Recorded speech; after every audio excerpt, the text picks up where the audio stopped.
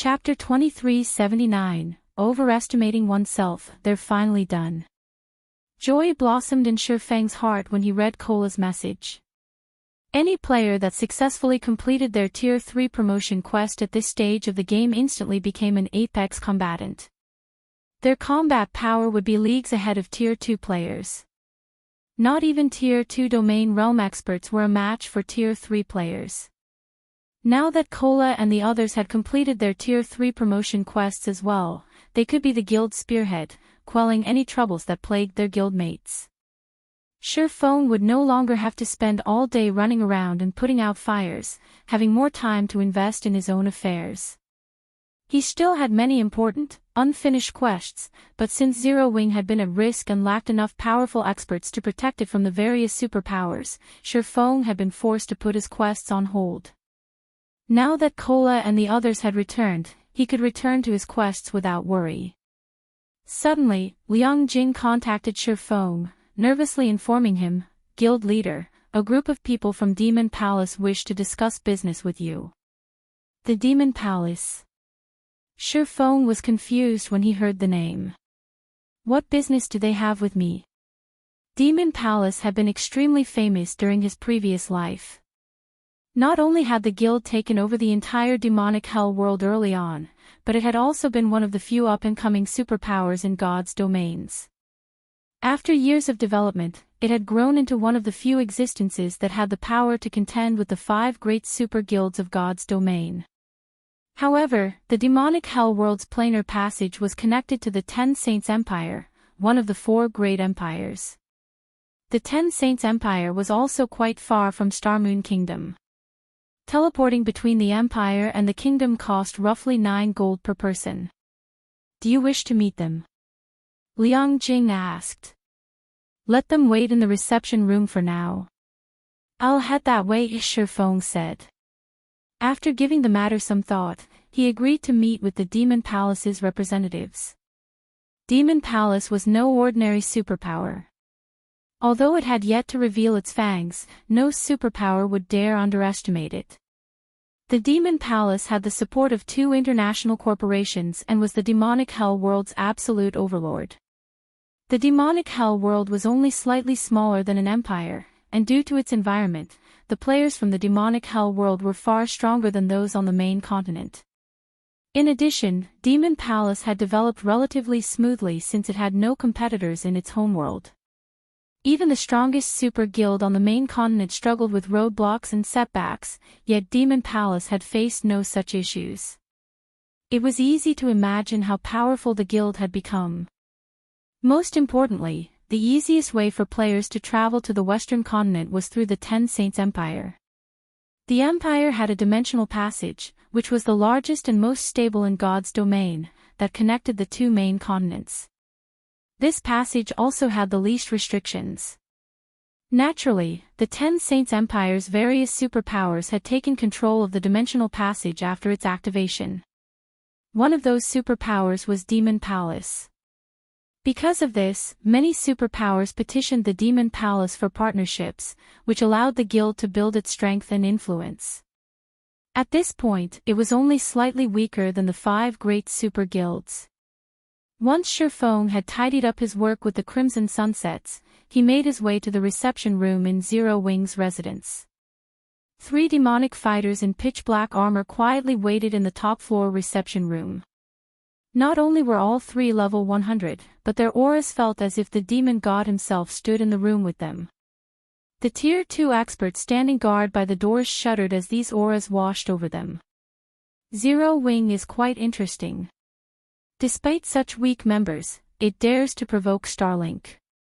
If these core members were in our guild, they wouldn't even be elite members, a white-haired youth said, shaking his head as he eyed the several Zero Wing core members that had just left the room.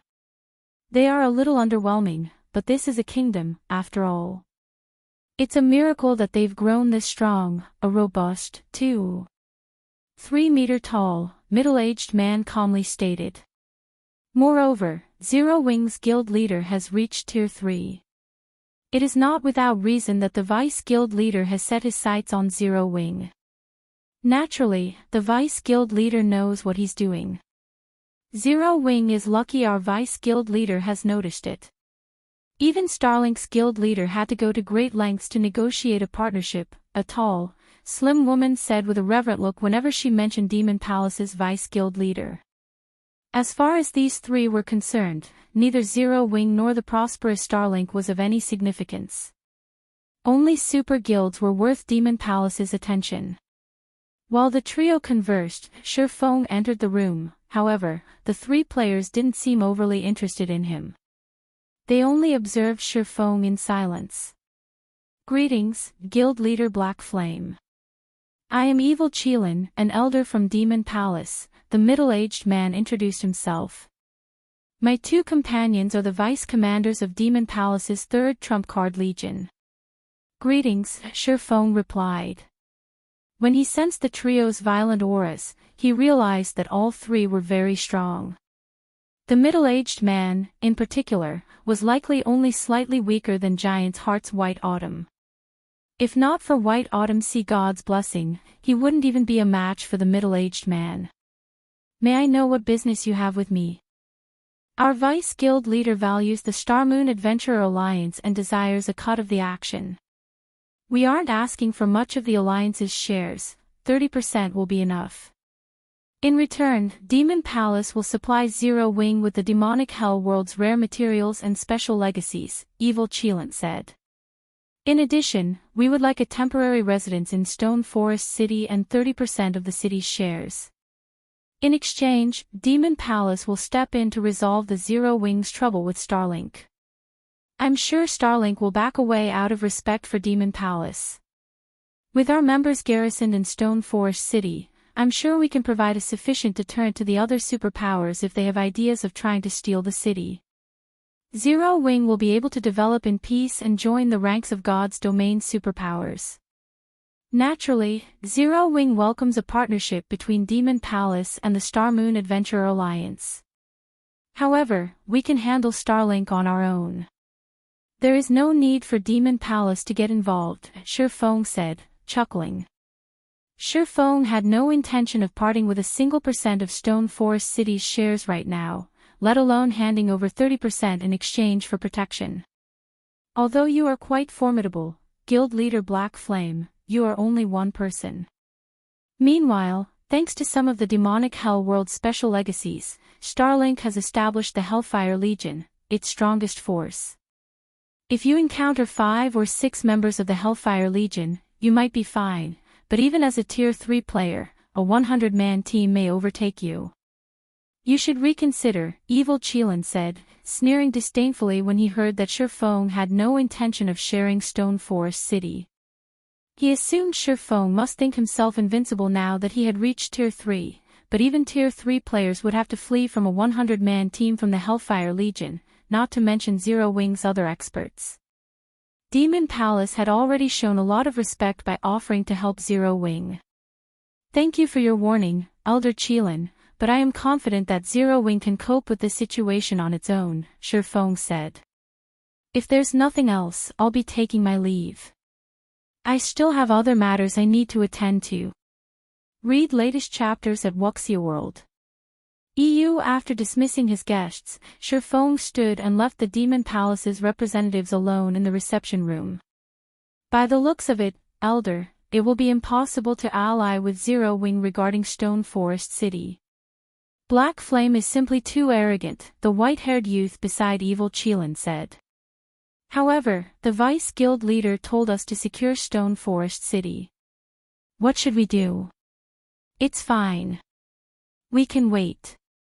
Black Flame overestimates himself, but once Starlink takes care of Zero Wing, I'm sure he'll come to his senses, Evil Qilin said, sneering at the door Shifeng had left through. However, our demands will be much higher once he's desperate.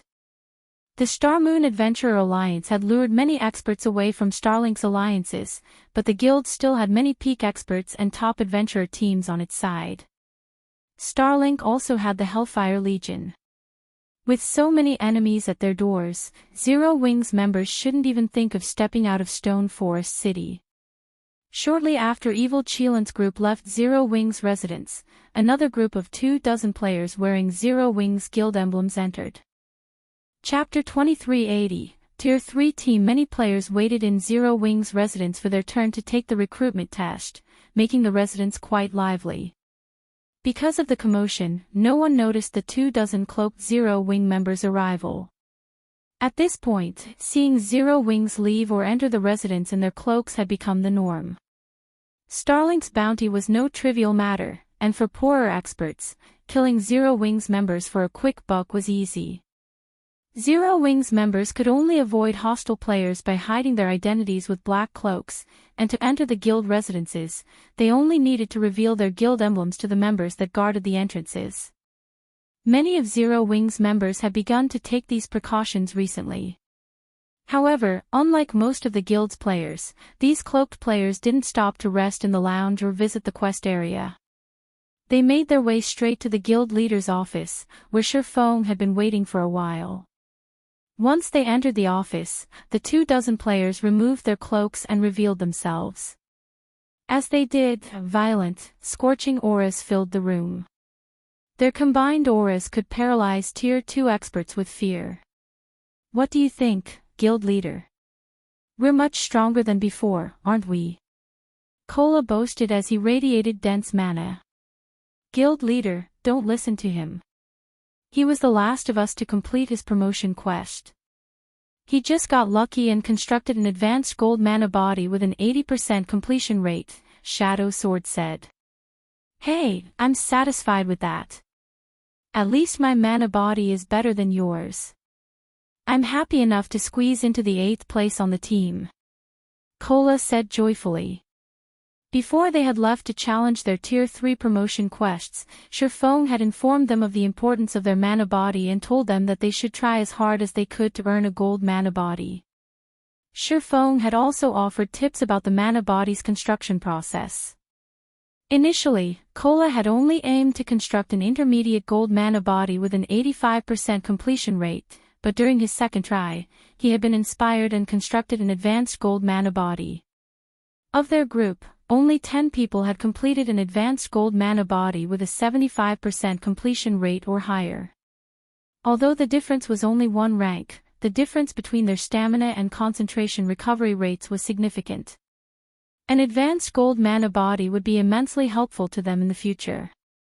An advanced gold mana body with an 80% completion rate. Shurfong was surprised by Kola's achievement. Compared to magical class players, physical class players were at a disadvantage when constructing their mana bodies. Although Kola's combat standards were considerable, he was only averagely talented among Zero Wings main force members. If not for his fragmented legendary shield, he wouldn't have even ranked among the top 15 in the main force with his combat power. Moreover, Shurfong had heard about the Tyrant Bear Kola's mana body during his previous life. At the time, Kola had only had a basic gold mana body with a 78% completion rate, yet he had still managed to shake Starmoon Kingdom, becoming one of its top-ranked MTs. Now that Kola had an advanced gold mana body with an 80% completion rate, his future strength would undergo a qualitative improvement. Kola's mana body is nothing, guild leader.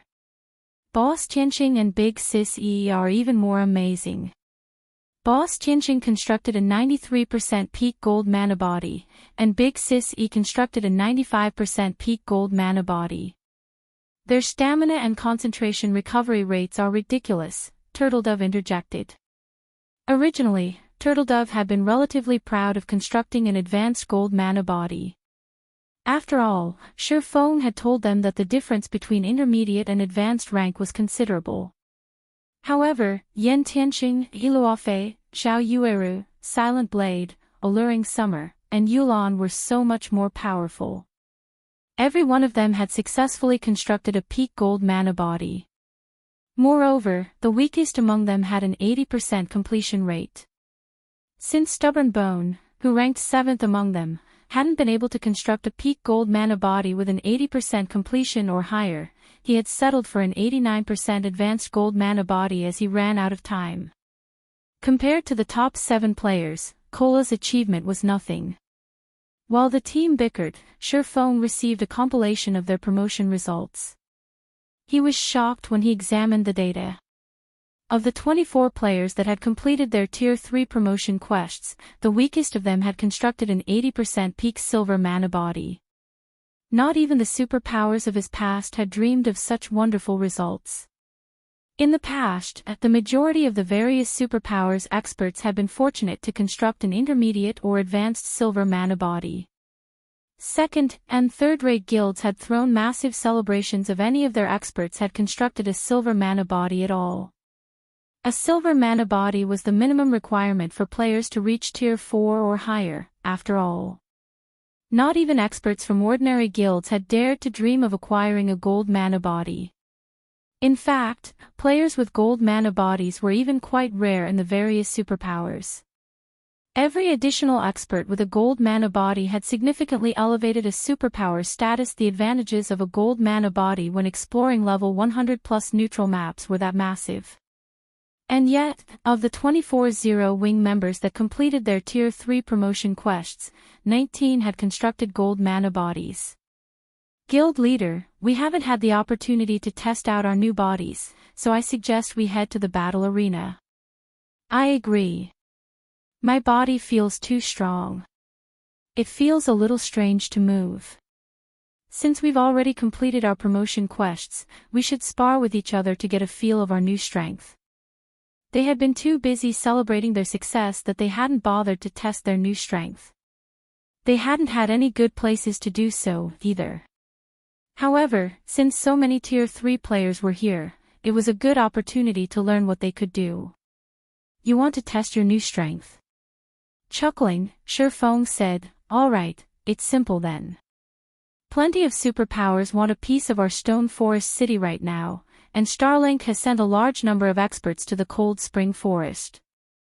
You guys can go and test your strength there, and while you're at it, inform Starlink's people that they have no place in the Cold Spring Forest."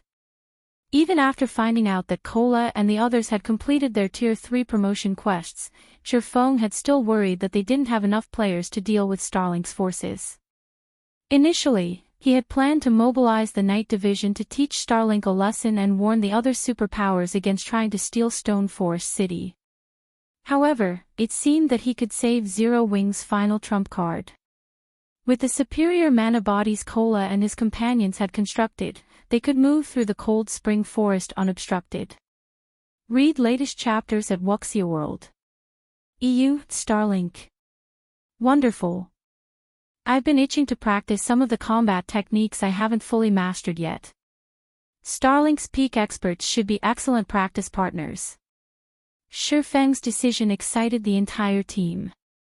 Although fighting a bunch of Tier 2 experts wouldn't help them properly gauge their new strength, they could use this opportunity to test the effects of their Tier 3 mana bodies in a level 100 neutral map. The 24 main force members then resupplied and repaired their equipment in White River City before teleporting to Stone Forest City. Chapter 2381, Difference in Foundations. In one of the quiet stone forests in the Cold Spring Forest, a 100-man team was hunting the level 100+ monsters residing in a canyon here. In front of this team, the level 100, Great Lord ranked three-headed lizard, which posed a huge problem for the teams of major powers, was not a challenge at all. The team thoroughly suppressed the Great Lord and continuously shaved away at its HP. Everyone put in more effort. The boss is nearly dead, a blue-armored man, who looked to be in his 30s, shouted as he blocked an attack from the three-headed lizard using his two-handed hammer. The three-headed lizard could launch attacks simultaneously with all three of its heads. Aside from the two MTs and the team blocking two of the lizard's heads, the hammer-wielding demonic fighter was holding his own against the third of the lizard's heads without losing any ground. If the experts of the various major powers operating within the Cold Spring Forest were to see this scene, their eyes would most likely fall out of their sockets, because this 100-man team was not a guild's, but one made up of independent players. At this stage of the game, level 100 neutral maps were still extremely dangerous for players. Even the main force of the various major powers would have a difficult time surviving in a level 100 neutral map. If they stumbled upon a level 100 Great Lord, they would try to avoid it as much as possible, since defeating such a monster required quite some time. After all, the longer a battle took to end, the higher the likelihood of the battle attracting nearby monsters. If too many monsters joined the fray, a team wipe was guaranteed. This 100-man team, however, had actually taken the initiative to attack a level 100 Great Lord. Moreover, it was perfectly suppressing the three-headed lizard. The team's strength could practically rival that of the exploration teams of superpowers. After a few more minutes of battle, the three-headed lizard finally lost all its HP and collapsed before the 100-man team, the experience bar of every team member increasing by a sizable chunk. At the same time, a few pieces of sparkling level 100 equipment dropped around the three-headed lizard's corpse. Our leveling speed here really is fast. At this rate, I'll reach level 101 in less than 2 days. The leveling speed isn't the most important point. Look at the attributes of the loot. They're on an entirely different level compared to our level 95 equipment. If we can get a full set of level 100 secret silver equipment, our attributes will surpass even those of players geared in level 95 dark gold set equipment. It's too difficult to obtain level 100 secret silver equipment. Normally, only Grand Lords will drop it. Even until now, we've only come across a few Grand Lords, and some of them are too strong for us to raid. Plus, our operation time is very limited. Collecting a full set of level 100 secret silver equipment is simply too difficult. Zero Wing sure is lucky. It actually managed to transfer Stone Forest City to this place. If our Dark Dragon adventurer team could get a resting spot in a level 100 neutral map as well, let alone secret silver equipment, even level 100 fine gold equipment would be possible. We could start challenging our Tier 3 promotion quests. When Dark Dragon's members spoke about Stone Forest City, envy filled their eyes. Compared to players that had yet to venture into level 100 neutral maps, they had a much clearer idea of how valuable a resting spot in a level 100 neutral map was. However, as Stone Forest City was not open to the public, they could only stare at the city from outside. Commander, I heard that Zero Wing has established an adventurer alliance. Silver members in the alliance can enter Stone Forest City. Why don't we negotiate with Zero Wing? With our adventurer team's strength, I believe Zero Wing will be happy to recruit us and promote us into a silver-ranked adventurer team right away, a level 100 Dark Cleric said as he looked at the demonic fighter leading the team. Everyone else on the team nodded in agreement with the Dark Cleric's words. Dark Dragon was one of the famous top adventurer teams of the demonic hell world. Dark Dragon might have only 1,000 members or so, but it was fully capable of toppling the main continent's first-rate guilds. If Dark Dragon decided to join Zero Wing's newly established adventurer alliance, Zero Wing would definitely be more than willing to offer Dark Dragon additional benefits. It is indeed inefficient for us to continue like this, Dark Dawn, the commander of Dark Dragon, said after giving the matter some thought. After this grinding trip, a few of you should go and negotiate with Zero Wing. Say that our bottom line for joining the Starmoon Adventurer Alliance is for us to become a silver adventurer team. If Zero Wing isn't willing to give us that much, then we can forget about any partnerships. In Dark Dawn's opinion, the only benefit of joining the Starmoon Adventurer Alliance was the right to enter Stone Forest City. If Dark Dragon's members could not enter Stone Forest City immediately after joining the Starmoon Adventurer Alliance, then there would be no point in seeking membership at all. Meanwhile, as the Dark Dragon Adventurer team's members were resting, explosions resounded, and dazzling lights appeared a short distance away. Commander, some players are fighting against each other nearby, a ranger that had been monitoring the surroundings suddenly shouted. Who are they? Dark Dawn asked. There aren't many of them. One side is wearing Zero Wing's emblem, so they should be Zero Wing's team. As for the other side, I think it's Starlink's Hellfire Legion, the ranger reported. The Hellfire Legion. It seems Zero Wing's members are in trouble. Dark Dawn frowned at the mention of the Hellfire Legion. As an original inhabitant of the demonic hell world, Dark Dawn understood just how powerful Starlink's Hellfire Legion was. The Legion's members all possessed the demonic hell world special legacy. This special legacy was something all players inhabiting the demonic hell world wished to obtain. Unfortunately, Dark Palace kept a tight grip on the source of this legacy and would release only a small number to the public. The Dark Dragon Adventurer team had paid a steep price and secured merely a dozen or so of these special legacies. Even so, these special legacies were already more than enough to let Dark Dragon undergo a qualitative transformation and become a top adventurer team in the demonic hell world. Meanwhile, all 1,000 members of Starlink's newly established Hellfire Legion actually owned this special legacy. One could easily imagine how powerful the Hellfire Legion was. "Commander, should we lend Zero Wings members a hand?" the Dark Cleric asked. "If we help them now, our negotiations with Zero Wing should go much more smoothly. No rush. Let's head over and suss out the situation first," Dark Dawn replied, shaking his head. After saying so, he hurriedly led his team to the scene of the battle. Meanwhile, on the other side of the stone forest, one of Zero Wing's core teams was fending off the Hellfire Legion members' assault while desperately retreating towards Stone Forest City. "Big Sis Wonder, these people are too strong. At this rate, we won't make it back to Stone Forest City. You should leave us and run," a female druid focused on healing said hurriedly when she saw that the members defending the rear of the team kept getting pushed back.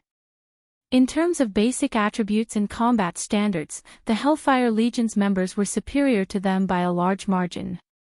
If not for the complex terrain here preventing the scale of the battle from escalating, as well as the few Zero Wing players geared in the Crimson Sunset, their team would have long since suffered annihilation. However, although they were currently holding off the Hellfire Legion, their deaths were still only a matter of time. "Don't even think of getting away so easily. We've already placed a tracker on all of you." Bright Dawn, one of Starlink's vice guild leaders, shouted. He then commanded, "Everyone, make sure none of them leave here alive." As soon as Bright Dawn said so, 4 Void Realm experts from the Hellfire Legion immediately adjusted to prevent Silent Wonder from escaping. Silent Wonder did not have brilliant silver with her, so she could rely on only the strengthened Crimson Sunset to do battle. As a result, her advantage over the Hellfire Legion members in terms of basic attributes was small. Facing the combined assault of 4 peak experts, even Silent Wonder had no choice but to focus on evading for now. While Silent Wonder was occupied, a few Hellfire Legion members used this opportunity to break through Zero Wing's defensive line and charge at Zero Wing's healers. "Commander, should we make a move?" the Dark Cleric from Dark Dragon asked the demonic fighter. "We don't stand a chance. That's a 100-man team from the Hellfire Legion. Even if we join the fight, we'll only delay the inevitable," Dark Dawn replied, shaking his head. "Although Zero Wing has Stone Forest City, it still doesn't stand a chance against Starlink out in the fields. The demonic hell world special legacy would give a peak expert the strength to contend against an apex expert and possibly even a decisive advantage. Meanwhile, if such peak experts fought in a group, their performance would be even more amazing. Unless Zero Wing's members gained this special legacy or its equivalent, they would not stand a chance against the Hellfire Legion members at all." Read latest chapters at Wuxia World. EU. As Zero Wing's casualties were increasing, however, a loud hum suddenly came from the sky, immediately attracting everyone's attention. When everyone turned to look at the origin of this noise, what entered their sights was a giant crimson vessel made of steel. Before anyone could react, 24 figures jumped off the steel ship. Meanwhile, along with the appearance of these 24 members, Starlink's and Dark Dragon's members all fell into a stunned silence. Tier 3 players. Chapter 2382, Overwhelming Strength. Why does Zero Wing have so many Tier 3 players? The distant spectating members of Dark Dragon felt their minds screeching to a halt when they saw the newcomers. Cola and the others were not wearing black cloaks, boldly flaunting their Tier 3 life aura. When they jumped off the Crimson Dragon flying ship, it was as if 24 primordial beasts had just dropped from the sky. Tier 3 was the goal that all experts dreamed of reaching at this point. Even the old monsters of super guilds had most likely just started challenging their Tier 3 promotion quests. Now, however, Zero Wing revealed that, aside from Black Flame, it had 24 other Tier 3 players. At this moment, let alone Dark Dragon's members, even Silent Wonder and the other beleaguered Zero Wing members were stunned by this situation, utterly speechless as they stared at Cola and his companions. Silent Wonder, in particular, was filled with an indescribable sense of shock. Originally, she thought that she had already seen through Zero Wing's foundations. She had never imagined that what she saw was merely the tip of the iceberg. With these additional 24 Tier 3 players, Zero Wing could definitely reign supreme over the entire Cold Spring Forest. Meanwhile, gloom descended upon Starlink's members at this sudden development. The imposing aura they exuded before was now nowhere to be found. They also tried to remain as silent as possible, lest they catch the attention of the newcomers. "You punks from Starlink. Weren't you guys having fun chasing our people? Why are you stopping now?" Cola demanded, smirking as he retrieved the Titan shield slung on his back and glancing at the Hellfire Legion members before him. "Cola, why are you wasting words with them? Since they dare ambush our guildmates out in the fields, the only outcome awaiting them is death," Shadow Sword said as he glared coldly at Bright Dawn's team. "Moreover, the sooner we get rid of them, the sooner we can return. The guild leader is still waiting for us to report back to him." Upon hearing Shadow Sword's words, Enchanting and the others nodded in agreement and promptly readied their weapons. They then stalked toward the Hellfire Legion, each step they took making the hearts of the Hellfire Legion members shudder. At the same time, the Hellfire Legion members also started retreating unconsciously. "Vice Guild Leader, what should we do?" The Berserker standing beside Bright Dawn asked anxiously. "Zero Wing has far more Tier 3 players than we anticipated. Our 100-man team can't handle this." The Hellfire Legion had come to the Cold Spring Forest, assuming that Sherfone would take action against them. Hence, they decided to hunt for Zero Wing's members in teams of 100. That way, even if Sherfone made a move, they could handle him. Now, however, 24 Tier 3 players had appeared before them. This was totally different from what they planned. Zero Wing. Bright Dawn gnashed his teeth in anger as he looked at the Tier 3 players. "We don't have any other choice. Use all the deification crystals we have. Everyone else, do your best to escape." Even now, Starlink remained considerably fearful of Sherfang's existence as a Tier 3 player. Hence, the guild had specifically assigned 10 deification crystals to each of the Hellfire Legion's 100-man teams. That way, a team could instantly produce 10 Tier 3 players, enough to take down even an expert like Sherfone easily. Now, however, their deification crystals would only serve to buy time for the others to escape. After saying so, Bright Dawn and 9 other peak experts of the team took out a deification crystal from their bags and activated it, instantly raising themselves to Tier 3. Immediately afterward, all 10 of them charged at Cola's group. They were prepared to pin down Cola and the others to the best of their abilities and allow the rest of their teammates to retreat safely from the area. To think that Starlink made such preparations as well. Although Zero Wing is powerful, Starlink is no pushover either. "It seems Zero Wing won't be able to just swat the Hellfire Legion," Dark Dawn said, his understanding of superpowers getting refreshed upon seeing Bright Dawn's team use 10 deification crystals. After Dark Dragon became a top adventurer team in the demonic hell world, Dark Dawn had believed that Dark Dragon was superior to the main continent's various superpowers in terms of peak combatants. Looking at this scene now, however, that was not the case at all. Even if Dark Dragon's members had the demonic hell world special legacy, the main continent's superpowers possessed powerful treasures like the deification crystal, which could forcibly promote a Tier 2 player into a Tier 3 player for a short period. "Come." Cola revealed an excited expression when he saw Bright Dawn and the others becoming Tier 3 players. He then raised his shield and charged forward all by himself, the confidence he exuded making it seem as if the 10 Tier 3 peak experts before him were no different from common monsters. Coming at us alone. Bright Dawn sneered at Cola's recklessness. If you want to die so badly, we'll grant your wish.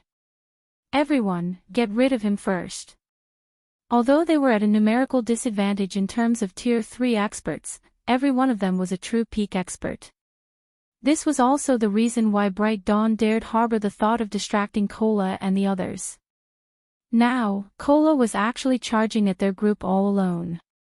Even if Cola was an MT, this was simply suicidal. After saying so, Bright Dawn swung the whitebone greatsword he wielded, the violent aura of death the greatsword released transforming into 3 ghosts that flew at Cola. Not only did every one of these ghosts carry 120% of Bright Dawn's strength, but these ghosts were also akin to doppelgangers. Bright Dawn could control them for 10 seconds. Tier 3 Undead Knight skill, Undying Rage. Aside from Bright Dawn, the 2 Tier 3 elementalists positioned behind him also finished casting their spells. Immediately, pillars of fire descended from the sky, and earth spikes shot up from the ground. These attacks perfectly coordinated with the 3 ghosts Bright Dawn summoned, thoroughly sealing off Cola's paths of escape. This scene dumbfounded both Dark Dragon's members and Silent Wonder's group. The power, rapid execution, and coordination the Hellfire Legion's Tier 3 players displayed were simply inhuman. Just when the fire pillars and earthen spikes were about to devour Cola, however, Cola released an angry bellow and executed a powerful stomp on the ground. The resulting shockwave shattered some of the approaching earth spikes. At the same time, he raised the Titan Guard and summoned 8 translucent energy shields around himself. Tier 3 skill, Heavenly Defense. In the next moment, the 8 energy shields stopped the fire pillars and remaining earth spikes, preventing the attacks from damaging Cola. As for Bright Dawn's 3 ghosts, despite their frenzied assault, they failed to break through the 8 energy shields' defensive net. Impossible. Bright Dawn gaped at Cola in confusion. He knew about the Heavenly Defense skill, one of the standard skills of a Tier 3 Guardian Knight. Many Tier 3 NPC Guardian Knights possessed it. It was not an invulnerability skill. The energy shields created carried only 100% of the user's strength and defense. In other words, Heavenly Defense was a skill that provided the user with a more thorough defense. It did not offer any damage reduction effects whatsoever. Now, however, even after receiving multiple Tier 3 attacks, Cola had actually come out unscathed. If Feng were present, he would not have found this situation surprising at all. Setting aside the fact that Cola wielded a fragmented legendary shield, his Tier 3 mana body alone already allowed him to trample pseudo-Tier 3 players like Bright Dawn. The deification crystal did temporarily promote a player to Tier 3, however, the improvements provided applied only to skills, basic attributes, and physique. The deification crystal did not grant players a Tier 3 mana body. Meanwhile, without a Tier 3 mana body, players couldn't fully exhibit the power of Tier 3 skills and spells. In contrast, Tier 3 skills and spells empowered by a Tier 3 mana body would manifest drastically stronger effects. Before Bright Dawn and the other Hellfire Legion peak experts could react to the situation, Cola had already arrived before Bright Dawn and executed Shield Bash. Sensing the incoming attack, Bright Dawn instinctively raised his whitebone sword to block the attack. Read latest chapters at Wuxia World. EU Boom. Upon collision, Bright Dawn felt as if a truck had just rammed him. His entire person went flying backward, his HP falling by over 40,000. The two sides were on entirely different strength levels. At this time, Zero Wing's other Tier 3 players had also made a move. Similar to Bright Dawn, the Hellfire Legion's other Tier 3 players were overwhelmed in both raw power and agility. Unable to put up any resistance whatsoever against Zero Wing's members, they rapidly lost HP. As for the Hellfire Legion's fleeing Tier 2 players, they were like fragile glass before Yen Tianqing, Iluofei, and Zhao Yueru. Every attack the trio from Zero Wing executed would reap at least one life.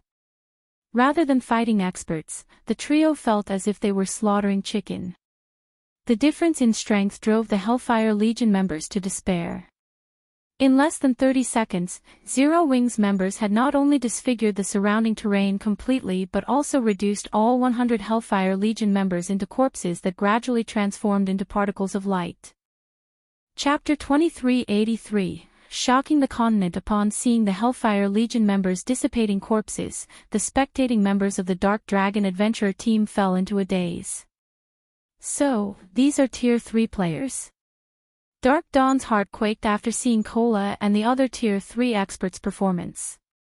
It was no exaggeration to say that fights between Tier 2 players and Tier 3 players were on entirely different levels. Although Dark Dawn had understood that Tier 2 players couldn't win against Tier 3 players, he had never dreamed that the gap was this massive. Although every member of the Hellfire Legion possessed the demonic Hell World special legacy, none of the Hellfire Legion's Tier 2 players had lasted more than one hit against Zero Wing's Tier 3 players. The strength of Tier 3 classes completely exceeded Dark Dawn's expectations. From the fight between the Hellfire Legion and Zero Wing, Dark Dawn could tell that Tier 3 players were superior not just in terms of basic attributes but also in reaction speed. A Tier 2 peak expert himself, Dark Dawn could tell that his reaction speed was slower than Cola's and the others by a heartbeat. Although the difference wasn't massive by any means, it was still enough to determine whether one could block an attack or not. This difference was why the Hellfire Legion's Tier 2 players failed to block the attacks launched by Zero Wing's Tier 3 players, and ended up getting killed instantly. After watching the performance of Zero Wing's 24 Tier 3 players, Dark Dawn concluded that even an army of 10,000 Tier 2 experts would suffer annihilation if they tried fighting against these 24 Tier 3 players. At this moment, the other members of Dark Dragon shared similar thoughts. The frightening power and reaction speed Zero Wing's members displayed simply weren't something that could be overcome with numbers. While Dark Dragon's members were quietly discussing among themselves, Cola and the others suddenly looked in their direction. This situation frightened Dark Dragon's members, and they very nearly turned around to flee. "Commander, they're not mistaking us for Starlink's members, right?" the Dark Cleric standing beside Dark Dawn asked worriedly. Having witnessed the combat power Cola and the others displayed, the Dark Cleric was sure that if Zero Wing's Tier 3 experts took action, then Dark Dragon's 100-man team would definitely share the Hellfire Legion's fate. In fact, the Dark Dragon team might die even more quickly than the Hellfire Legion. Now that they had already reached level 100, getting killed even once would pose a significant setback. After all, the amount of EXP required to go from level 99 to level 100 was massive. Moreover, the difference in strength between level 99 and level 100 players meant they would also miss out on many exploration opportunities. "I don't know. We should head over and greet them first," Dark Dawn replied, shaking his head. He then steeled himself to step forward and take the initiative to greet Zero Wing's members. However, by the time Dark Dawn stood up from his hiding place, Cola's group had already collected the items the Hellfire Legion dropped. They then brought the other Zero Wing members onto the Crimson Dragon flying ship and disappeared from the stone forest. Dark Dragon's members breathed out a deep sigh of relief. "They're actually ignoring us." Dark Dawn could not help a bitter smile when he saw Cola and the others leaving. The Dark Dragon Adventurer team was an existence that even the expert teams of superpowers feared. However, in the eyes of Cola and the others, Dark Dragon's members were akin to common monsters. However, Dark Dawn also understood the perspective of Zero Wing's Tier 3 players. Cola and the others possessed the qualifications to look down on the Dark Dragon Adventurer team. At this moment, Dark Dawn regretted his previous hesitation. Had his team moved to help Zero Wing earlier, they might have been able to form a close relationship with Zero Wing's Tier 3 players. "Commander, they're gone. Should we head back to the canyon?" the Dark Cleric standing beside Dark Dawn asked.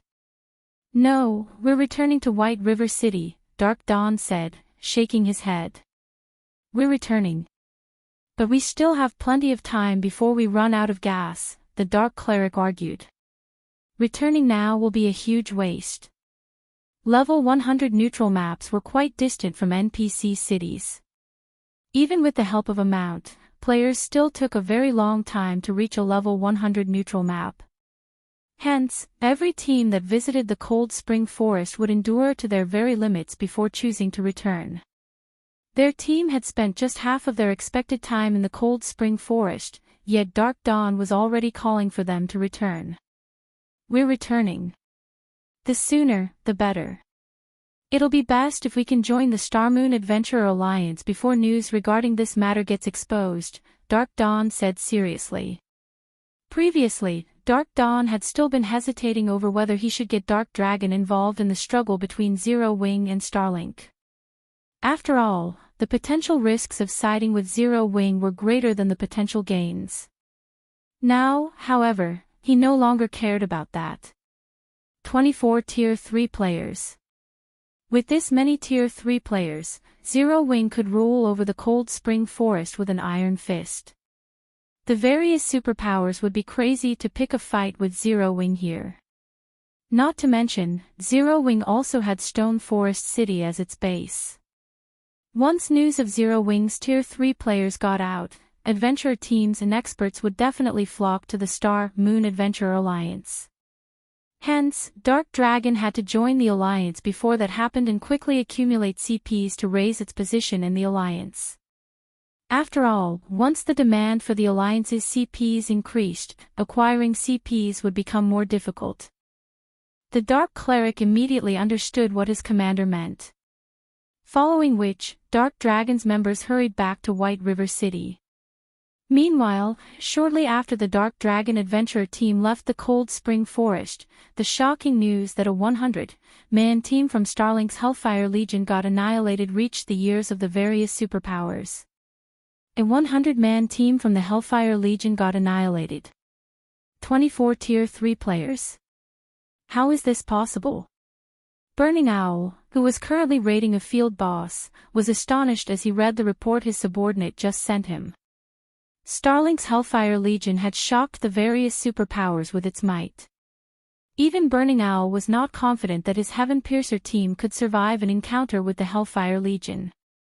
After all, the demonic Hell World Special Legacy was no laughing matter. Now, however, a 100-man team from the Hellfire Legion actually got annihilated.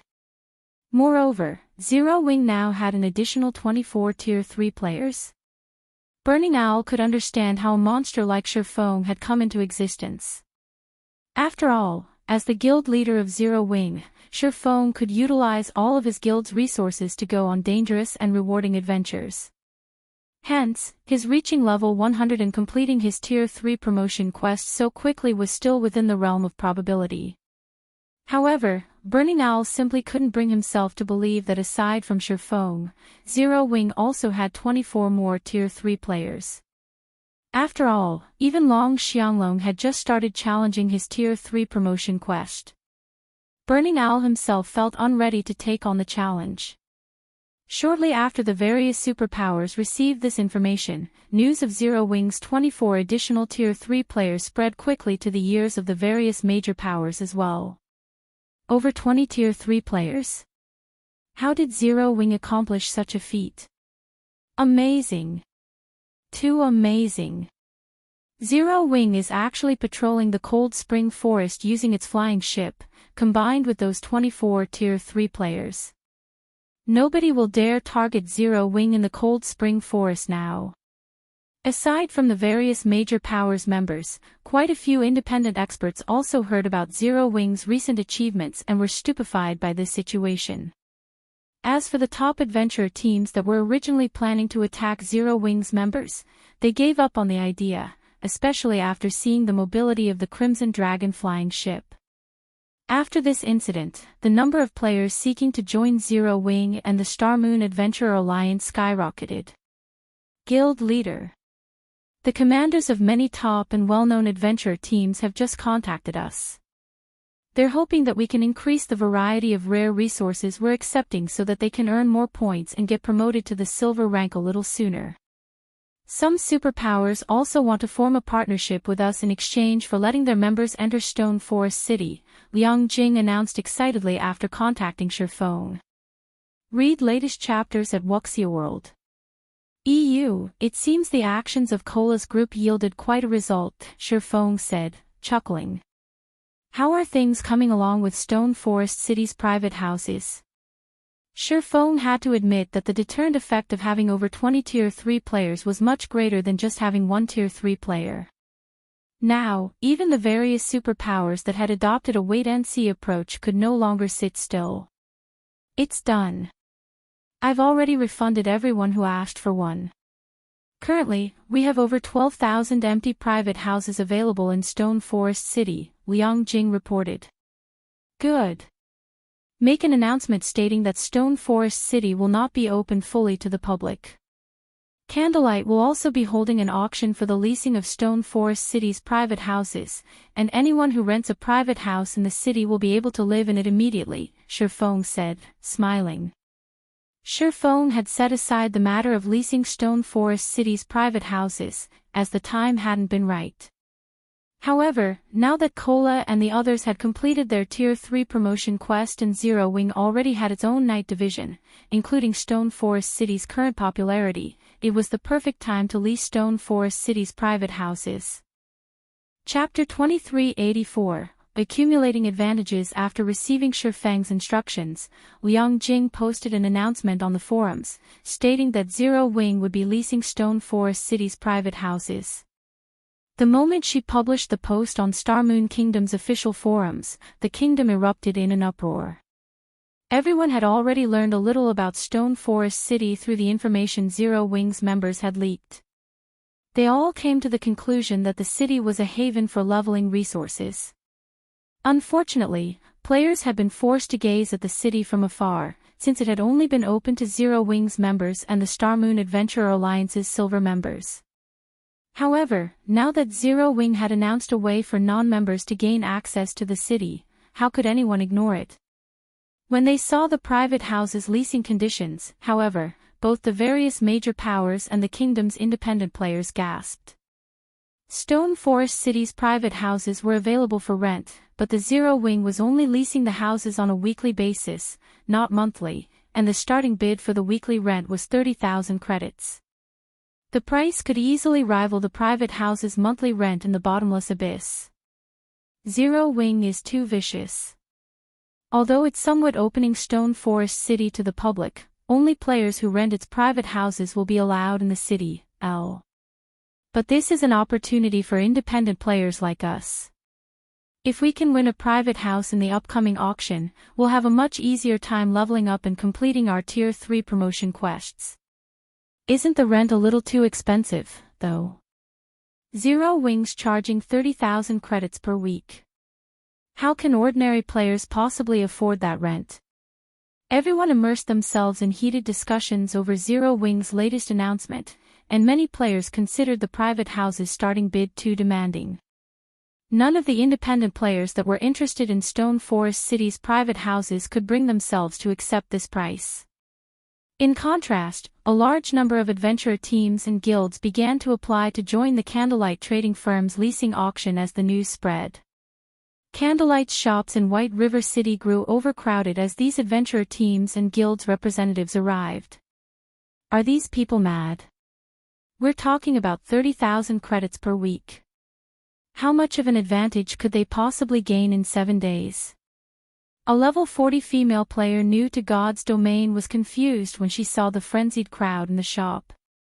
She wondered if all of God's domain's players had gone crazy. You've only recently joined the game, so you might not realize how valuable Stone Forest City's private houses are. A player's leveling speed in a level 100 neutral map is at least 3 times that of grinding in a level 90 plus map. Moreover, level 100 equipment and resources drop in level 100 neutral maps. The various superpowers teams invest dozens of hours each day traveling to and from these maps just to grind, but if they had a private house in the area, they could teleport directly to the map, a level 94 Cursmancer informed the female player. Enviously, he continued, moreover, I've heard that you can accumulate the double EXP buff and slightly accelerate your recovery speed while resting inside Stone Forest City's private houses. All of these benefits can boost your leveling speed.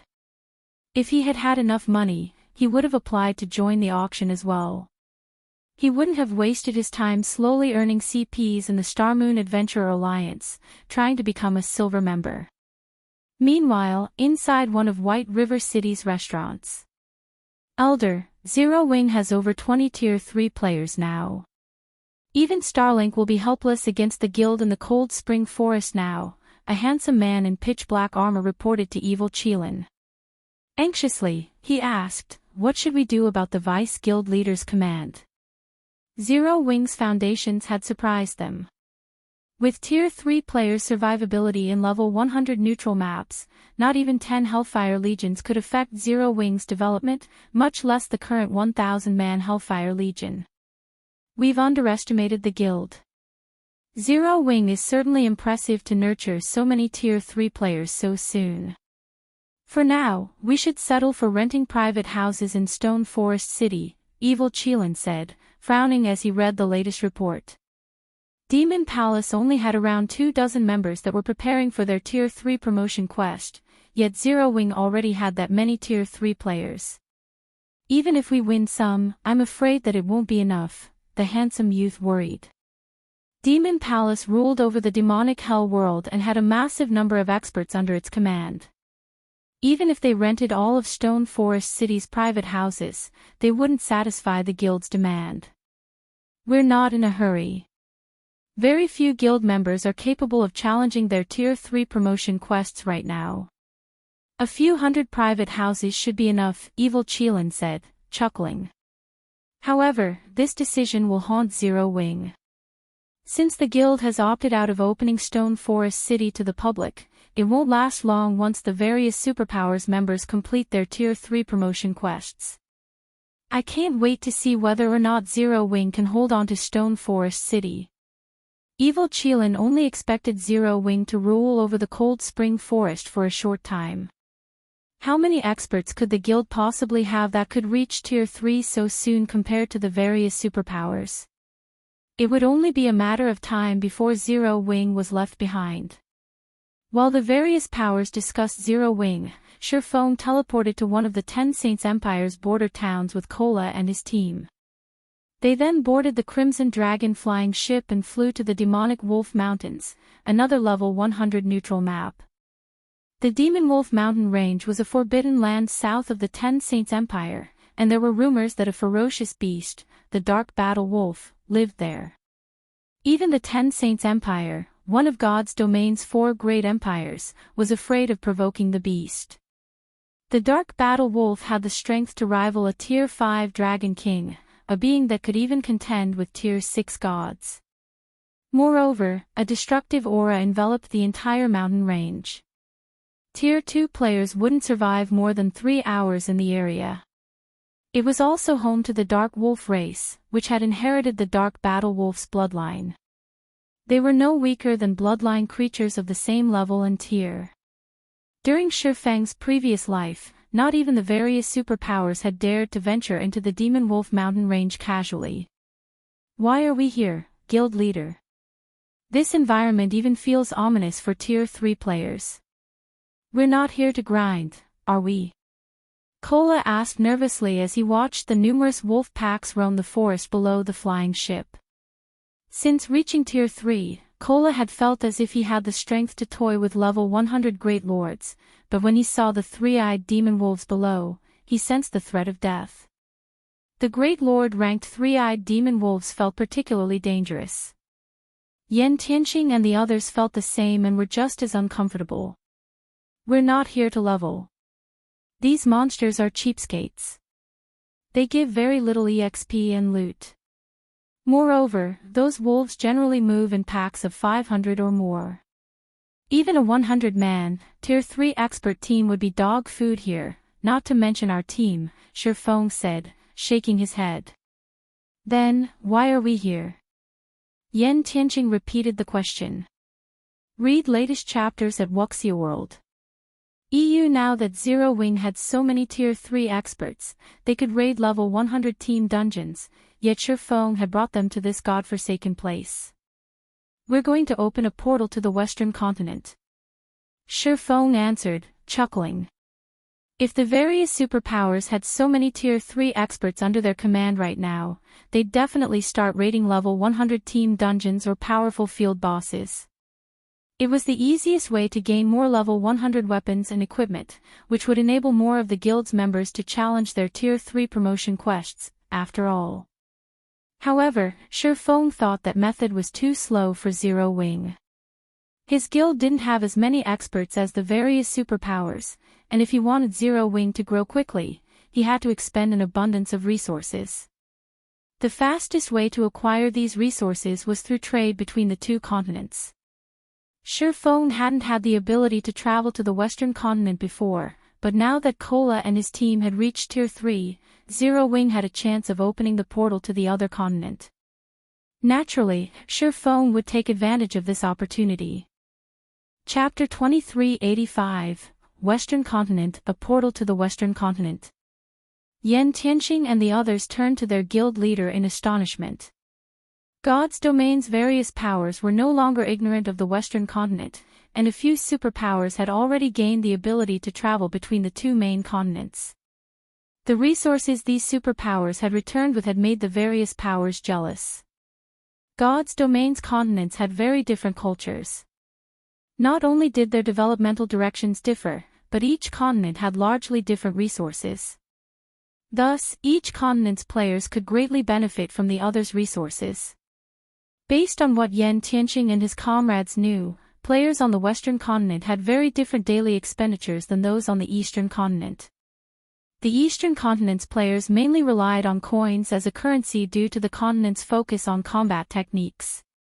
Naturally, relying on combat techniques in battle placed a huge burden on weapons and equipment, and as a result, players spent a lot of their money on repair fees. On the Western continent, players relied on magic crystals more than coins. The Western continent's players focused more on basic attributes and mana use. Thus, they needed magic crystals to strengthen themselves and their weapons and equipment. Of course, magic crystals were a rare and precious commodity on both continents, but due to the Western continent's developmental direction, magic crystals were worth far more there. In contrast, the materials to produce weapons and equipment were much cheaper than on the Eastern continent. If Zero Wing were able to travel between the two continents, it would become a true superpower in no time. That's right. I discovered a hidden clue about a magic gate here, one that's been passed down since ancient times.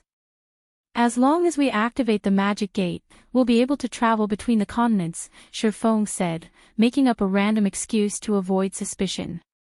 The various superpowers were desperately searching for ways to travel between the continents, but very few had succeeded. It'd be strange if he discovered a portal by chance. Is the portal stable, guild leader?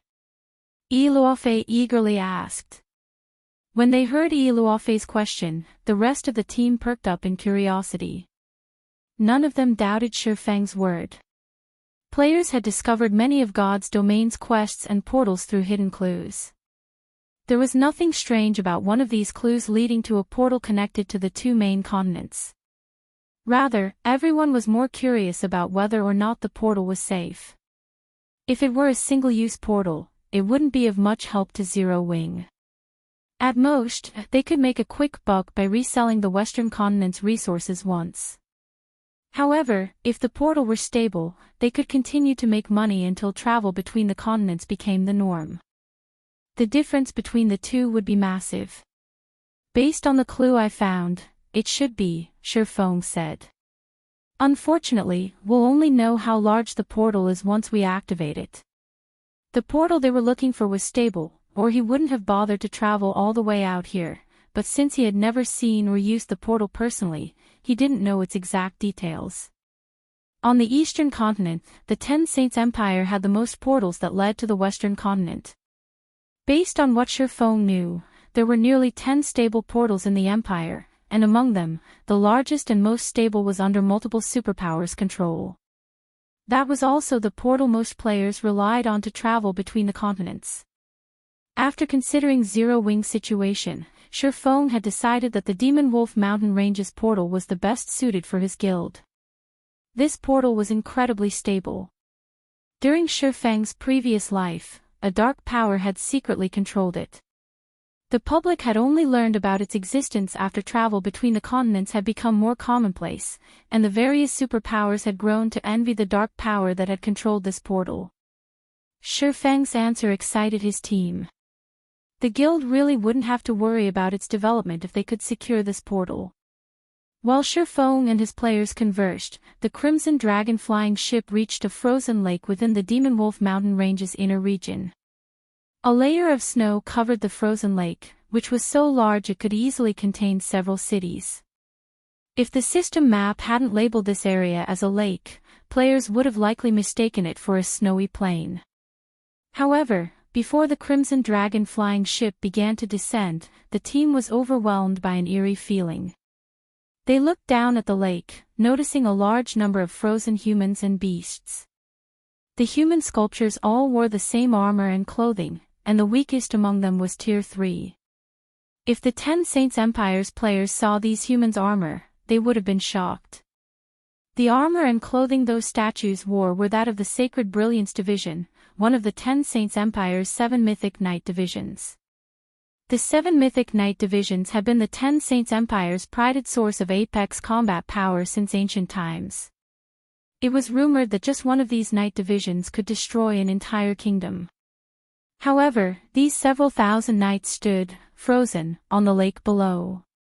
Based on their positions and expressions, it was obvious that these knights had been frozen before they had even begun to prepare for battle. Those were several thousand Tier 3 NPCs they were talking about.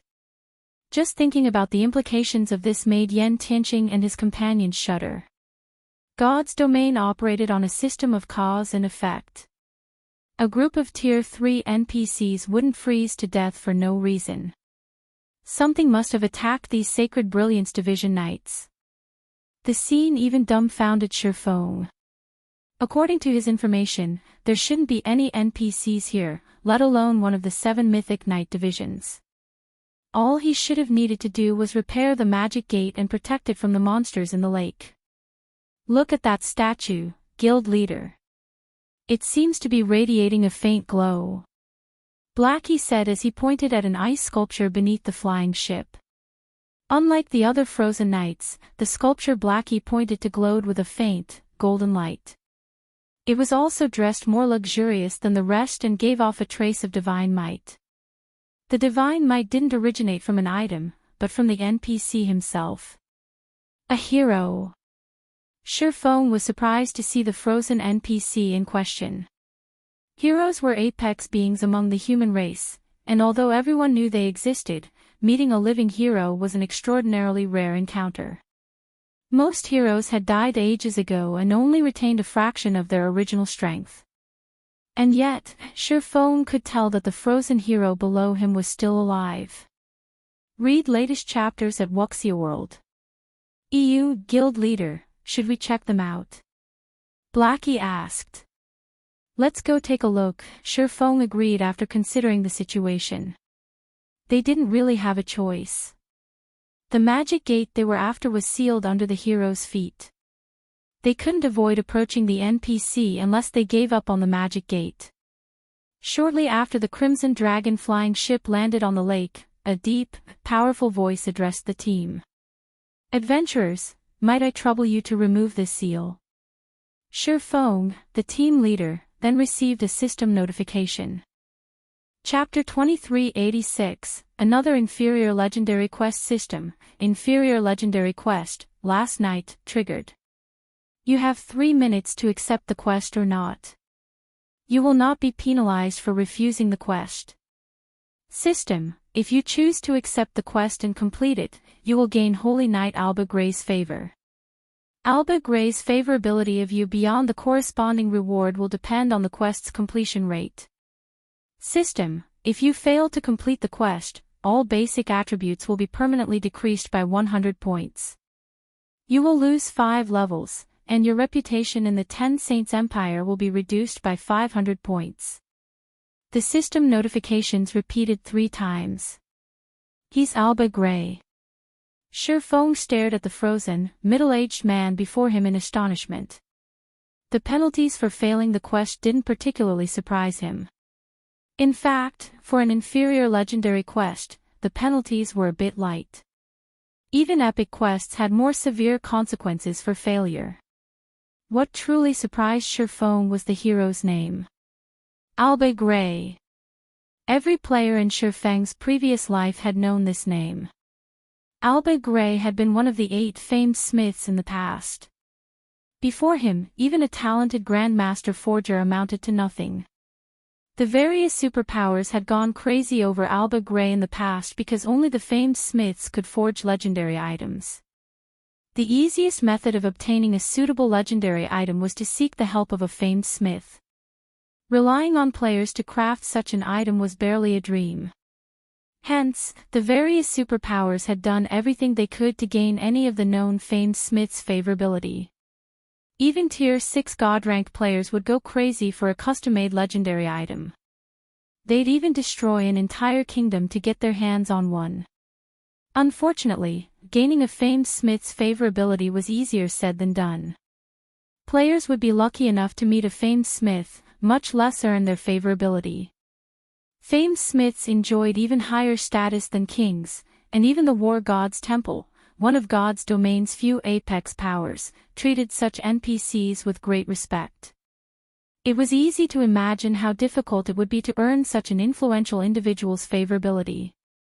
Shurfong had never thought that not only would he meet the legendary Alba Grey here, but he'd even get a chance to earn the NPC's favorability by simply accepting the quest. If the various superpowers of his past life found out about this, they'd kill him out of jealousy. Without any hesitation, Shurfong accepted the inferior legendary quest. He then received another notification stating that his favorability with Alba Grey had increased by 10 points. The rest of the team was also notified of the quest. Are we really going to challenge this inferior legendary quest? Blackie asked, worriedly glancing at the last night quest's rank. Major powers upper echelons, like himself, were very familiar with quest's difficulties. He was beyond feeling fortunate just because he accepted a high-rank quest. Great rewards came with great risks in God's domain. Many major powers had suffered grievously for accepting high-ranked quests that they couldn't complete. Some guilds had even destroyed themselves due to uncompleted quests. Meanwhile, not only was the last night an inferior legendary quest, but it was also in such a dangerous location. Even with Zero Wing's 25 Tier 3 players, Blackie wasn't confident in completing the quest. The rest of the team was just as concerned.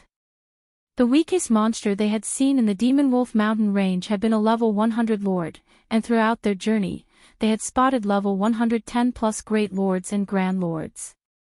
Aside from Shurfong, they were all new to Tier 3. Furthermore, they had yet to upgrade their weapons and equipment. Just standing in the Demonwolf mountain range was incredibly risky for them, let alone trying to complete an inferior legendary quest. The quest rewards are incredible. Not accepting it would be a waste, Shurfong said, chuckling. He didn't bother to explain his decision, however. We've already reached Tier 3. Even if we fail and lose 5 levels, we can earn them back quickly.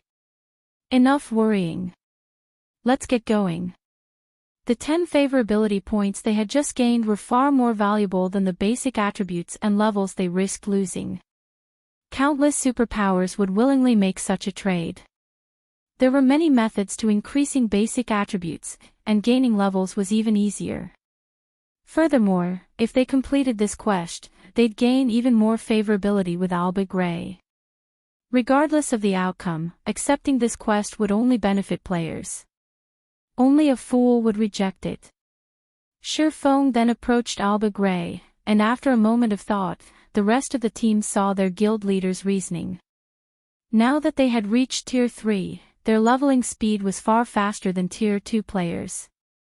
Even if they lost 5 levels, they could recover and maintain their advantage over others relatively easily.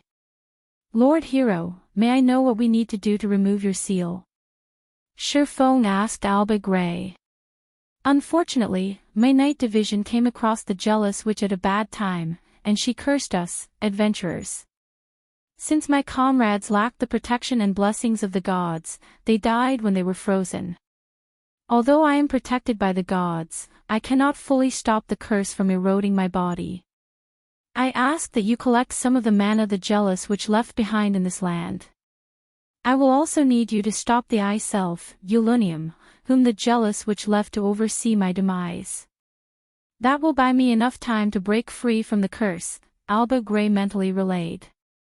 System, Inferior Legendary Quest, Last Night. Quest Content, collect 1,000 strands of mana the Jealous Witch left behind in this land to remove Alba Grey's curse. Before removing Alba Grey's curse, you must do all you can to stop the Ice Elf, Ulunium. You have 10 days to complete the quest. The less time you spend completing the quest, the higher the quest's completion rate will be. Shurfeng's teammate gasped when they saw the quest's contents. Crap! This quest is fraudulent. Blackie's face twitched as he read the quest details. Collect 1,000 strands of mana in 10 days. How are we supposed to do that? They were all familiar with the concept of collecting mana for a quest. Normally, players could complete the task by killing Great Lord rank or higher monsters in a specified location. Although killing level 100 Great Lords might be easy with their strength, collecting 1,000 mana strands within 10 days was a joke. Level 100 Great Lords had incredibly high HP. Even their team would need at least 15 minutes to kill one. Although God's Domain's days consisted of 48 hours, they'd have to grind non-stop for 5 days to complete this quest. To make matters worse, Great Lords only had a chance of dropping the required mana.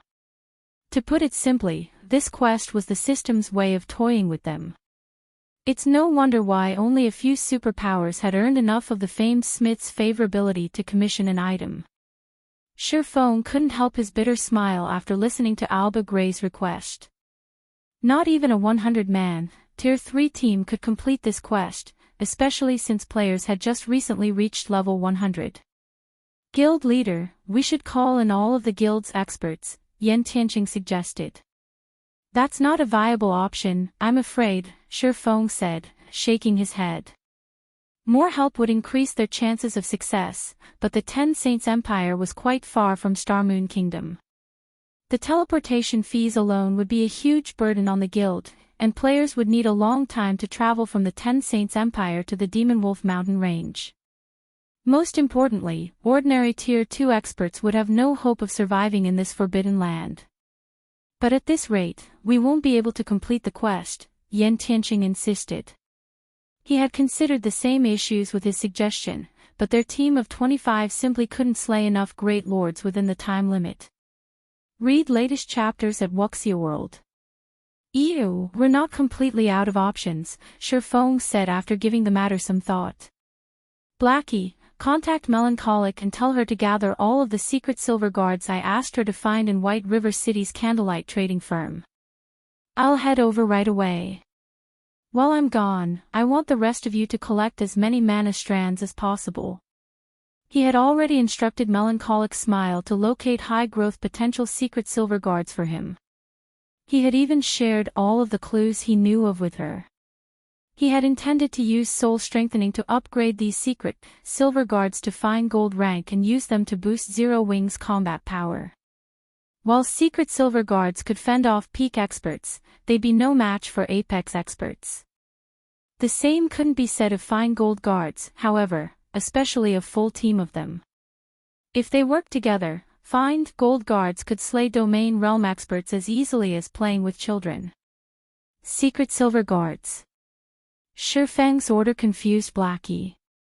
He didn't understand why Shurfeng would want a bunch of secret silver guards, but he did as he was told. Shurfeng then boarded the Crimson Dragon flying ship and left the Demonwolf mountain range, which prevented any form of teleportation, in a hurry.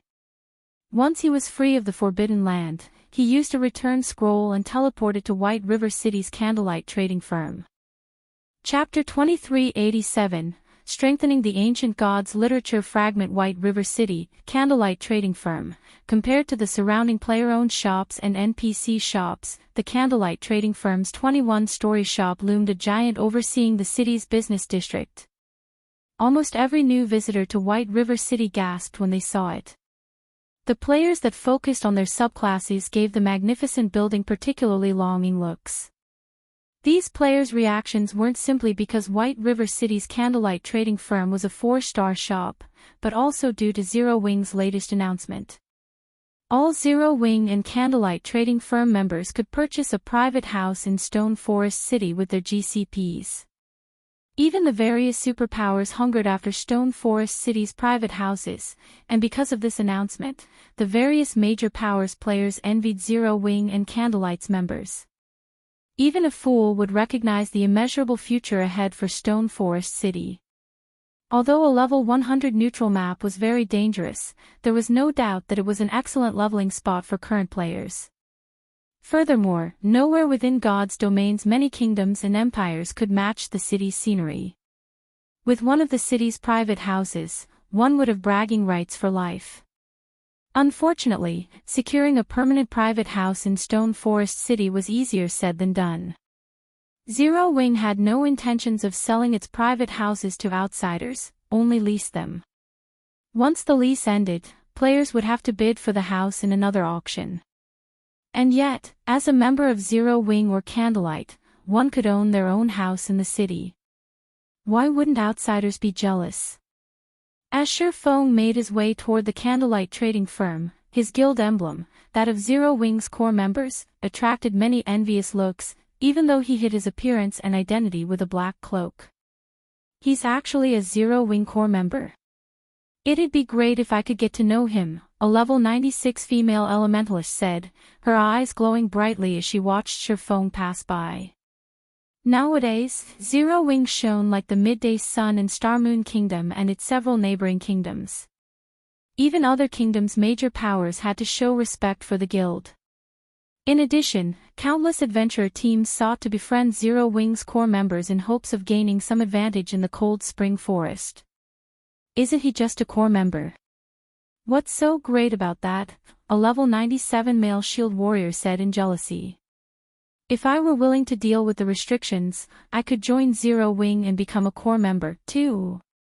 Even for you, that'd be a challenge, the female elementalist said, shaking her head at the disgruntled shield warrior. I've heard that since Zero Wing has so many members now, they've raised the requirement for elite members to the middle stage of the Trial Tower's 5th floor. If you wanted to become a core member, you'd have to reach the 6th floor's middle stage at the very least.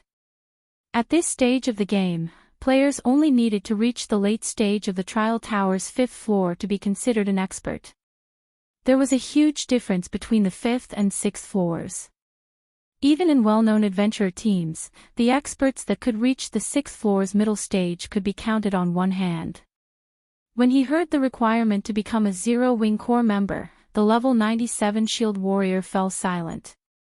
He belonged to a well-known adventurer team from the Black Dragon Empire, and very few of his teammates could reach that stage.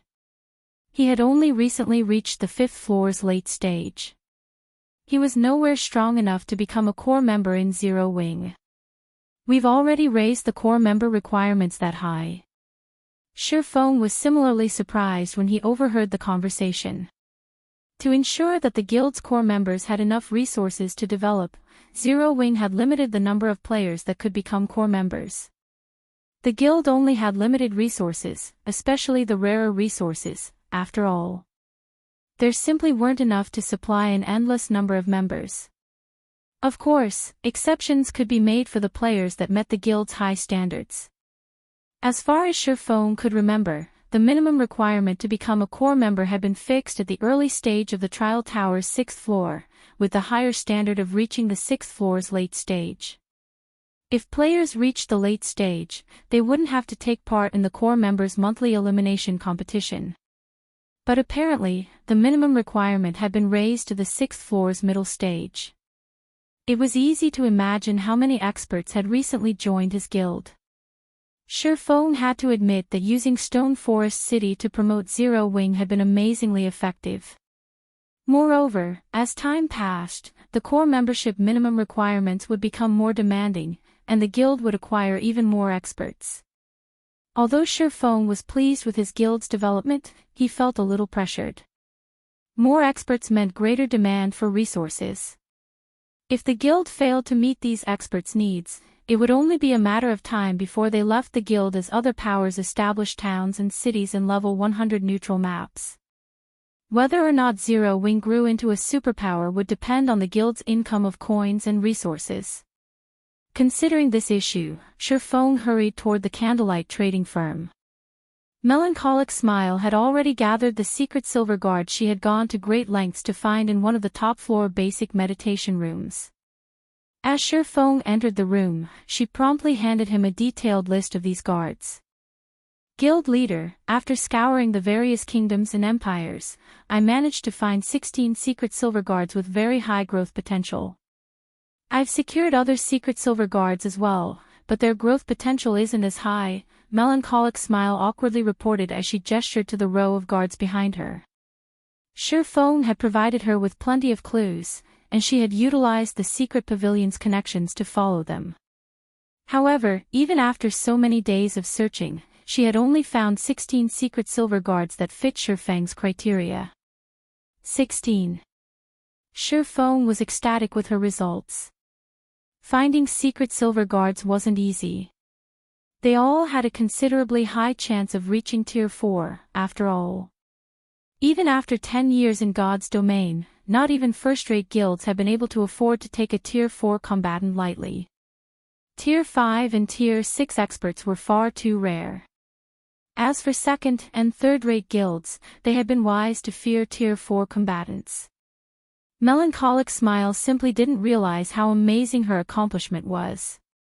Feng instructed Melancholic Smile to continue her hunt for secret silver guards with high growth potential and materials for the Crimson Dragon flying ships.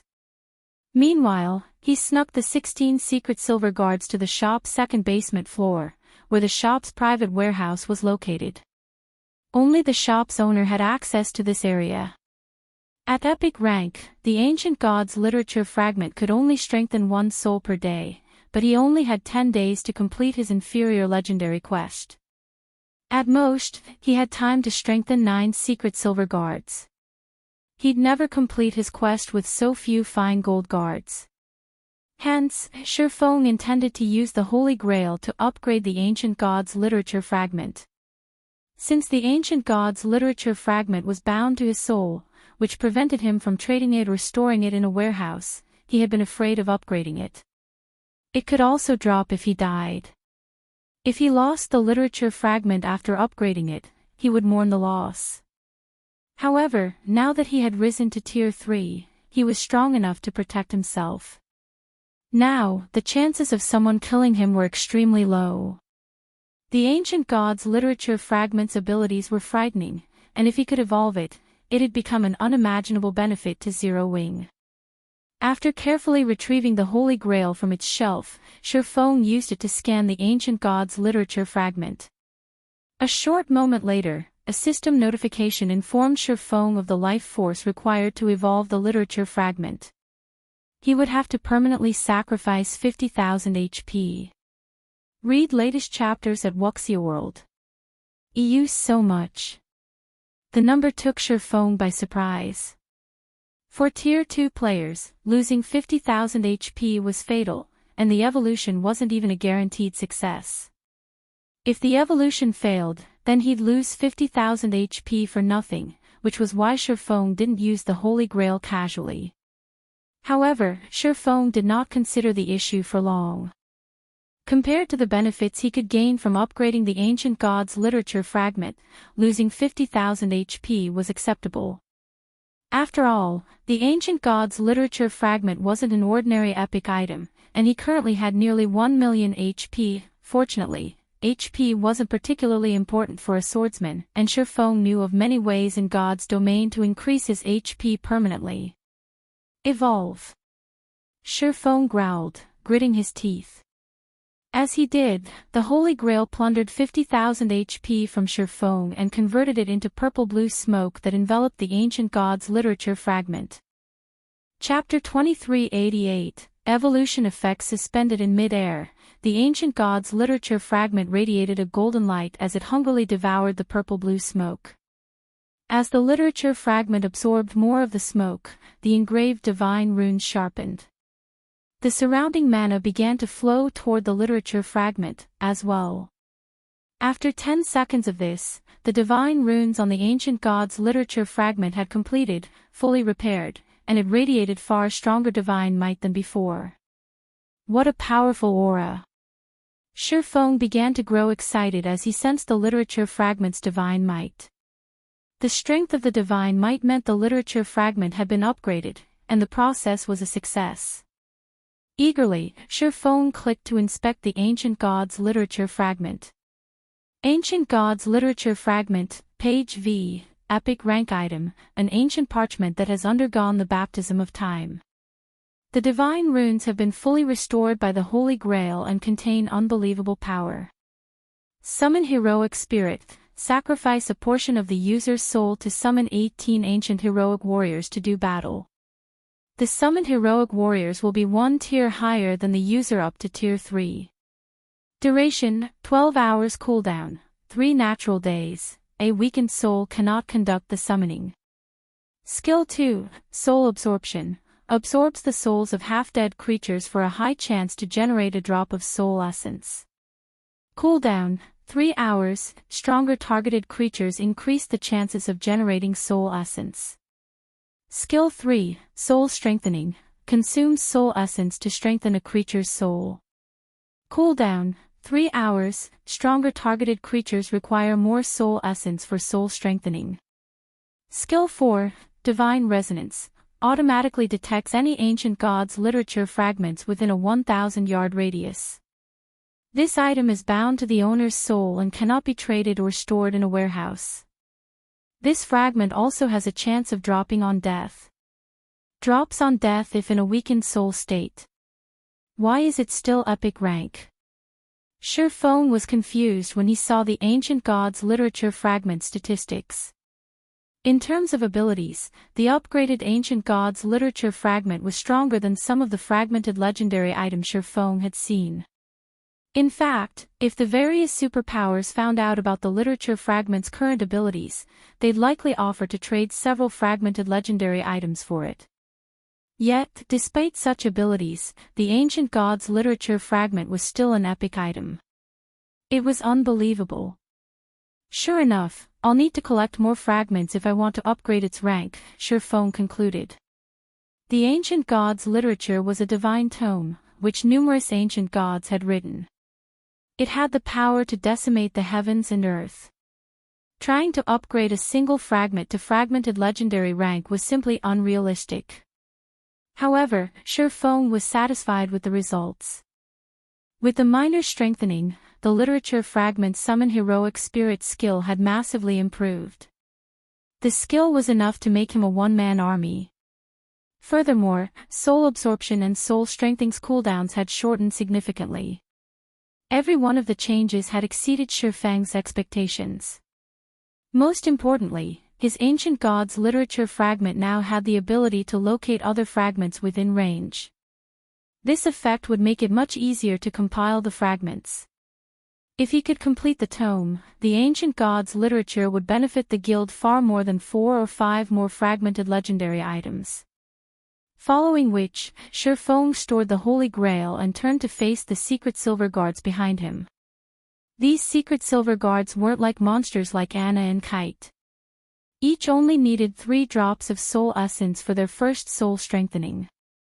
Fortunately, Shurfeng had collected over 100 drops, so he could strengthen all 16 secret silver guards at least once.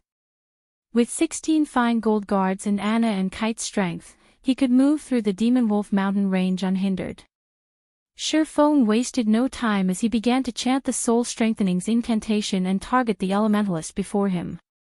A 5-fold magic array, one far stronger than the one that had appeared when Shurfeng had strengthened Kite's soul, immediately appeared under the elementalist's feet. The array even absorbed mana from its surroundings and the void at least 3 times faster than it had with Kite. Very quickly, a fist-sized ball of liquid mana appeared before the Elementalist. This ball of mana melted into the Elementalist's forehead, and the secret silver guard released a bone-piercing howl. Although the Elementalist was in pain, Sherfone could clearly sense the guard's aura rapidly growing stronger. This excruciating process continued for 5 seconds. By the time the ball of liquid mana and the Elementalist had merged completely, the Elementalist felt like a completely different person. To Sherfone, the level 103, Tier 3 Great Mage had only felt slightly threatening, but now, even he'd have to tread carefully in a fight with this NPC. This NPC improved so drastically. Sherfone could not believe his eyes when he saw the Great Mage's statistics. Previously, the Great Mage had only had 78 growth potential, which was considerably high for a Secret Silver Guard. Secret Silver Guard's growth potential only ranged between 71 and 80, and this Great Mage had only been 3 points away from Fine Gold rank. When Sherfone used Soul Strengthening on Kite, the NPC's growth potential had only risen by 2 points. While Sherfone had expected a greater increase for a Secret Silver Guard, he had only expected a 3 or 4 point increase at best. However, the Great Mage's growth potential had risen by 5 points, to 83. The Great Mage had crossed the Fine Gold threshold and more. Every additional point of growth potential was significant to personal guards. At 83, a personal guard could perfectly suppress an Apex expert of the same level and tier. Sherfone couldn't help his growing excitement. With the Ancient Gods Literature Fragment's new strength, he could even elevate Secret Silver Guards with 76 growth potential to Fine Gold rank. Now, Zero Wing could amass a small army of Fine Gold Guards. Read latest chapters at Wuxia World. EU Sherfone immediately contacted Melancholic Smile and had her send him the guild's Secret Silver Guards with at least 76 growth potential to the basic meditation room on the top floor. Guild leader, those guards are currently protecting Silverwing Town. I'm afraid that I'll need some time to find temporary replacements and recall them all to White River City, Melancholic Smile said. Of the Secret Silver Guard she had found, she had ordered those that met Sherfang's requirements to stand guard in White River City. She had sent the rest to defend Silverwing Town in the meantime. Secret Silver Guards had incredible combat power, and once they reached level 100, they could complete their promotion to Tier 3. They were an excellent deterrent in the chaotic or Empire. Don't worry about it. Just recall them all here, Sherfone said. He did not mind waiting. The upgraded Soul Strengthening still had a 3-hour cooldown, and it would take a full, natural day to strengthen the 16 Secret Silver Guards before him. Alright, I'll start making the necessary arrangements, Melancholic Smile said, not giving the matter much thought. She then contacted the core members that owned the Secret Silver Guards in question.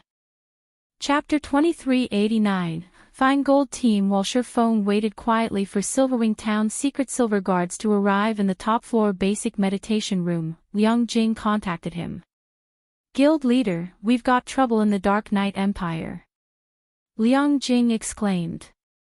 The Dark Knight Empire? What's happened? Sherfone asked when he saw Liang Jing's anxious expression. Although Zero Wing hadn't been developing in the Dark Knight Empire for long, it had received help from Unyielding Soul. Because of that, both Zero Wing's strength and the Candlelight trading firm's business had been progressing relatively smoothly, and thanks to Stone Forest City, more of the Empire's experts sought to join Zero Wing. Moreover, Starlink hadn't been able to do anything drastic against Zero Wing for fear of unexpected attacks from Unyielding Soul and Crimson Emperor. Hence, Zero Wing's branch in the Dark Knight Empire was booming. Starlink has established a city at the Gloomy Hills, a map near the Gloomy Ruin, a level 100 neutral map. Moreover, Starlink has announced that it is opening the city to all of its Adventurer Alliance's members. Many of the Empire's experts are siding with Starlink because of this, and some experts and adventurer teams that had been thinking of joining the Starmoon Adventurer Alliance have changed their minds, Liang Jing explained. In addition, the Dark Knight Empire's various major powers have started to side with Starlink. Even Crimson Emperor is considering a partnership. Starlink has also announced that it will lease its new city's private houses with a starting bid of only 10,000 credits per week. Even many of Starmoon Kingdom's major powers and adventurer teams have been discussing the idea of shifting their development to the Dark Knight Empire. The fact that Unyielding Soul and Crimson Emperor held Starlink back was a large part of the reason for Zero Wing's survival in the Dark Knight Empire. In addition, the Dark Knight Empire's various major powers had sided with Zero Wing to keep Starlink in check. Hence, the most Starlink had been able to do was pressure Zero Wing's territory in the Empire. However, if Crimson Emperor and the various major powers sided with Starlink, the Zero Wing's members in the Empire would be in danger. Furthermore, now that Starlink had a city in the Gloomy Hills, Zero Wing's experts couldn't operate in the level 90+ resource map. Needless to say, this also made it impossible for the guild members to reach the Gloomy Ruin. And with Starlink's bounty still in effect, a large number of independent experts and adventurer teams would target Zero Wing's members. If this persisted, it wouldn't be long before Zero Wing could no longer survive in the Dark Knight Empire. Zero Wing had already grown to a substantial size, and there were only so many high-level maps in each country. The high-level maps available around Starmoon Kingdom weren't enough to fulfill Zero Wing's needs. Although the Cold Spring Forest was rich in resources, very few guild members were strong enough to grind in a level 100 neutral map right now. At this stage of the game, a grinding team would need a peak expert to lead it if it wanted to survive in such an area. Unfortunately, unlike the various superpowers, Zero Wing only had a small number of peak experts. The majority of the guild's players would still need some time to grind in level 90+ maps. Starlink wants to gather both manpower and resources. Shifeng had a rough idea of what the enemy guild planned after listening to Liang Jing's report. Starlink's new city might not be as impressive as Stone Forest City, but it was near a level 100 neutral map. It would also be quite useful to players who wanted to explore the Gloomy Ruin, and Starlink was accepting far cheaper rent for the private houses in its new city. It was enough to tempt many players. However, this wasn't good news for Zero Wing, which needed credits and resources. What should we do, guild leader?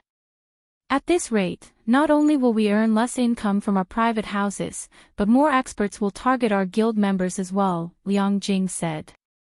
The opportunity to enter Stone Forest City was a large part of the reason that the Starmoon Adventurer Alliance had attracted so many experts, but only silver and higher-ranked members could take advantage of that opportunity. On the other hand, Starlink gave all of its Adventurer Alliance's members access to its new city. Naturally, this would make the Starmoon Adventurer Alliance less attractive to independent experts. Starlink's Adventurer Alliances would also gain more independent experts to target Zero Wing's members. Lu Xingluo is sacrificing his new guild city just to deal with us. I guess he really wants this to be a fight to the death, Shifeng said, frowning. Since he wants a war of resources, I'll play with him until he's satisfied. Make the arrangements.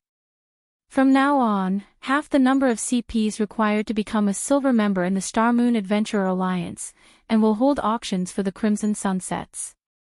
However, only silver members and above will be allowed to participate, and the starting bid will be 30,000 magic crystals and 10,000 gold. We're auctioning the Crimson Sunsets. Liang Jing could not help but gasp. But guild leader, those are a part of our guild's foundation. Our guild members also need those to survive in level 100 neutral maps. If we sell the Crimson Sunsets, nothing was more important than one's strength to the various powers and players. If the Starmoon Adventurer Alliance auctioned off the Crimson Sunsets to its members, there was no doubt that experts and adventurer teams would swarm to join the alliance. However, the Crimson Sunsets were an advantage Zero Wing's members needed over other players. If they auctioned the Crimson Sunsets to the public, they'd only help other players rapidly improve, which wouldn't benefit Zero Wing's development. It's fine. The Crimson Sunset might be valuable, but it is still a consumable. Moreover, as players reach higher levels, it'll become less valuable. Since the various superpowers experts have started to reach level 100, this is the perfect opportunity to sell the sets, Shurfeng said, chuckling. Before this, he would have hesitated to make such a decision, but he didn't mind now. Now, he had an even stronger trump card to assure Zero Wing's advantage in the Cold Spring Forest. The Ancient Gods Literature Fragment. With so many fine gold guards, Zero Wing wouldn't have to worry about the various superpowers peak experts.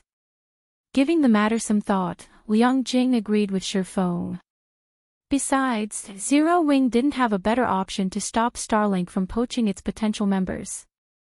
She disconnected the call and immediately saw to Shurfeng's orders, publishing a public announcement regarding the Crimson Sunsets auction on the notice boards in the Star Moon Adventurer Alliance's residences.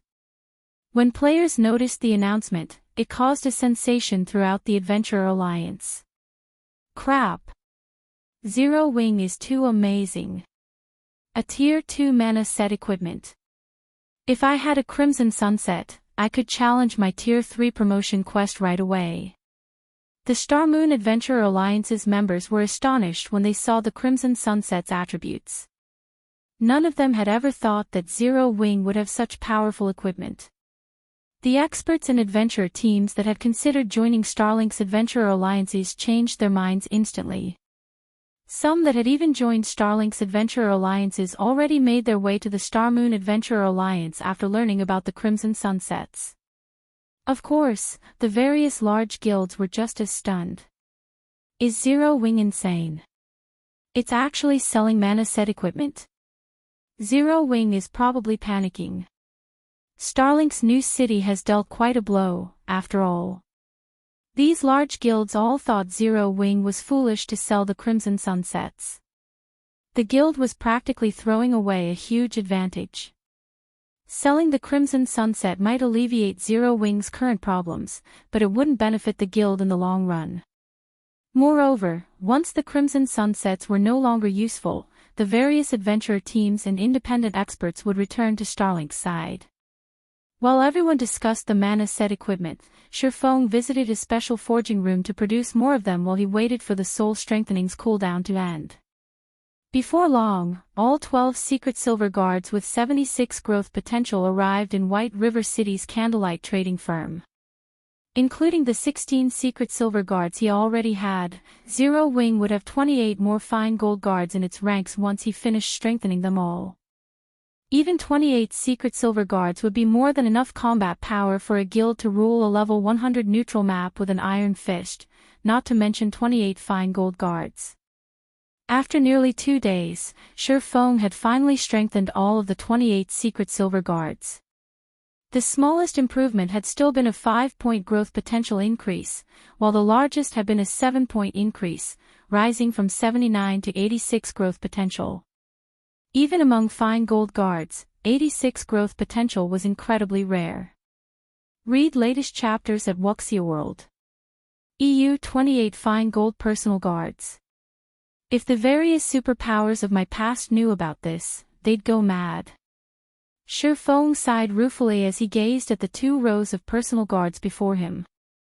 If he had had so many fine gold guards under his command during his previous life, he wouldn't have even been afraid of standing up to superpowers, let alone first-rate guilds. Fine gold guards were exceptionally rare in God's domain, and every one of them had the potential to reach Tier 5. If they were provided enough resources, fine gold guards could have up to a 40% chance of completing their promotion to Tier 5. Even among the various superpowers, Tier 5 combatants were apex beings. Every one of them was a priceless treasure. Of course, Tier 5 NPCs were even stronger than Tier 5 players. To suppress a single Tier 5 NPC, one would need several players of the same tier. And now, he had 28 fine gold guards standing before him, waiting for his commands. Chapter 2390, Powerful Guard Team 10 Saints Empire, Demonwolf Mountain Range. After nearly 2 days of fervent work, Shurfeng had produced 50 Crimson Sunsets. When he handed them to Liang Jing, he instructed her to keep 20 sets to gradually auction off in the Star Moon Adventurer Alliance, while the rest would be given to Zero Wings core members. These core members would lead their own grinding teams in the Cold Spring Forest, helping to alleviate the lack of manpower in that area. Shifeng had taken a break from crafting the advanced mana set equipment after giving his new stock to Liang Jing, and he had made his way back to the Demonwolf mountain range with his 28 newly upgraded fine gold guards. Although the Crimson Sunset would help resolve Zero Wings' need for manpower in the Cold Spring Forest, it was a temporary solution. Moreover, Shifeng was the only person capable of producing the Crimson Sunsets, and he couldn't forge enough of them for Zero Wings members to secure a firm foothold in the Cold Spring Forest. He needed to take care of the root of this problem. The simplest method to do so was to secure a portal to the Western Continent and acquire a large amount of the Western Continent's resources. Crafting level 100+ weapons and equipment in God's domain was an arduous task, especially for secret silver rank and above. The required materials were very rare, and obtaining them in bulk was a major challenge. However, through their research, the forgers of Shifeng's previous life had discovered that they could replace some of the rare materials the Eastern Continent's forgers needed to craft level 100+ secret silver and better weapons and equipment with some of the Western Continent's specialty materials. Likewise, some of the Eastern Continent's specialty materials could replace some of the materials the Western Continent's forgers needed. Not only had this discovery allowed the superpowers that could travel between the continents to earn tons of resources and coins, but they had also been able to acquire level 100+ weapons and equipment far sooner than their competitors. Since the various superpowers that had access to intercontinental travel had yet to realize this and were simply using their advantage to earn resources and coins, Shifeng had to strike while the iron was hot.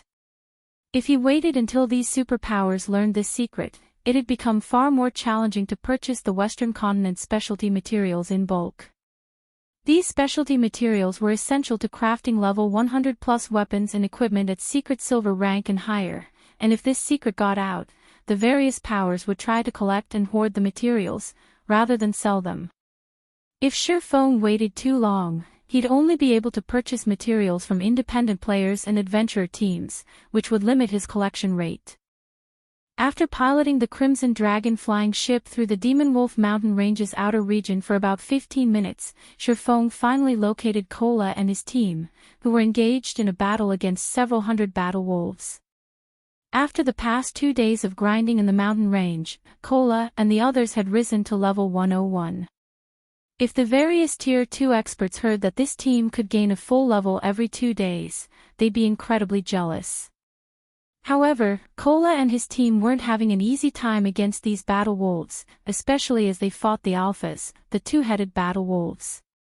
Two-headed battle wolf, demonic creature, Great Lord, level 108 HP 270 000 000/270 000 000. Although the two-headed battle wolves had average HP for monsters of their rank and level, these monsters possessed the Dark Battle Wolf's bloodline. Their defense and agility were just as high as actual bloodline creatures, and their combat standards were on par with the Trial Tower's 5th floor. If a Tier 2 peak expert tried to take on a two-headed battle wolf, they wouldn't last more than a few exchanges. Furthermore, the Demonwolf mountain range's wolves tended to move in packs of 300 to 400, and around 24 two-headed battle wolves led each pack. Although the rest of the battle wolves were only Lord-ranked monsters, they could even pose a threat to Tier 3 players when a dozen of them worked together. Although Kola and his companions had reached Tier 3, they still had to be careful, or members of the team would fall. The team had yet to upgrade their weapons and equipment and had to rely on their epic weapons and equipment to support them in the fight. If Kola and his team had Tier 3 standard equipment, they'd have no issues taking a pack of battle wolves out. Check it out! The guild leader is back. Blackie was excited when he noticed the approaching Crimson Dragon flying ship. With only 24 players, their team had faced plenty of trouble while fighting these battle wolves over the past 2 days.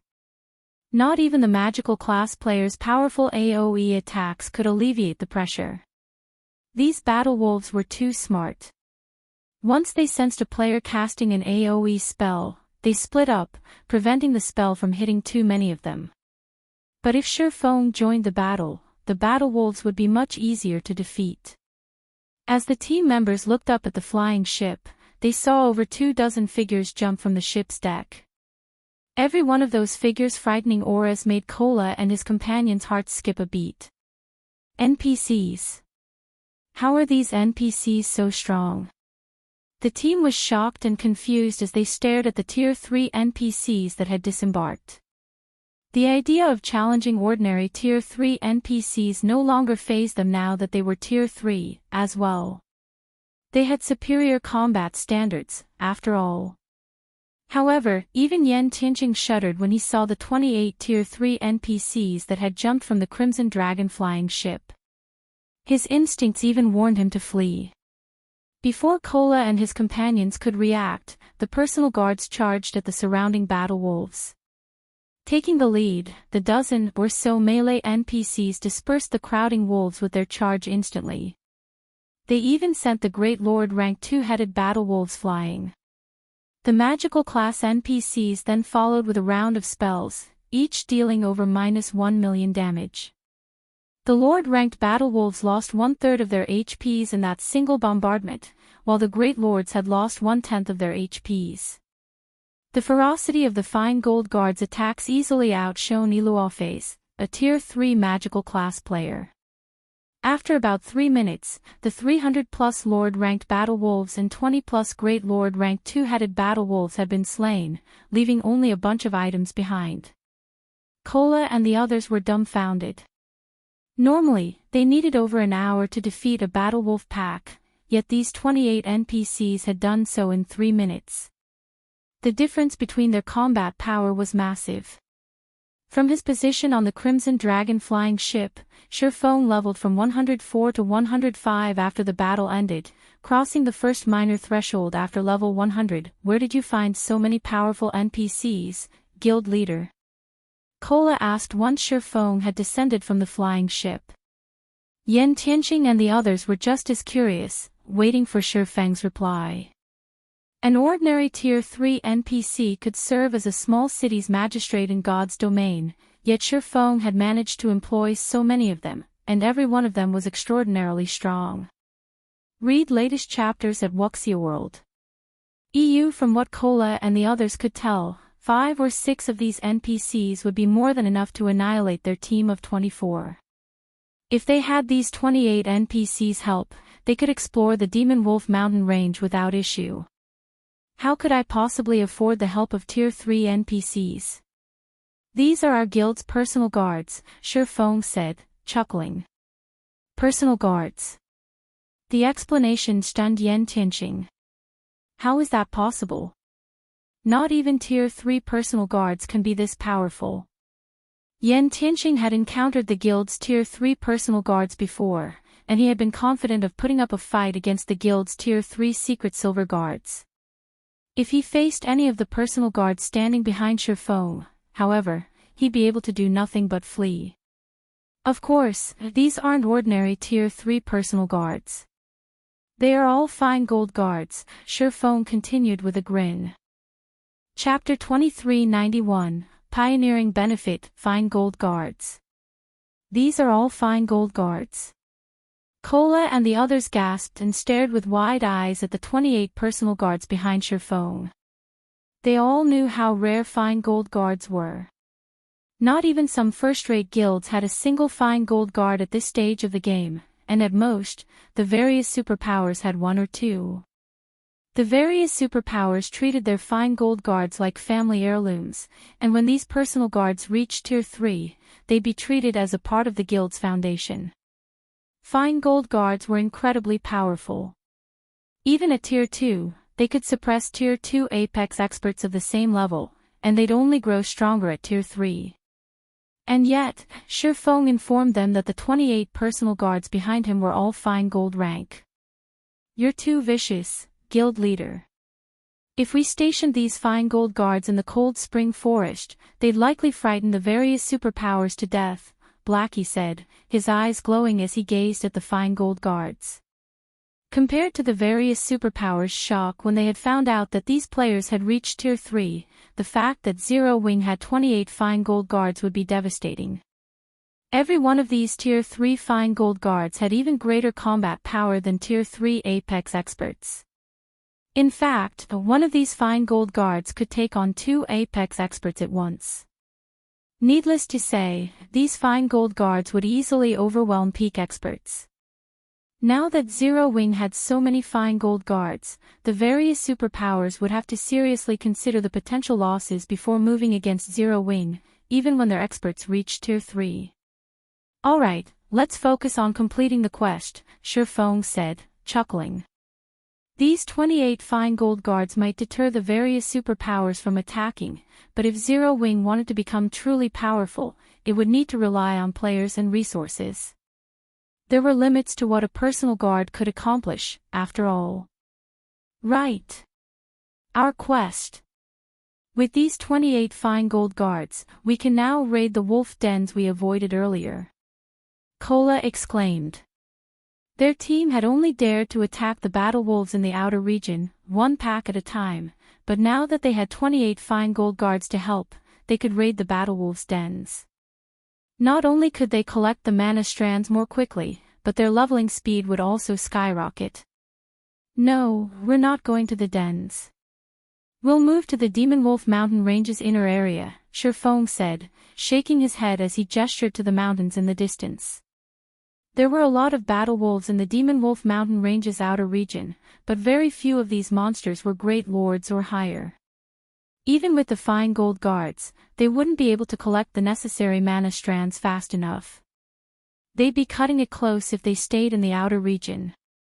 The inner region might be more dangerous, but there were far more great lords available in the area, which would allow the team to collect mana strands far more quickly. Guild Leader, the inner region is full of level 110 plus monsters, including plenty of great lords and mythic monsters, Tianqing said worriedly. Monsters gained a significant basic attribute boost with each level after level 100, and the monsters in the Demonwolf mountain range had even greater combat standards than their counterparts in other areas of God's domain. If their team accidentally encountered a level 110 plus mythic monster in the inner region, they'd risk annihilation, even if they had the help of 28 fine gold guards. They had only recently reached level 101, and the personal guards, on average, were only level 103, with a few at level 104. Relax. We're only going to explore the border between the inner and outer regions, Shifeng said. Besides, we don't just have 28 fine gold guards on our side. To prove his point, Shifeng pulled 2 summon guard scrolls from his bag and summoned Kite and Anna. After questing on their own for a while, Kite and Anna had reached level 108 and 109, respectively. They were only slightly lower leveled than the monsters in the Demonwolf mountain range's inner region. The team relaxed when they saw Kite and Anna's levels. Although neither of the NPCs had crossed the level 110 threshold, they all knew how powerful these two were. Both had dark gold rank growth potential and were far more powerful than the fine gold guards. With the 30 personal guards, the team was fully capable of raiding level 110 plus Grand Lords. Following which, the team climbed aboard the Crimson Dragon flying ship and made their way toward the Demonwolf mountain range's inner region. A white mist and constant snowstorms bombarded the inner region throughout the year, limiting visibility. Even Tier 3 players couldn't see farther than 400 yards away. If players were not careful, they could easily fall prey to monster ambushes. However, Shifeng was relatively familiar with the Demonwolf mountain range's inner region, and he piloted his flying ship toward one of the snow-capped forests in the area. Not only was visibility here much better than in other areas of the inner region, but these monsters only ranged between level 110 and 112. Moreover, the wolf packs in the forest tended to keep their distance from each other, so they wouldn't have to worry about attracting too many monsters while they fought. Cola, I want your group to gather the mobs. Tianqing, your group will lure the alpha away from the main group. Everyone else, prioritize the mobs, then target the alpha once they're dead. Shifeng said as he watched a nearby pack. B/Beat, Two-Headed Frostwolf, Demonic Creature, Great Lord, Level 1 10 HP 290 000 000 /290 000 000 Frostwolf Chieftain, Demonic Creature, Grand Lord, Level 112 HP 750 000 000 /750 000 000 The wolf pack they faced only had around 200 members or so, 40 of which were Great Lords, and one was a Grand Lord. An ordinary Tier 3 team would have trouble with this pack, but taking these wolves down should be easy for them. Cola, Turtledove, and Yuwumian immediately split up and approached the pack from different directions. They herded the wolves into one big group before Enchanting, Flying Shadow, and the rest of the assassins on the team ambushed the Frostwolf Chieftain, securing its aggro and luring it away from the pack's protection. As soon as the Frostwolf Chieftain and the pack were separated, Anna and the other magical classes on the team bombarded the Frostwolves with their spells. The remaining melee members then formed a defensive line, preventing the Frostwolves from reaching the ranged players. After 24 rounds of attacks, only the Great Lord ranked Two-Headed Frostwolves remained standing. The rest of the Frostwolves lay dead in the snow. With them down, a significant portion of the pressure on the melee classes lifted. After another 10 minutes, every Frostwolf had died, except for the Frostwolf Chieftain. The team's experience bars had risen by a large chunk after killing over 200 Frostwolves, which was a much faster leveling speed than what they had enjoyed in the outer region. They had also acquired 14 mana strands from the Frostwolves. Once Cola claimed the Frostwolf Chieftain's aggro from Enchanting, the team finished the Grand Lord off in less than 5 minutes. Not only did the Frostwolf Chieftain contribute another mana strand, but it also dropped more than 20 items as it died, one of which was a piece of level 105 fine gold equipment. Naturally, the team was excited about their results. After 2 days of endless grinding in the Demonwolf mountain range's outer region, the best loot that had dropped was a few pieces of level 100 secret silver equipment, yet after killing one Frostwolf Chieftain, they had obtained a piece of level 105 fine gold equipment, 2 ranks better than their best prior loot. Read latest chapters at Wuxia World. We've gotten lucky. This Frostwolf Chieftain dropped a piece of the Snowfrost set, a fine gold set equipment for magical class players, Shifeng said, smiling at the level 105 fine gold ranked cloth armor he had picked up. The complete set can be used until level 110. Fine gold set equipment was extremely rare after level 100. The standard equipment for Tier 3 players was limited to fine gold equipment after level 100. Very few experts would be fortunate enough to equip a full fine gold set equipment.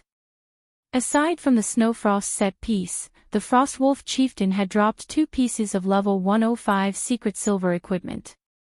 This was definitely a benefit of pioneering the area. Normally, a Grand Lord like the Frostwolf Chieftain wouldn't drop such abundant loot. Guild Leader, since the Frostwolf Chieftain drops pieces of the Snowfrost set, it should drop pieces of other level 105 fine gold set equipment. Based on the results of our earlier scouting efforts, there are several Frostwolf Chieftains nearby. We should kill them all, Enchanting suggested. Emisham. Everyone, get ready. Cola, lure another Frostwolf Chieftain our way, Shifeng said, nodding. Chapter 2392, Level Skyrockets. With Shifeng's command, Cola eagerly left to lure another Frostwolf Chieftain. Meanwhile, the rest of the team got into their battle formations with just as much enthusiasm. Although they had reached Tier 3, most of them wore the same equipment they had when they had reached level 100. They didn't even have many pieces of level 100 fine gold equipment on them, much less level 100 dark gold equipment. They had obtained the majority of their level 100 fine gold equipment during their promotion quests. Their epic weapons and equipment might still have been useful at level 100, but the items hadn't grown any stronger after that point. As they continued to level up, these epic weapons and equipment pieces would become increasingly ineffective. If they could get their hands on level 105 fine gold set equipment now, not only would it significantly increase their basic attributes, but they'd also become strong enough to raid level 100, super large-scale team dungeons. Level 100, super large-scale team dungeons were a major turning point for God's Domain's dungeons because they dropped level 100 plus dark gold and epic ranked weapons and equipment. Most importantly, they dropped tier 3 skill and spell books. They hadn't really understood the importance of skills and spells when they had been tier 2 players, treating them as supplementary tools for combat. They had mainly relied on their basic attributes, combat techniques, and combat standards in battle. However, they had realized that ideology was no longer useful after reaching tier 3. Tier 3 skills and spells were no less important than powerful combat techniques. With a player's mana body, tier 3 skills and spells would display far more power than tier 2 skills and spells ever could. This was why, despite their inferior combat standards, tier 3 NPCs could so easily suppress tier 3 players of the same level. It wasn't a matter of different basic attributes, but the difference in how many tier 3 spells and skills one had. If they could learn a large number of tier 3 skills and spells as well, their combat power would reach new highs. Even if they encountered tier 3 experts with greater combat standards, they'd be able to defeat their opponents. Meanwhile, after fighting alongside the personal guards, Kola and his companions handled the second Frostwolf pack much easier than the first. This time, they hadn't even needed to lure the Frostwolf chieftain away. They had simply bombarded the Grand Lord and its subordinates together. In the end, the team had annihilated the 200-plus Frostwolves in around a dozen minutes. Although the Frostwolf chieftain hadn't dropped any pieces of the Snowfrost set this time, it had dropped the gloves for the Frostwolf set, a 9-piece, level 105 fine gold set equipment for plate armor classes. When the team's plate armor classes saw the Frostwolf set's attributes, a passionate flame burned in their eyes. Crap! That's not fair. This Frostwolf set is so much better than the Snowfrost set. Its 6-piece set effect increases strength by 20% and the set's level limit to level 120. The full 9-piece set effect even upgrades the set by 1 rank. Blackie exclaimed. Nothing was more troublesome than obtaining level 100-plus weapons and equipment for tier 3 experts like them.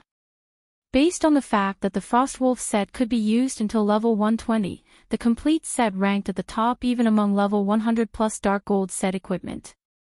With the full Frostwolf set, a tier 3 player would have the basic attributes to even rival ordinary tier 3 NPCs. The Frostwolf set. Feng was just as shocked when he saw the plate armor gloves that radiated a faint, white glow. The Demonwolf Mountain Range's Frostwolf set had been quite famous in his previous life. It had been considered one of the top 10 level 120 dark gold set equipment in God's Domain. Even the various superpowers old monsters had coveted the set. However, the Frostwolf set was normally so rare that one could only obtain the pieces by killing the monsters in the Demonwolf Mountain Range's core, and yet, it had dropped for his team in the inner region. This was unbelievable. Feng's heart started to pound. He immediately instructed the team to hunt for more Frostwolf chieftains. If they could collect a few Frostwolf sets, they'd have no problems raiding level 100 super large-scale team dungeons. The team continued to grind for 7 consecutive days, during which they had practically killed every Frostwolf chieftain in the Demonwolf Mountain Range's inner region at least once. As a result, Feng had risen from level 105 to 107, while his companions had leveled from 101 to 104. If the various superpowers experts discovered their leveling speed, they'd die from envy. Although the Frostwolves provided a lot of EXP, unfortunately, the Frostwolf set's drop rate was quite low. Even after using Divine Providence before the killing blow, the team had only completed 3 Frostwolf sets. The team had also managed to collect 5 of the Cloth Armor Snowfrost sets and 5 of the Leather Armor Shadowfrost sets. Aside from the set equipment, the team had obtained over 1,000 pieces of level 100 and level 105 secret silver equipment, a bountiful harvest. They could now afford to gear a 100-man team fully.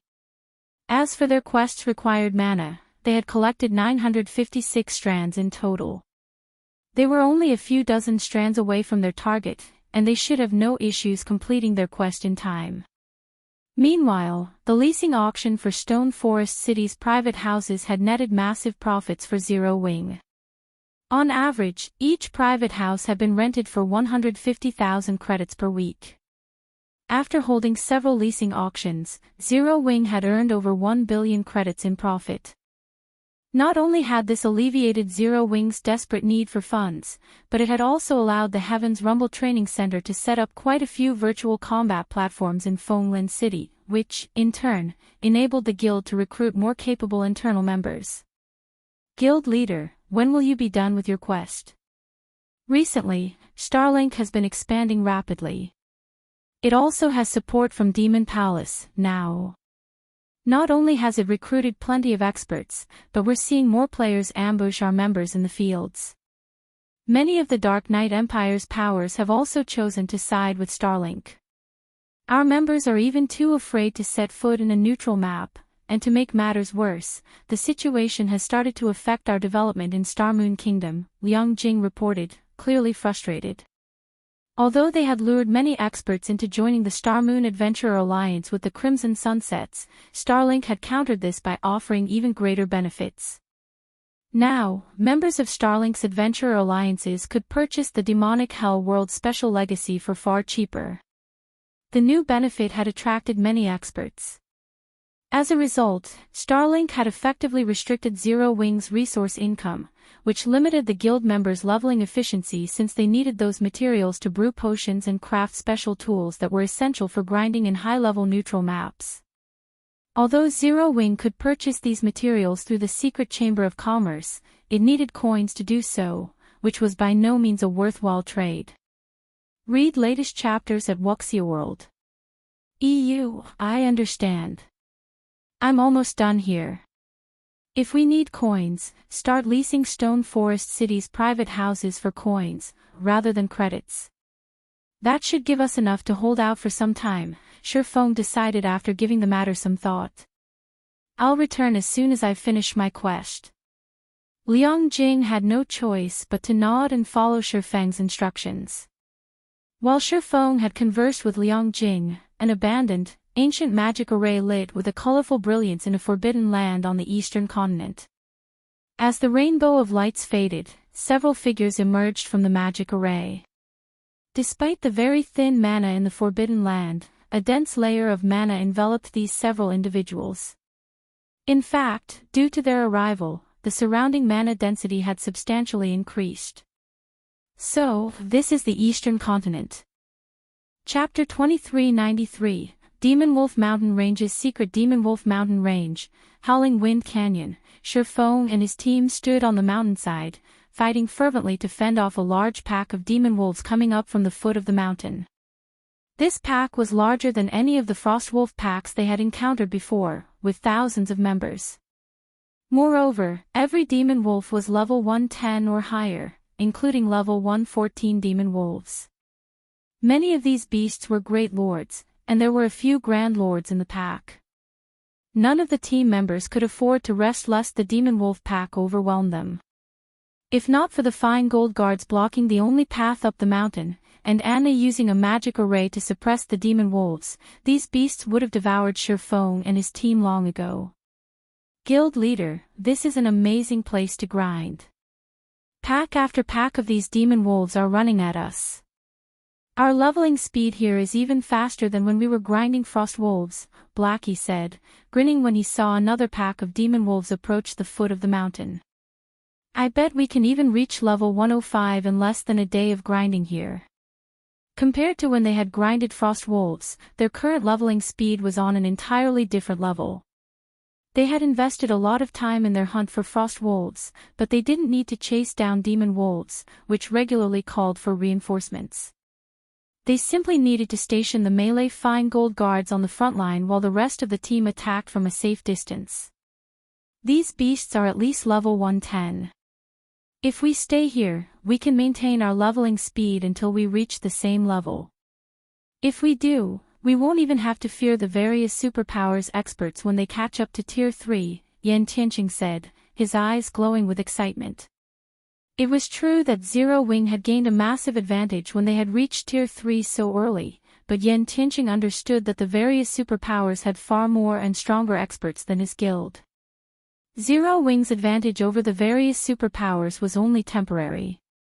Once the superpowers experts finished their promotion quests as well, Zero Wing would be at a disadvantage. He had constantly been concerned about this. Zero Wing's feud with Starlink was still happening, and the various powers invading from the other worlds couldn't be underestimated. Every one of these powers was eyeing the resources in level 100 neutral maps and Stone Forest City. However, this expedition had alleviated some of his concerns. After reaching Tier 3 in God's domain, the basic attributes players earned with each level up wouldn't have as much of an impact on a player's performance as it used to. Rather, weapons, equipment, and combat standards would have a more prominent effect on players' combat power. However, by leveling up quickly, Zero Wing's peak experts would have more time for high-ranked quests, which would allow them to upgrade their weapons, equipment, and combat standards sooner. With a level advantage, they had a chance of contending with the various superpowers experts and stabilizing Zero Wing's position. How can a level 100 neutral map have such a wonderful place? Shifeng said, chuckling when he saw his teammates' passionate expressions after Enchanting had mentioned the possibility of reaching level 110 so soon. There's no lack of monsters in this area, but remaining here will be taxing on our stamina and concentration. We can't stay for too long. Shifeng had already known about this area and its demon wolves, but he hadn't led the team here earlier because of the atmosphere's burden on players' stamina and concentration. Considering those factors, their grinding efficiency here wasn't that much better than grinding Frostwolf packs. Moreover, the Frostwolves dropped better loot than demon wolves. However, Zero Wing's current predicament wouldn't permit him to remain in the Demonwolf mountain range for long, which had led to his decision to grind the demon wolves. The team members couldn't help but glance at their stamina and concentration gauges, and just as Shifeng had warned them, they noticed that they were consuming twice as much as they had while grinding frost wolves. They really wouldn't be able to fight the demon wolves for very long. Of course, the environment here isn't all bad. It does increase our stamina and concentration consumption rates, but it is also the perfect pace to adapt to our mana bodies and train with our Tier 3 skills and spells.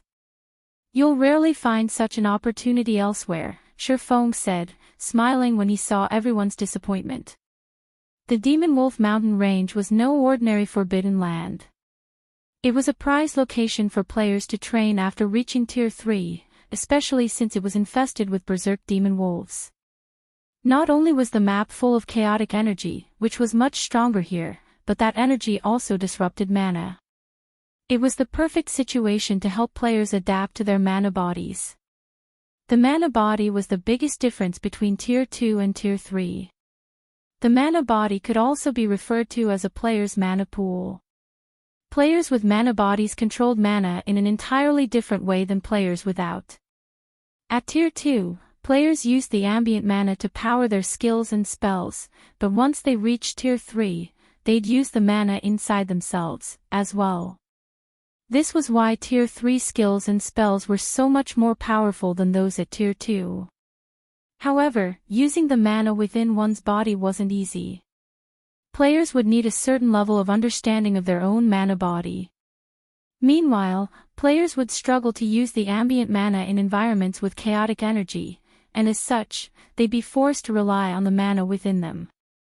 This was why such environments were so helpful to players as they adapted to their mana bodies. Indeed. I can sense my mana a little more clearly now. The effects aren't as apparent, but I'm finding it easier to use my own mana now, Iluofe said. After she had reached Tier 3, something had felt wrong when she had cast her Tier 3 spells, but she had brushed it off, assuming it was simply due to how unfamiliar she was with her Tier 3 physique. However, it seemed that sense of wrongness had been a result of her lack of control with her mana body, which had limited her ability to cast her Tier 3 spells. When the rest of the team realized this, they adjusted their approach as they attacked the charging demon wolves. They started to focus on their own mana while they attacked, using this opportunity to adapt. After 2 hours of practice, the team saw significant improvements to their completion rates with their Tier 3 skills and spells. On average, the team members increased their completion rates by 4%, enough to push many of them across the 80% threshold. Iluofe, Xiao Yueru, and Alluring Summer improved the most, with all three reaching past an 85% spell completion rate. Everyone on the team grew ecstatic. They had never realized that the Howling Wind Canyon would be such an extraordinary training ground. Even Shifeng managed to learn some new tricks. He had only had a bronze-ranked mana body in the past, and now that he had an epic mana body, the way he conducted mana had changed. Inspired, he could now manipulate his body with greater precision. He even gained a new understanding of his physical control in the real world. By the time the team only needed 19 more mana strands, Kola and his companions had reached level 105, crossing the first minor threshold past level 100.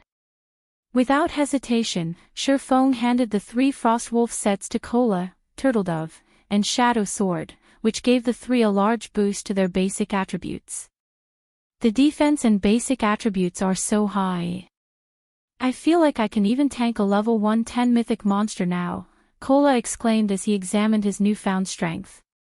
Shifeng also gave the Frost Shadow and Snowfrost sets to Yen Tianqing, Iluofe, and the rest.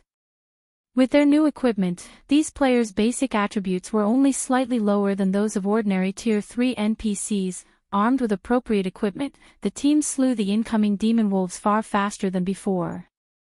As a result, they collected mana at a much faster rate. Guild leader, my group is almost out of stamina and concentration, Blackie announced, sounding tired. My group's running out of gas as well, Yen Tianqing added. Although the team members all had high-ranked mana bodies, they couldn't completely resist the effects of the violent mana in the area. If players with a bronze mana body tried to take their place, they would have run out ages ago. Let's retreat for now since everyone's exhausted, Shifeng decided after seeing that they only needed 3 more mana strands to complete their quest. They could easily collect the rest on their way back to Alba Grey. Shifeng then retrieved the Crimson Dragon flying ship for everyone to board and rest. Once they boarded, the team found rooms to rest in and logged out of the game.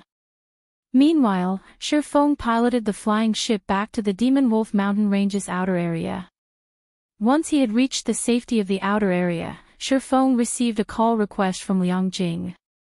Has Starlink done something again? Shifeng asked. It hadn't been long since the last time she had called. Read latest chapters at Wuxia World. EU, there's nothing new from Starlink, but I just received a message from Chairman Xiao regarding a problem in the Heavens Rumble Training Center. He says that a group of people has shown up demanding a challenge, and they've already injured quite a few of our advanced disciples, Liang Jing said. Challengers? Shifeng asked, has Master Lei Bao not taken care of them? The Heavens Rumble Training Center had no lack of challenges since so many people wanted to use Heavens Rumble as a stepping stone to earn fame in Fenglin City overnight.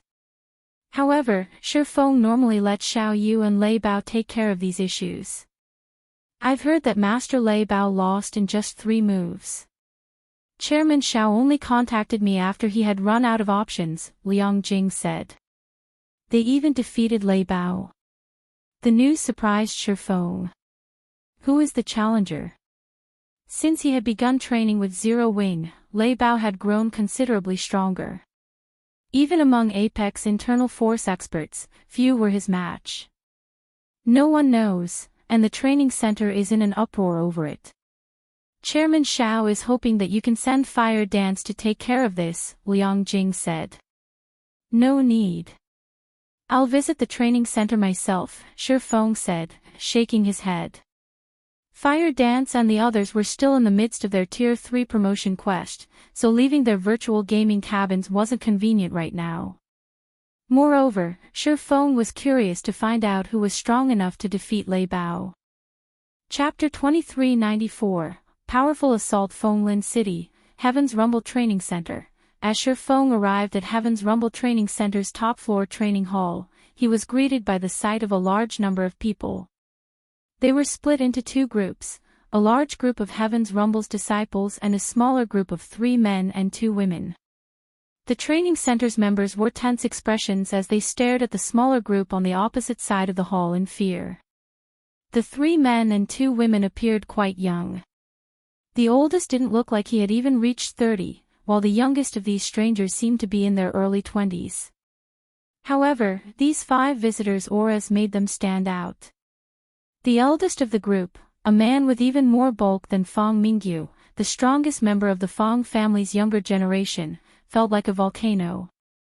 When Shifeng entered the hall, everyone's attention shifted to him. Hall Master, Lei Bao greeted Shifeng with an apologetic expression. Shifeng had requested that Lei Bao serve as the Heaven's Rumble Training Center's acting Hall Master and continued to supply training resources. The older man had even received quite a few bottles of S-rank nutrient fluids, and yet, a bunch of youngsters had defeated him in 3 moves, and he had been forced to request Shifeng's presence. "How are your injuries?" Shifeng asked, noticing that Lei Bao seemed a bit weaker than normal. "It's nothing serious, just a few minor sprains. I'll be fine after some rest," Lei Bao said. "However, you should be careful. These people aren't ordinary fighters, especially the young man leading the group. His strength is inhuman. He even took my full-powered punch and avoided injury." At this point, Lei Bao was shocked and afraid of the gorilla-like youth leading the small group of visitors. He was extraordinarily strong, not even a neutralizing grandmaster could take his full-powered hit and emerge unscathed. However, when he had punched that youth, it had felt as if he had hit a steel wall. While Lei Bao informed Shifeng of the recent events, the young woman in a red dress beside the gorilla youth walked over. "We meet again, Hall Master Shi," the young woman said, smiling faintly. "I hadn't had the chance to introduce myself the last time we met. My name is Feng Shihan, one of Mythology's Vice Guild leaders. I am also the Qilin Corporation's representative. I've come to negotiate a partnership." Mythology. Liang Jing stared at the young woman with wide eyes. Liang Jing was no longer a stranger to the virtual gaming world. After joining Zero Wing, she had thoroughly researched both the virtual gaming world and God's domain in particular. She knew about Mythology, one of the 5 great super guilds in the virtual gaming world. Mythology stood at the apex of the virtual gaming world. However, Liang Jing had never dreamed that the Feng family would have connections with the Super Guild. Even Shifeng gave Feng Shihan a surprised look. However, he wasn't surprised to hear about Mythology, but because he had never heard about Feng Shihan being one of the Super Guild's Vice Guild leaders during his previous life.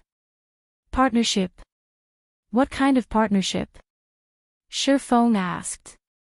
Mythology's influence in God's domain goes without saying, and I'm sure you can see for yourself the guild's training capabilities, Feng Shihan said as she gestured to the gorilla of a man behind her. Smiling, she continued, Mythology intends to develop on the eastern continent, and of the various guilds on that side of God's domain, we've deemed that Zero Wing has the most potential. We only require 51% of Zero Wing's shares, and in exchange, the Qilin Corporation will provide capital, while Mythology will provide further training for Heaven's Rumble's members. We'll help your training center rise to fame, which will allow Zero Wing to recruit more talented members. And if I refuse? Shifeng asked. I'm afraid that isn't up to you, Hall Master Shi, Feng Shihan said nonchalantly. I know that you've recently become a neutralizing grandmaster and have successfully blocked one of my father's full-powered blows, so I'm sure you're quite confident in your strength. I'm also sure that you're confident that no fighter in Fenglin City can defeat you. But your strength is nothing before Mythology. As soon as Feng Shihan said that, the gorilla youth behind her stepped forward, the intensity of his aura skyrocketing. His muscles bulged, tearing his shirt to reveal the dark copper skin underneath. The youth's aura became twice as strong, and the cold killing intent he radiated even made Lei Bao shudder. A Henglian Grandmaster! Lei Bao exclaimed. Training in the Henglian style was already exceptionally difficult, and very few people became Henglian masters. However, once someone mastered the style, they'd even be able to hold their ground against a neutralizing Grandmaster. Lei Bao had only heard of Henglian Grandmasters before. He could never have guessed that the young man before him, who hadn't even reached 30, would be a Henglian Grandmaster. No, his aura doesn't feel complete. He should still be half a step away from becoming a Grandmaster, Shifeng calmly stated after observing the gorilla youth for a moment. As expected of a neutralizing Grandmaster, you have keen senses, Feng Shihan said, smiling. No, Matt isn't a Henglian Grandmaster. He's not quite mentally developed enough for that yet, but he'll have no issue taking on ordinary neutralizing Grandmasters. Do you still refuse to cooperate, Hall Master Shi? She had investigated Zero Wing thoroughly, with a focus on Stone Forest City. As a city in a level 100 neutral map, it was a treasure trove. Once she had learned about that fact, she had become resolved to obtain Zero Wing, no matter the cost. With Stone Forest City under her control, she could rise through mythology's ranks. When he heard Feng Shihan's statement, Xiaoyu began to despair. He hadn't realized the Feng family was powerful enough to elicit the help of a half-step Henglian Grandmaster. Read latest chapters at Wuxia World. Although Matt wasn't an actual Henglian Grandmaster, he'd have an overwhelming advantage over ordinary neutralizing Grandmasters in an official competition. If Shifeng lost to the older man, the Heaven's Rumble Training Center would be finished. He was the reason that the training center had grown to its current size and fame. If Shifeng were defeated, Heaven's Rumble would lose everything. Liang Jing watched the exchange with a grim expression, as well. Zero Wing required the Heaven's Rumble Training Center to recruit talented members. Losing it would be a major hindrance to Zero Wing's development. I won't make this too difficult for you, kid. I'll accept defeat if you can last 3 hits. If you can't, then you'll hand over Zero Wing's shares, Matt declared before his fist shot toward Shifeng. Chapter 2395, 3 Palms. Matt's sudden attack surprised everyone in the hall. Sure enough, he can't help himself. Feng Shihan pitied Shifeng when she noticed Matt's attack. Matt was incredibly talented, and after working with the Hell Training System, the last Death Training System mythology had created, his already violent tendencies had become more prominent. Now, he was a combat maniac. Even in mythology, there were few people who could spar with Matt. With a neutralizing Grandmaster before him, the man was naturally eager to spar with Shifeng. He had recently gotten closer to becoming a Henglian Grandmaster and hadn't had the chance to test his strength properly. Before Shifeng made his decision was the best opportunity for Matt to force the younger man into a fight. Although stopping Matt wasn't impossible, Feng Shihan thought it was necessary for Shifeng to experience mythology's power. Lei Bao, who stood by Shifeng's side, felt stifled when he saw Matt's punch. This strike was completely different than the hits Matt had used during their fight. Not only did this punch break the sound barrier, but it also seemed impossible to avoid. Lei Bao thought he could even hear the Grim Reaper call his name. However, just as Matt's hit was about to land, Shifeng casually took a half step back and rotated his right shoulder as if he had expected the attack. Almost as if an invisible barrier had manifested between them, Matt's punch harmlessly stopped a few centimeters away from Shifeng's shoulder. What? Did I scare you? Matt quipped when Shifeng hadn't made another move to stop him. What happened to all of your confidence? Matt was only a half-step Henglian Grandmaster, and although he was more physically fit than ordinary neutralizing Grandmasters, his mental processing couldn't compare. His senses and reaction speed were just as inferior to that of a neutralizing Grandmaster. If a neutralizing Grandmaster focused on evading his attacks, Matt would be helpless against them.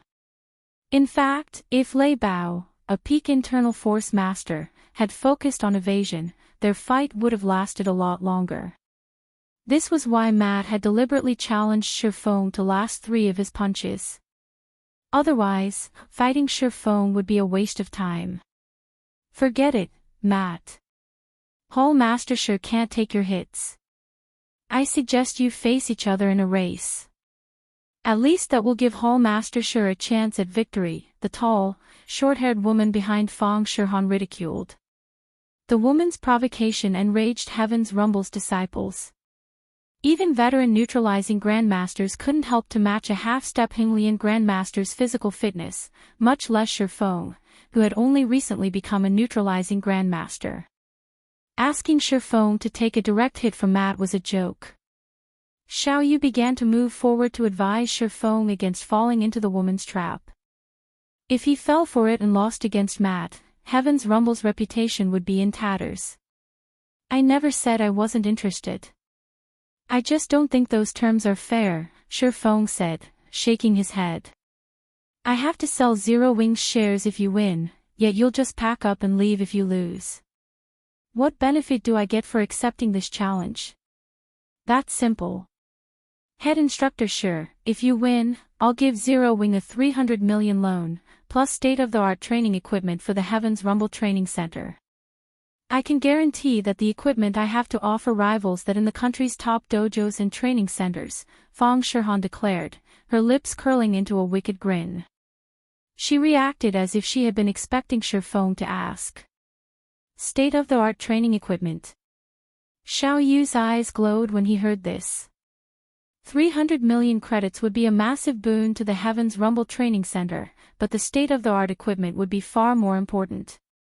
The equipment Fang Shirhan offered might not be worth 300 million credits, but it was impossible to purchase on the market.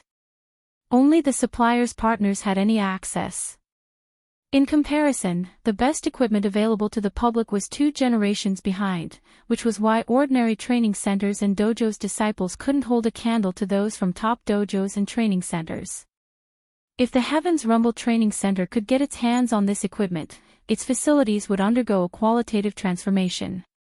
In turn, this would make the training center more attractive to far more people.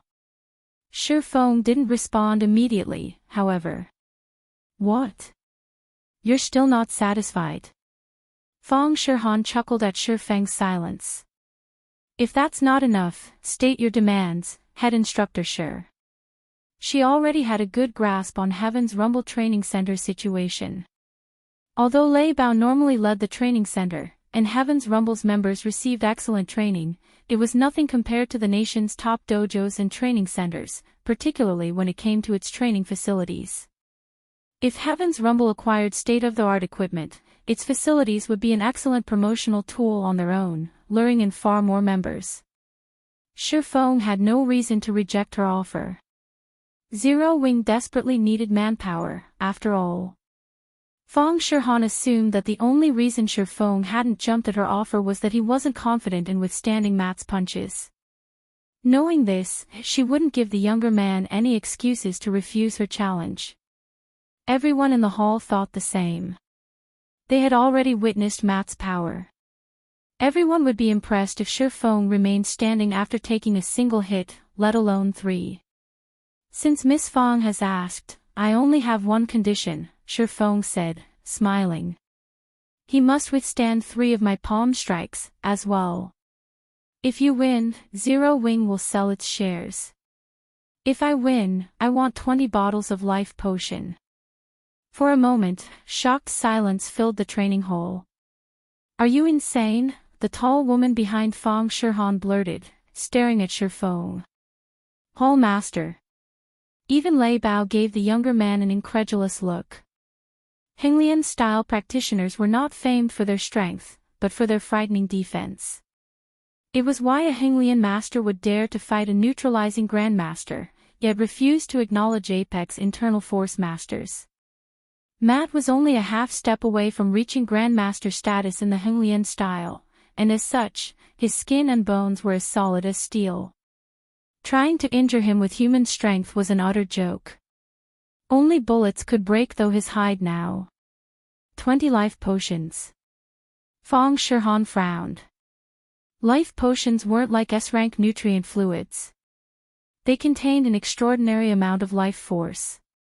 Consuming one bottle of life potion would restore youth to an ordinary person, and the potions were in high demand among grandmaster martial artists. Even a major corporation like Qilin Corporation could only secure a small number of bottles. Despite being the Qilin Corporation's princess, Feng Shihan didn't even get that many life potions per year. If Miss Feng thinks this condition is too demanding, we can forget about this challenge, Shi Feng mused, chuckling. Neither the credits nor the state-of-the-art equipment was a priority for Zero Wing and Heaven's Rumble right now. The organizations would only truly be able to develop further by improving the strength of their current combatants. The life potion was undoubtedly one of the quickest ways for Zero Wing and Heaven's Rumble to do so. As long as Zero Wing and Heaven's Rumble became strong enough in the future, obtaining state-of-the-art was entirely possible if they were willing to spend a little money, but that wasn't the case for the life potions. They were truly rare items. Not even Lu Xinglua, the Starline Corporation's heir, could acquire many life potions, much less Shi Feng. Fine. I agree to your condition. Feng Shihan hissed. Smiling, she continued, but remember, you only have 3 palm strikes. Of course. Shi Feng nodded. You really think you can win, kid? Grinning, Matt said, even if I stood here and let you hit me 20 times, you couldn't force me to take a single step back, much less 3. Read latest chapters at Wuxia World. EU. However, before Matt could say anything more, Shi Feng walked up to him and thrust out his palm. The strike looked light and gentle from an outsider's perspective. It didn't look like it had the power to threaten anyone. That thrust didn't even look like it could injure an ordinary passerby, let alone Matt. However, just as Shi Feng's palm was about to connect with his target, the movement changed, leaving 3 afterimages in its wake. Thud. A dull sound echoed throughout the hall, and Matt's face lost color until his complexion was a deathly pale. He stumbled 3 steps back, clutching his abdomen as he fell to his knees, unable to speak for a long moment. Chapter 2396, Initial Display of Strength. As Matt knelt, silence momentarily enveloped the entire training hall. The tall woman with short hair, in particular, wore a stiff expression, her mocking words forgotten. Impossible. Matt, what happened? Mythology's members were dumbfounded by their comrades' reaction. They were all quite familiar with Matt's strength and defense, but they also knew his personality. Thus, they knew this wasn't an act. Shi Feng's palm strike had looked gentle. It hadn't even seemed powerful enough to injure an ordinary person, much less a Henglian expert like Matt, yet after taking the hit, Matt had collapsed with his pale face twisted in pain. The strike had clearly left him with substantial injuries. Even Lei Bao and Heaven's Rumble's disciples gaped in shock, not to mention Feng Shihan's group. What did the Hall Master do? Heaven's Rumble disciples were confused. They had already witnessed Matt's strength earlier, when he had defeated Lei Bao in 3 moves. The man had such high defense that he had taken a full-powered blow from Lei Bao without issue, and yet, he couldn't cope with one of Shi Feng's gentle palm strikes. Did that guy use some hidden weapon, Vice Guild Leader? How else would he have hurt Matt, a male youth, who was as large as Feng Mingyu? Quietly asked Feng Shihan. Aside from the old instructor, who wasn't in the hall, the strongest of Heaven's Rumble's visitors were Matt and Feng Shihan. Since Matt couldn't speak at that moment, only Feng Shihan could inform her companions of what Shi Feng had done. The rest of Mythology's group nodded, agreeing with the male youth. They assumed that Shi Feng must have cheated. No. He didn't just attack with 1 strike, but 3, instantaneous palm strikes, Feng Shihan said, watching Shi Feng with an indescribably grim expression. Moreover, all 3 strikes hit the same location, so it looked like a single attack. His physical control has already reached the spiritualization realm. 3 palm strikes. How is that possible? Their leader's answer stunned Mythology's members. Ignoring the difficulty of striking the same location multiple times, executing 3 simultaneous attacks was an unbelievable feat. They couldn't even fathom what kind of mental and physical reaction speed one would need to accomplish it. That's right, I executed 3 palm strikes, as agreed, Shifeng said, not bothering to hide the truth. He was a little surprised to see Matt so pale, however. Not only does combining 3 attacks allow me to increase my raw power, but it also doubles my hits penetrating power. To think you only received minor injuries, I'm impressed with your muscular defense. If you had come here a few days ago, I really wouldn't have been a match for you. Adjusting to his epic mana body in the Howling Wind Canyon had inspired him. After he had become a neutralizing grandmaster in the real world, his mind had begun to secrete hormones to fortify his physical prowess. His mental and physical reaction speeds, in particular, had significantly improved, but superior reaction speed wasn't enough for him to exhibit his full strength. His physical control wasn't yet perfect. However, by controlling the flow of mana in his epic mana body, he had come up with some combat techniques that would rely on his reaction speed. Although he couldn't replicate these techniques perfectly in the real world, he was able to exhibit a fraction of the technique's power. Even that fraction greatly increased his strength and penetrating power, allowing him to drive the force of his strikes toward Matt's organs. Not even an adult bear would escape such an attack unscathed. Although Matt was in incredible shape, he was only human. Once his pain had subsided to a bearable level, Matt stood, glaring at Shifeng with a hint of fear in his gaze. He abandoned any thought of fighting the younger man. Very good. I've lost this challenge. Fenglin-style practitioners were famed for their brute strength and defense. The only reason that they dared to clash with neutralizing grandmasters was their ability to take a hit without sustaining significant injuries. On the other hand, if they got lucky and landed a bow, they could knock out their opponent with a single hit. However, they'd have to flee from a neutralizing grandmaster like Shifeng, who could ignore their defense. Fighting such an individual would only spell their death. Still, the situation confused Matt. Aside from Shifeng, he had only ever taken such a serious blow from his old instructor. His instructor was an old monster who had become a neutralizing grandmaster several decades ago. The old instructor had also received help from plenty of state-of-the-art and medication to grow stronger. His strength had long since reached inhuman levels. In comparison, Shifeng was only in his early 20s. Just how did this young man become so powerful? In that case, will you fulfill your end of the bargain, Miss Feng? Shifeng asked after Matt had admitted defeat. After his fight with Matt, Shifeng's mind spun. It wasn't because he had successfully executed a god's domain combat technique in the real world, but because of how impressed he was with mythology's expert standards. He had never thought mythology would be this powerful. If even mythology could nurture such incredible fighters, other superpowers shouldn't be far behind. More than anything, Shifeng needed a large stock of life potions to nurture his own fitness, as well as help Lei Bao and Fire Dance become neutralizing grandmasters. Otherwise, Zero Wings operations in the real world would be in grave danger. The 3 palms, 1 strike technique might have looked simple, but it was extremely hard to execute. If Shifeng hadn't mentally prepared himself, and Matt hadn't simply stood there to take the hit, he wouldn't have been able to execute the technique. I don't have 20 life potions on me right now, but I'll have someone deliver them to you before the end of tomorrow, Feng Shihan said, frowning. Shifeng's strength had drastically exceeded her expectations. He certainly couldn't be considered an ordinary neutralizing grandmaster. We have other matters to tend to, so we will take our leave for now. Read latest chapters at Wuxia World. After saying so, Feng Shihan left with her subordinates, and Shifeng didn't try to stop her.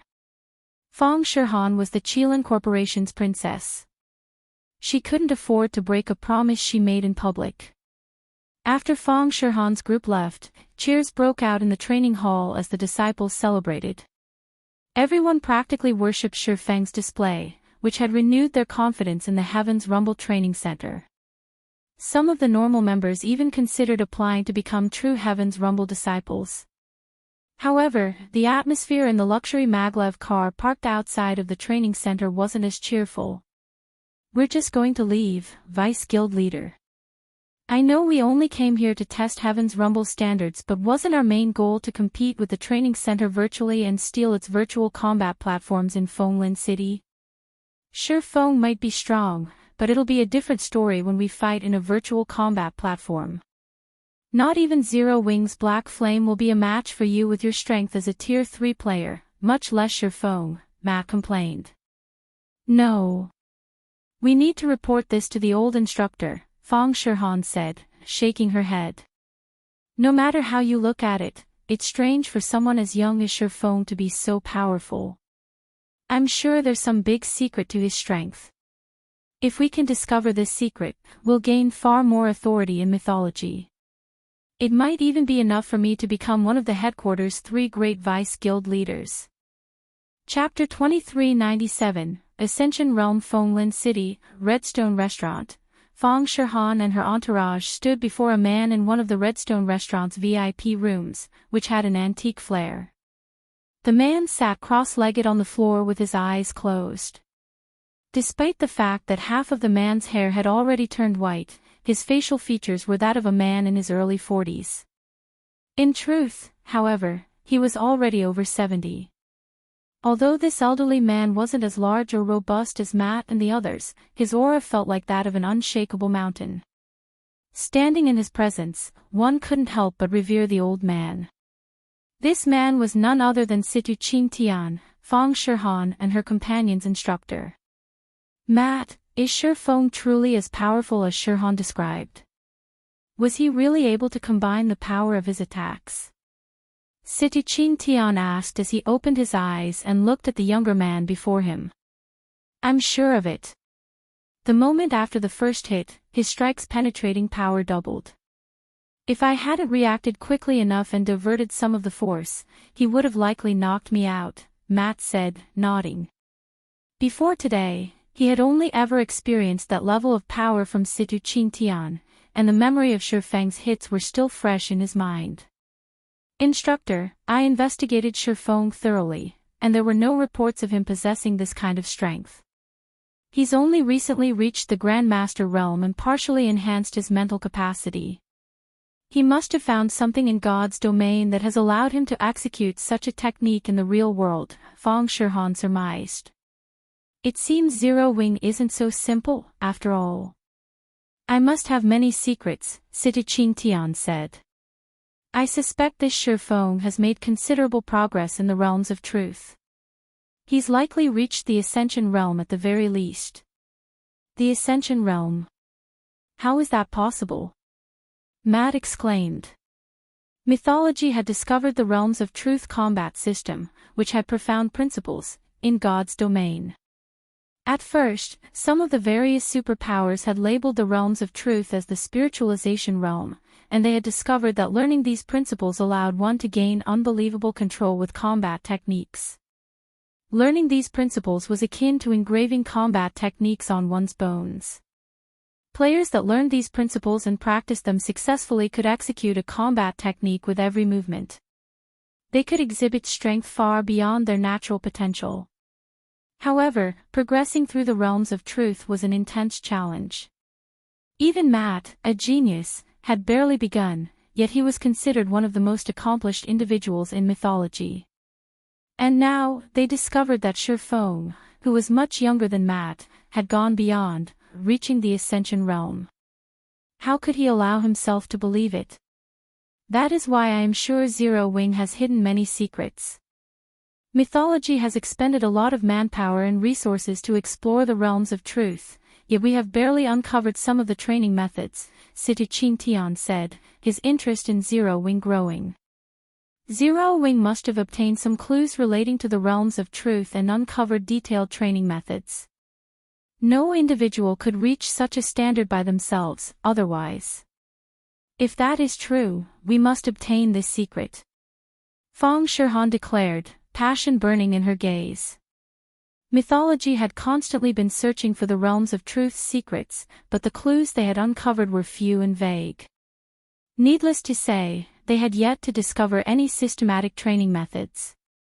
If she could get her hands on Zero Wing's training system and combine it and Mythology's research, not only could she improve her own combat standards, but she could also gain more authority within the guild. Vice Guild Leader, Zero Wing's roots on the eastern continent are too solid to shake right now, especially now that it has Stone Forest City. I'm afraid that we won't be able to cause any significant damage. Even if we target the Heaven's Rumble Training Center, our results will likely be negligible. At worst, we'll slow Zero Wing's recruitment rate, but we won't be able to harm the guild's foundations directly, Matt anxiously said. He desperately wanted a Realms of Truth training system, as well. If he could progress further through the Realms of Truth, not only would he grow stronger in God's domain, but he'd also gain more combat power in the real world. Don't worry about it. Since we now know Zero Wing has obtained clues regarding the Realms of Truth, our guild will not let it out of our sight. I've read through the reports on Zero Wing.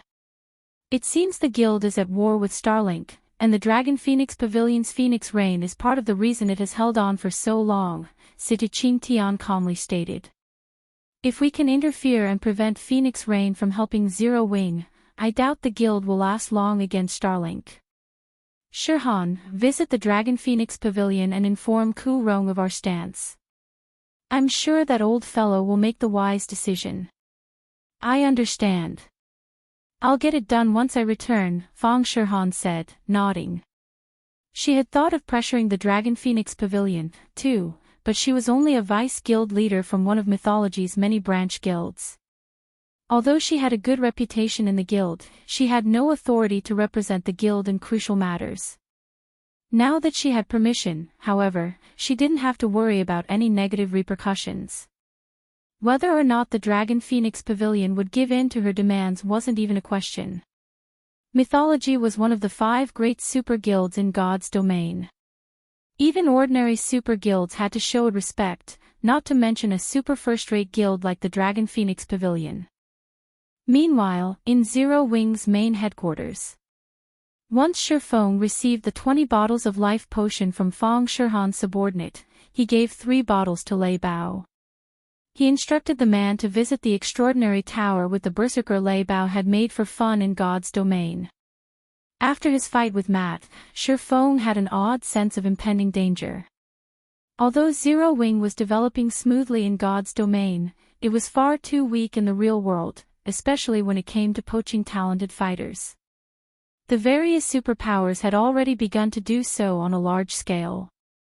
However, since Shifeng was so busy with his affairs in God's domain, he didn't have time to pay attention to Heaven's Rumble's development. If he wanted his training center to grow, he'd need another Grandmaster martial artist to defend it long-term. Among those working in Heaven's Rumble, Lei Bao was undoubtedly the closest to reaching the Grandmaster realm. After him, there were Fire Dance and the others. Lei Bao's physical fitness and control had already peaked, and he was only a step away from breaking into the Grandmaster realm. To make that final step, his mental capacity needed to undergo a qualitative transformation. Although training in the Extraordinary Tower wasn't nearly as effective as training in the Tower of 4 Gods, Lei Bao had a high chance of making that final step with the help of the life potions. Once he became a Grandmaster, Heaven's Rumble would grow at a frightening pace. The training center would also have a much better chance of resisting the various major corporations' harassment.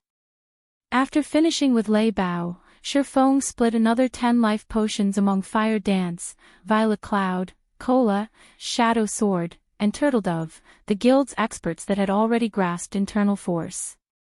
The life potions should help them develop their physical fitness and mental capacity.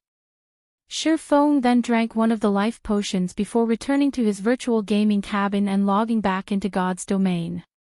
He intended to open the portal to the western continent as soon as possible.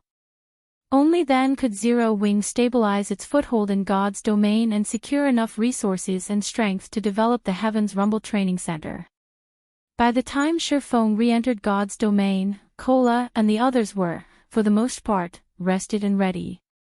The team resumed grinding in the Demonwolf mountain range's outer region for a while, collecting the last mana strands for their quest. Read latest chapters at Wuxia World. EU. This quest is a tough one. If not for the fine gold guards, we wouldn't have had any hope of completing it. I wonder what kind of rewards we'll get once we turn it in. Blackie pondered, filled with anticipation as he watched Sherfone collect the final mana strand. It'd be awesome if we earned a fragmented legendary item. This was the first time they had completed an inferior legendary quest, and they had obtained this quest in a level 100+ neutral map. The quest rewards would definitely be extraordinary. Alright, tidy up. Once everyone's ready, we're leaving, Sherfone said, chuckling at Blackie's excitement. He did not particularly care about the reward items. He knew that not even an inferior legendary quest had a high chance of granting a fragmented legendary item. Rather, he looked forward to the favorability they'd earn with the famed smith, Alba Grey. In no time, Sherfone and his team stood before Alba Grey once more. Chapter 2398, Disintegration Power, Activate. By the time Sherfang's group returned to Alba Grey, the NPC's divine might had weakened considerably. Even with the protection of the gods, the hero was in danger of dying. Seeing this, Sherfone had to admit that the jealous witch was incredibly powerful. With a single curse, she could cause a hero's downfall. With this kind of power and the witch's erratic mood, it was no wonder why she was considered a natural disaster. When she was in a good mood, she could help a kingdom prosper, but when her mood was sour, she could cause a kingdom's demise. Kingdoms and empires both revered and feared the woman. Lord Alba Grey, we've collected 1,000 strands of the jealous witch's mana. How should we proceed to lift your curse? Sherfone asked the frozen hero. Simple. You just need to release the mana you've collected around me, Alba Grey telepathically communicated with a thread of excitement. However, while I am removing the seal, the jealous witch's frost elf will sense this. I must ask you to stop her until I am free. Just as Sherfone was about to ask for more information, the snow around them stirred. It then gathered into the form of a woman. The woman was nearly 2 meters tall and looked mostly human, but unlike humans, her body was made entirely of snow. Divine runes etched themselves in her frozen form, giving her a sacred aura. One couldn't help the urge to submit to her will as they stood in her presence. As if the ambient mana had discovered its master, it gathered around the woman. A higher magic elf. Everyone gasped when they saw the snow woman's statistics. Ice elf, Eulunium, high magic elf, mythic, level 110 HP 3, 500, 000/3, 500, 000/000 magic elves had considerably high life ratings in God's domain, much higher than elemental creatures. Many of the spells humans wielded in this day and age had originated from magic elves. Mana favored these beings even more than ordinary elves because they possessed bodies made of mana itself. Meanwhile, high magic elves stood above magic elves in God's domain's hierarchy, akin to kings among magic elves. Their life ratings could even rival that of dragons. Do you really think you can escape my master's curse? Eulunium mocked as she gave Alba Grey a disdainful look. She then swept her glance over Sherfone and his companions, saying, "Adventurers, it'd be best if you do not poke your noses into matters that do not concern you. Leave now, and I will spare you. Stay and help Alba Grey, and I'll ensure you remain here, alongside the rest of these foolish knights." As Eulunium spoke, the team felt an overwhelming sense of dread. They struggled to move as if the air around them froze them in place. Even breathing became a laborious task.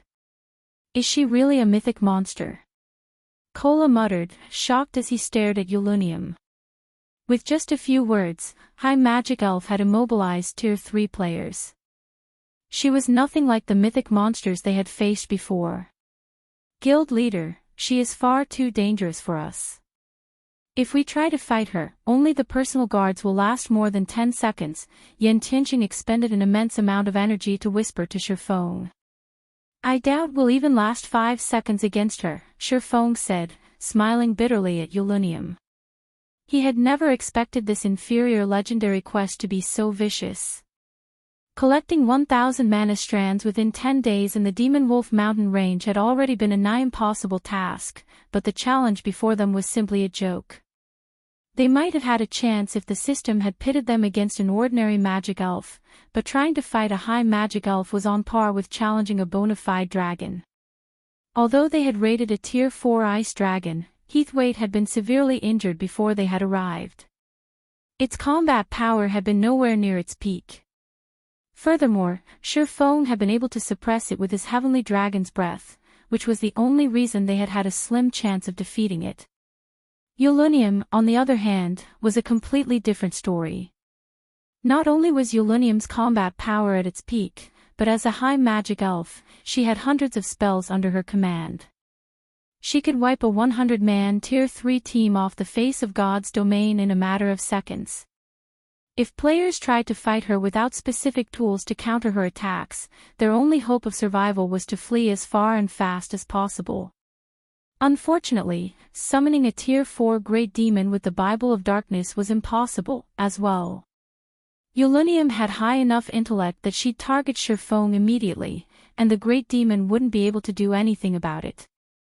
Adventurers, give me 90 seconds. If you can hold out for that long, I can free myself from this curse. Alba Grey suddenly shouted. Alba Grey's words left everyone speechless. They could barely move within Yulunium's domain. They'd be lucky to stall her for 10 seconds, not to mention 90. Yulunium was no normal mythic monster, she was a creature that was more skilled with her spells than tier 4 great wizards, and she loved large-scale combat. She could annihilate them all with one AoE spell, leaving no opportunities to challenge her. 90 seconds. After some pondering, Shifeng turned to Kola and asked, Kola, can you hold her for 10 seconds? If I activate my Berserk and life-saving skills, it should be doable, Kola said after considering his prowess.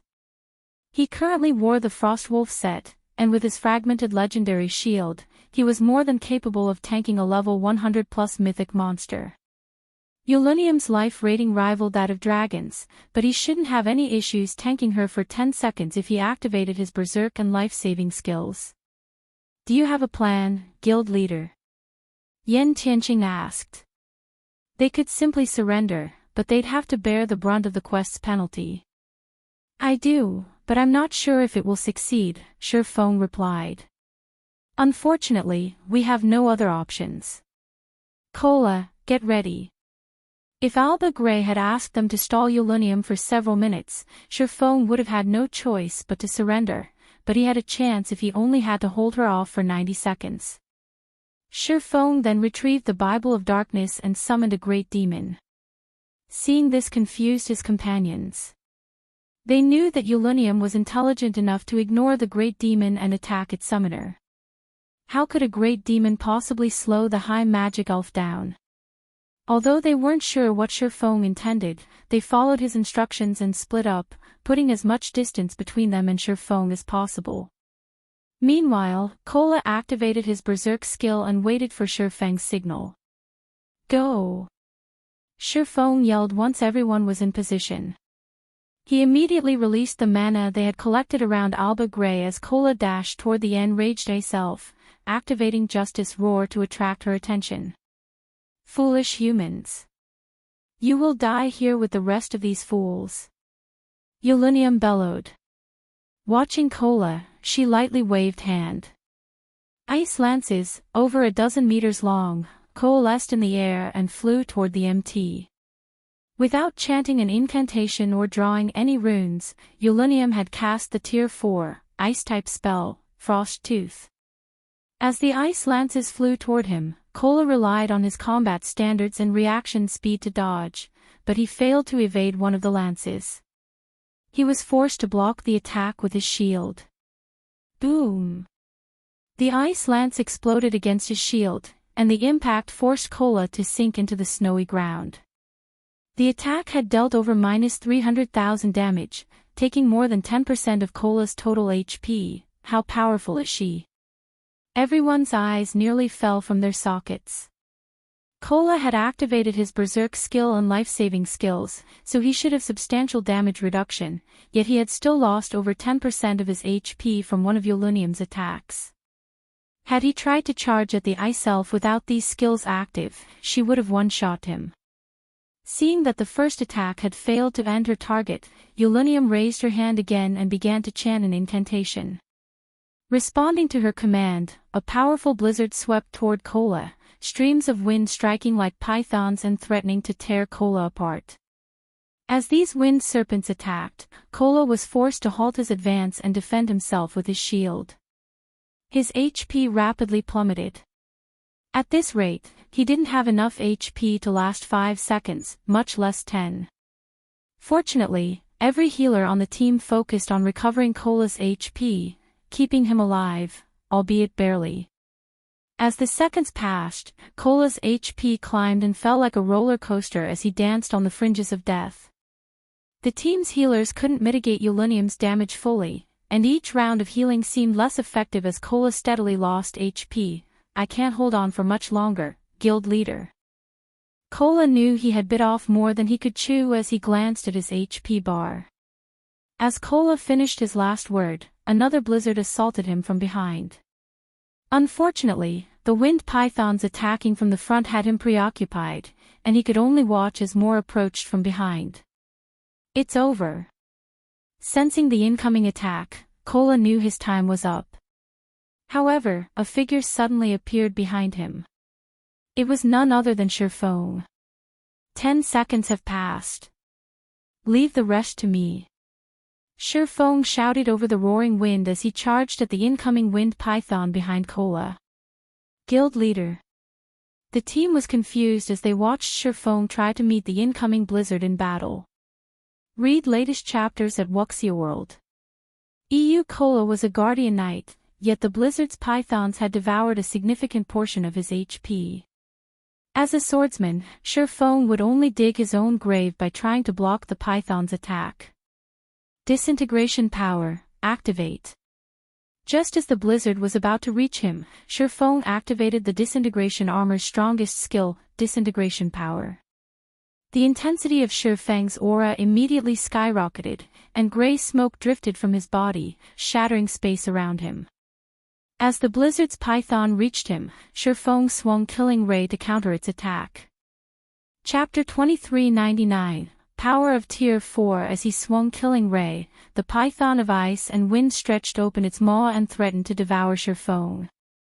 When the sacred sword and the blizzard clashed, the result stupefied everyone watching. With a passing flash of light, the blade sliced apart the powerful, icy attack, dispersing the blizzard. He blocked it. What did the guild leader do? Cola, who desperately fought to hold his ground against the powerful blizzard attacking him, and Enchanting and the rest, who watched from a distance, wondered if they were hallucinating. Enchanting and the others could tell how powerful the wind pythons were based on Cola's struggle against Yolunium's attacks. If they tried to block one of the wind python strikes, it'd be a miracle if they didn't die instantly, even with an active berserk skill. Cola had already activated his life-saving skill, which drastically reduced incoming damage. Without that, Yolunium's wind pythons would have long since ended his life. And yet, Shurfong had countered one of the wind pythons with a single strike. The outcome even surprised Shurfong. He hadn't expected his strike to be so powerful after using disintegration power to upgrade himself to a Tier 4 Sword Emperor. So, this is the true strength of a Sword Emperor. Shurfong thought as he relished the strength he had wielded with his counterattack. Shurfong had never been able to break past Tier 3 into Tier 4 during his previous life, so he had never felt the power a Tier 4 player commanded.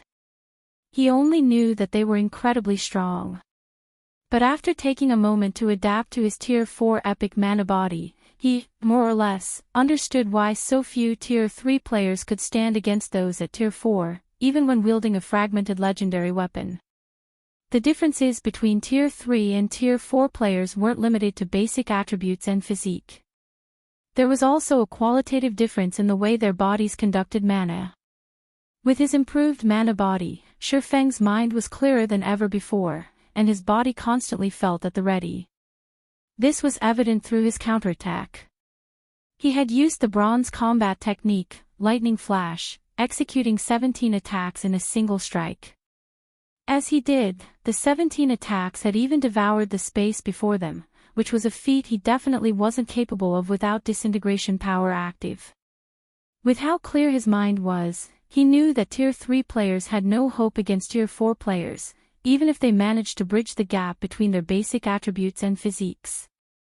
A Tier 4 mental state was on an entirely different level. During the brief moment Shifeng analyzed his Tier 4 state, Yulunium became enraged, having seen this swordsman shatter her attack, and the ambient mana began to rampage around her. The Ice Elf began to chant another incantation while she drew divine runes in the air with flying speed, stupefying Iluafe and the other magical class team members. Based on the number of runes Yulunium drew, she was clearly trying to cast a large-scale destruction spell, but normally, players needed a long time to complete such a spell.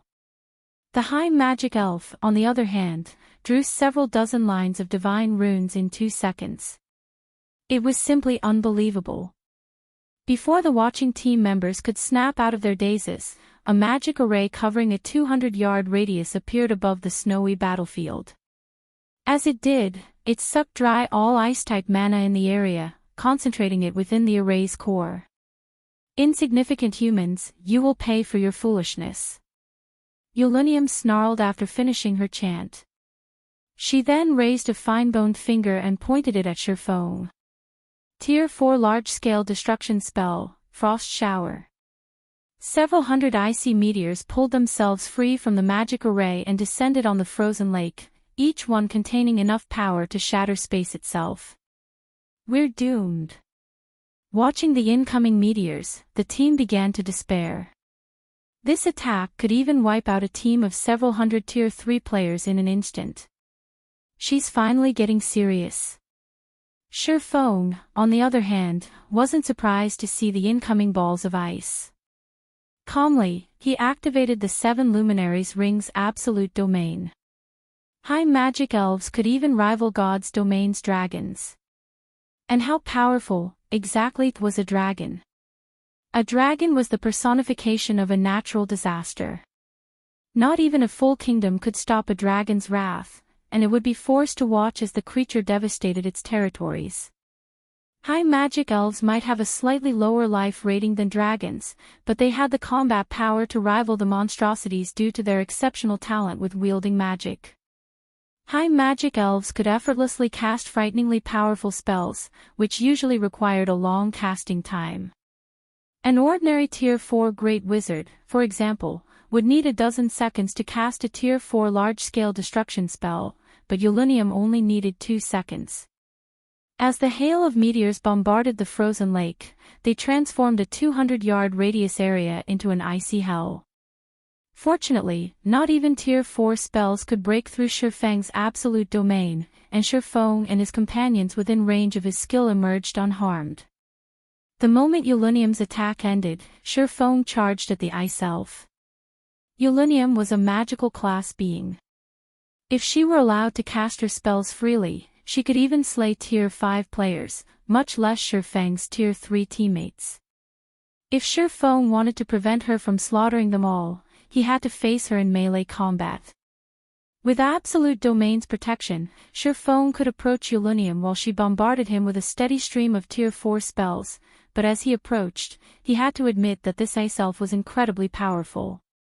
Not only were her basic attributes considerably higher than his, but she also had an endless supply of Tier 4 spells at her command. Even after forcibly promoting himself to Tier 4, Shifeng was at a major disadvantage.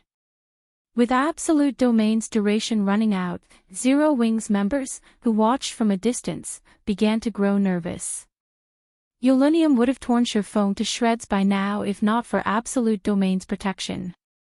Her attacks against their guild leader weren't like the Ice Elf's assault against Kola. She had even begun to double speed cast. Combined with her already absurd casting speed, not even Sherfone could dodge all of her attacks in time. He was forced to rely on Sword's orbit to block some of the attacks, lest the impact knock him back. As though she had anticipated the moment, Yulunium sneered and summoned a crystalline staff. The instant absolute domain came to an end. With a swing of her staff, she revealed numerous magic arrays that had been hidden under the snow around her. Countless icicles shot from the arrays, flying toward Sherfone, and a powerful blizzard of hail and snow descended on the swordsman. Are you kidding me? Is Yulunium really just a monster? Blackie's eyes nearly fell from their sockets when he saw the magic arrays appear around Sherfone. Not only had the Ice Elf set traps during the battle, but her traps had been so cleverly placed that not even Blackie, a cursemancer, had noticed them. This was the first time he had ever experienced such a thing in God's domain. Moreover, Yulunium had concealed over a dozen magic arrays under the snow. As they activated simultaneously, they had the power of more than a dozen Tier 4 magical classes attacking as one. An attack like this would even turn a Tier 4 metric tons into Swiss cheese. As expected of a high magic elf, she's even calculated my skill's duration. The incoming icicles didn't surprise Sherfone in the least. He immediately commanded his summoned Great Demon, which had been on standby, to join the fray. Mythic monsters' intellect shouldn't be underestimated after level 100, especially that of a high magic elf like Yulunium. Sherfone had expected her to employ traps. If these creatures were any weaker, the various superpowers of his previous life wouldn't have struggled so hard against superior mythics. The Great Demon appeared behind Sherfone instantly and blocked the icicles coming in from behind its master. With the Great Demon's help, Sherfone could concentrate on the wind pythons attacking him head-on. However, despite focusing on defense, the wind pythons were too powerful for him, and his HP continued to fall with each attack he blocked. If he hadn't had the help of his healer's diligent spell casting, he wouldn't have lasted more than 15 seconds against this bombardment. With the Great Demon guarding his back and the rear line healer's support, Sherfone had a much easier time distracting Yulunium. Before even Sherfone had realized it, another 50 or so seconds had passed, and only 5 seconds remained before Disintegration power's duration would end. All of your efforts are futile, human. Your power is already fading, and once it does, both you and Alba Grey will forever decorate this lake as ice sculptures. Yulunium declared, flashing Sherfone a sinister grin when she sensed Disintegration power begin to fade. Is that so? Sherfone shot back, unfazed despite Disintegration power's duration running out. On the contrary, he revealed a bright smile as he said, I disagree. With that comment, Yulunium realized that something was amiss. She immediately shifted her gaze toward the distant Anna, but it was too late as the personal guard completed the final verse of her incantation. A holy light pierced the clouds and shot toward the frozen lake as a higher Valkyrie with 3 sets of pure white wings appeared not far from the Ice Elf. A higher Valkyrie. Yulunium's expression shifted when she saw her newest opponent. Read latest chapters at Wuxia World. The Valkyrie gave Yulunium no time to prepare as she threw her thunder spear at the high magic elf, its astonishing power exploding through the space around it. A higher Valkyrie's life rating couldn't compare to that of a dragon, but it was on par with a high magic elfess. Yulunium was forced to focus on the higher Valkyrie's attack, defending herself. The higher Valkyrie demanded all of Yulunium's attention, and the Ice Elf had no energy to spare on Sherfone. She couldn't even defend herself from his Great Demon's attacks, which steadily chipped away at her HP. As the seconds passed, the curse on Alba Grey grew weaker, yet Yulunium couldn't do anything about it. 90 seconds after Sherfone had released the Jealous Witch's mana around the NPC, everyone heard ice shatter as Alba Grey broke free of his icy prison. Chapter 2400, Sword Saint. Seeing Alba Grey break free from his curse, Sherfone breathed a deep sigh of relief. Although the higher Valkyrie could keep Yulunium busy, it couldn't exist for long. If the higher Valkyrie had disappeared before Alba Grey had freed himself, Sherfone wouldn't have been able to stop the Ice Elf even with twofold Berserk. Not only was there a full tier difference between them, but Yulunium was also powerful enough to rival a dragon. Sherfone wouldn't have been able to resist her attacks for long. Damn it! Yulunium grew incensed when she noticed Alba Grey was free. She swung her icy staff at Sherfone, bellowing, "I'll send you all to hell." The high magic elf began to chant an incantation, and a threefold magic array covering a 500-yard radius began to form in the sky. The instant the array took shape, it tore apart space around it. 2 seconds later, these spatial tiers transformed into a gigantic black hole. So, this is her true strength. Sherfone looked up at the black hole with a grim expression. Tier 5 spell, Void Storm. Tier 5 spells were beyond extraordinary. They had enough power to destroy an entire city, transforming it into a lifeless land. This was why the various kingdoms and empires feared Tier 5 beings. Even emperors had to show respect before them. Sherfone had never dreamed that Yulunium could cast Tier 5 spells, despite being a Tier 4 creature. There was only a difference of 1 tier between Tier 4 and 5, but the difference between a Tier 4 spell and a Tier 5 spell was like the difference between heaven and earth. Any random Tier 5 offensive spell could severely injure a Tier 4 creature. If a Tier 4 player tried to stand against a Tier 5 spell, their death would almost be a guarantee. Even Tier 4 MTs could withstand such power. Players wouldn't even have a chance to flee since the amount of mana a Tier 5 spell commanded would freeze space around them. When Zero Wings members saw the Void Storm forming above them, they turned a deathly pale.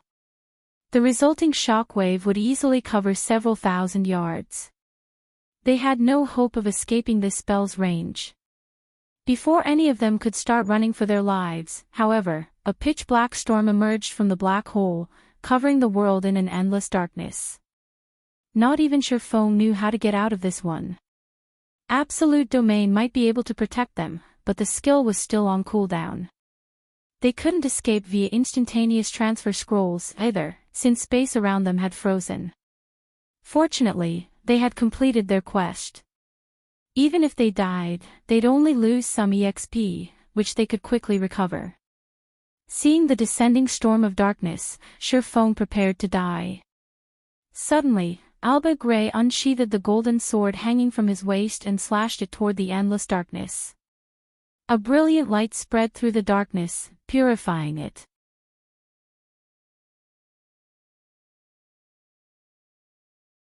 Although the attack had significantly weakened Yulunium's life aura, she successfully read latest chapters at Wuxia World. As the black wall faded from existence, only Alba Grey remained on the snow-covered lake. It seemed she still managed to escape. Alba Grey frowned as he glared at the spatial tear before him. Sherfone, who stood nearby, wasn't surprised in the least that the Ice Elf had gotten away. A Mythic-ranked high magic elf was on par with a Mythic-ranked world boss of the same level. In fact, she should be even stronger. She could cast Tier 5 spells, after all, which proved that she was only half a step away from becoming a Tier 5 being herself. Even a Tier 5 hero would face a long battle to kill her. With Yulunium's disappearance, Sherfone heard the sound of a system notification. System, congratulations. You have completed the inferior legendary quest, last night. Quest completion rate, 93%. Quest rating, S rank. Chapter 2401, Alba Grey's reward and S rank rating. Sherfone was astonished when he saw the outcome of his quest. He'd thought that he had barely passed with a C rank rating. His team had spent 9 days collecting the 1000 mana strands. He had never dreamed that he would earn an S-rank rating after taking so long. Receiving an S-rank rating for high-ranked quests with completion rate indicators was incredibly difficult in God's domain. The quests themselves were typically challenging, and players had to complete the quest to near perfection to achieve such a high result. However, if players could earn an S-rank rating, the original rewards would be improved slightly.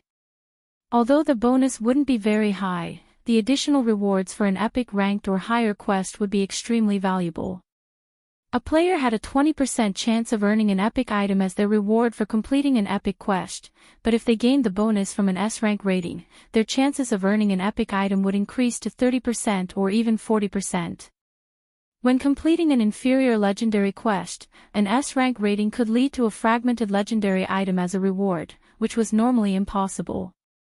Although Zero Wing had plenty of fragmented legendary items, every fragmented legendary item could enable a player to become a peak or apex expert in the future.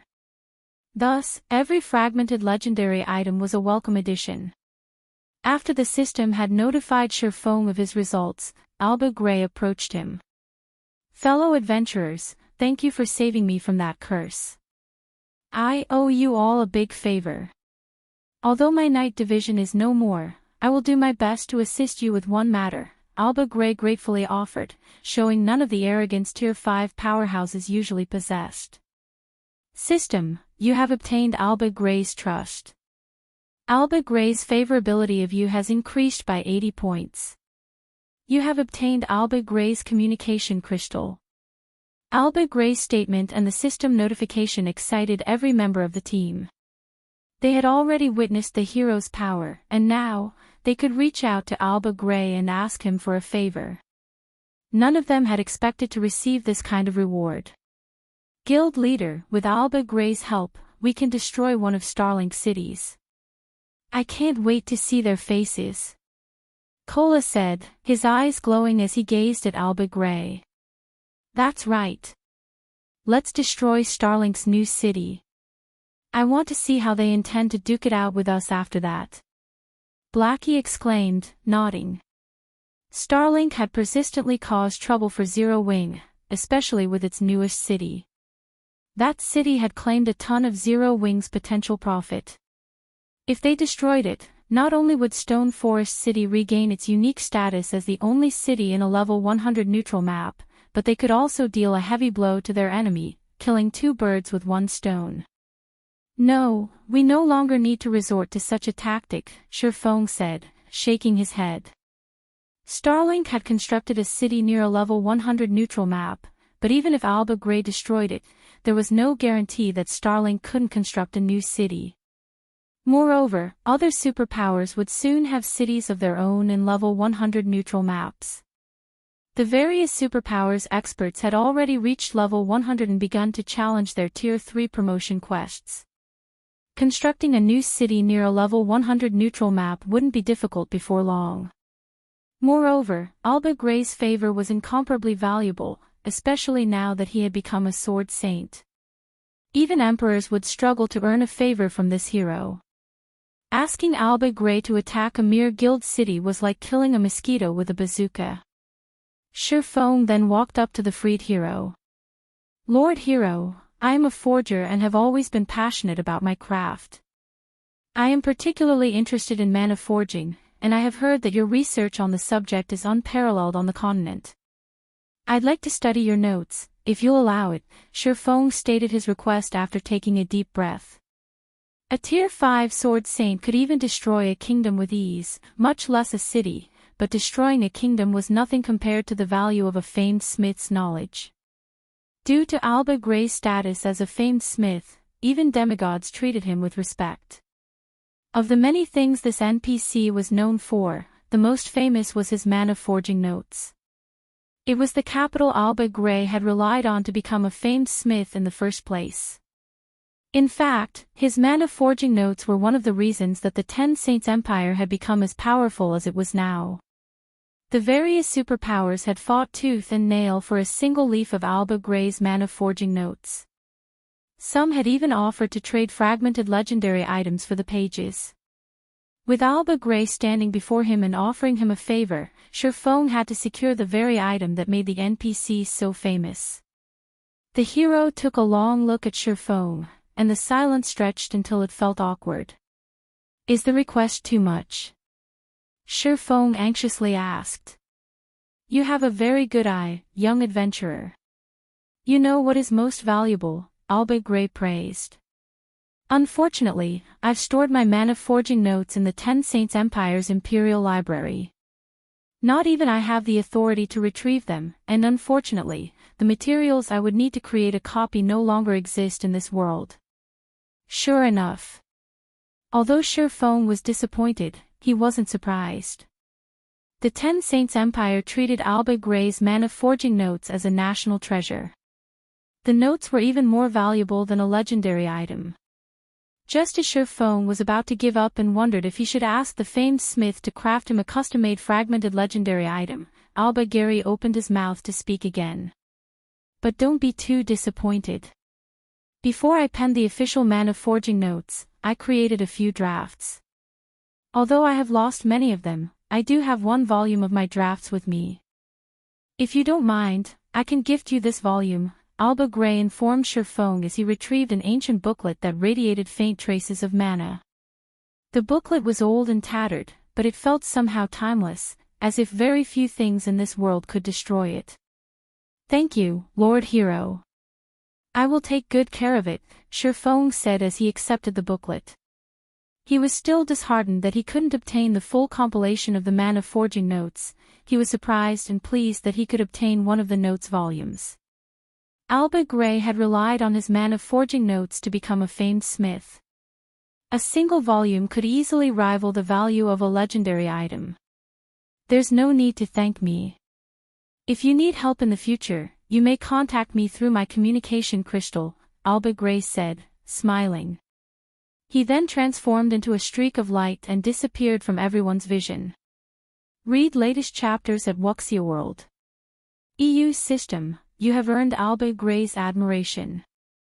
Alba Gray's favorability of you has increased by 10 points. System, Alba Gray's favorability of you has reached 100 points. You have become Alba Gray's friend. Blackie and the others were confused as they watched the exchange. They didn't understand why Shurfeng had asked the hero for a tattered notebook, and based on their guild leader's expression, he seemed ecstatic about it.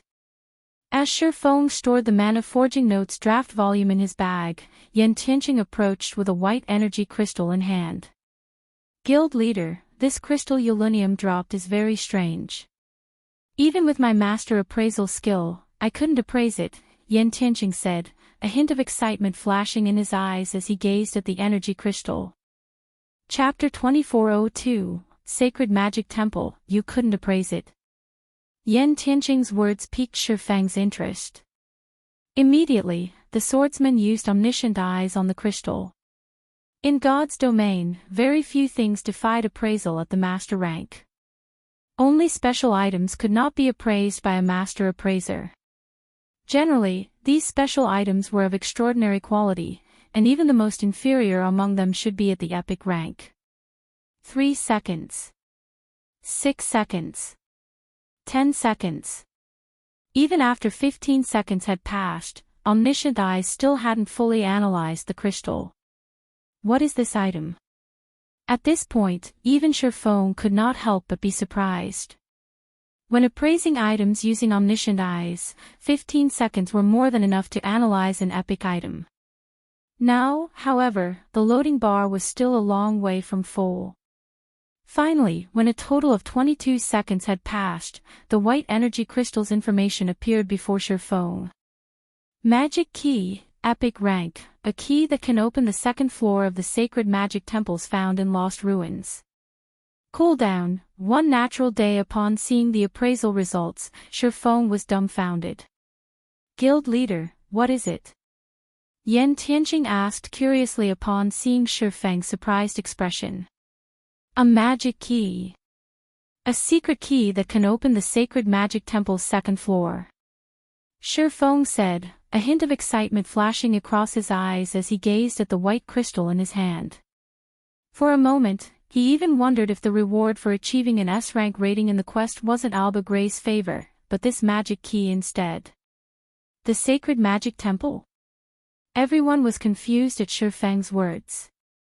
They could be considered very knowledgeable regarding God's domain, but this was the first time they had heard the term, Sacred Magic Temple. Judging by Shifeng's expression and manner of speaking, they concluded that it should be a very amazing place, yet they actually had never heard of it before.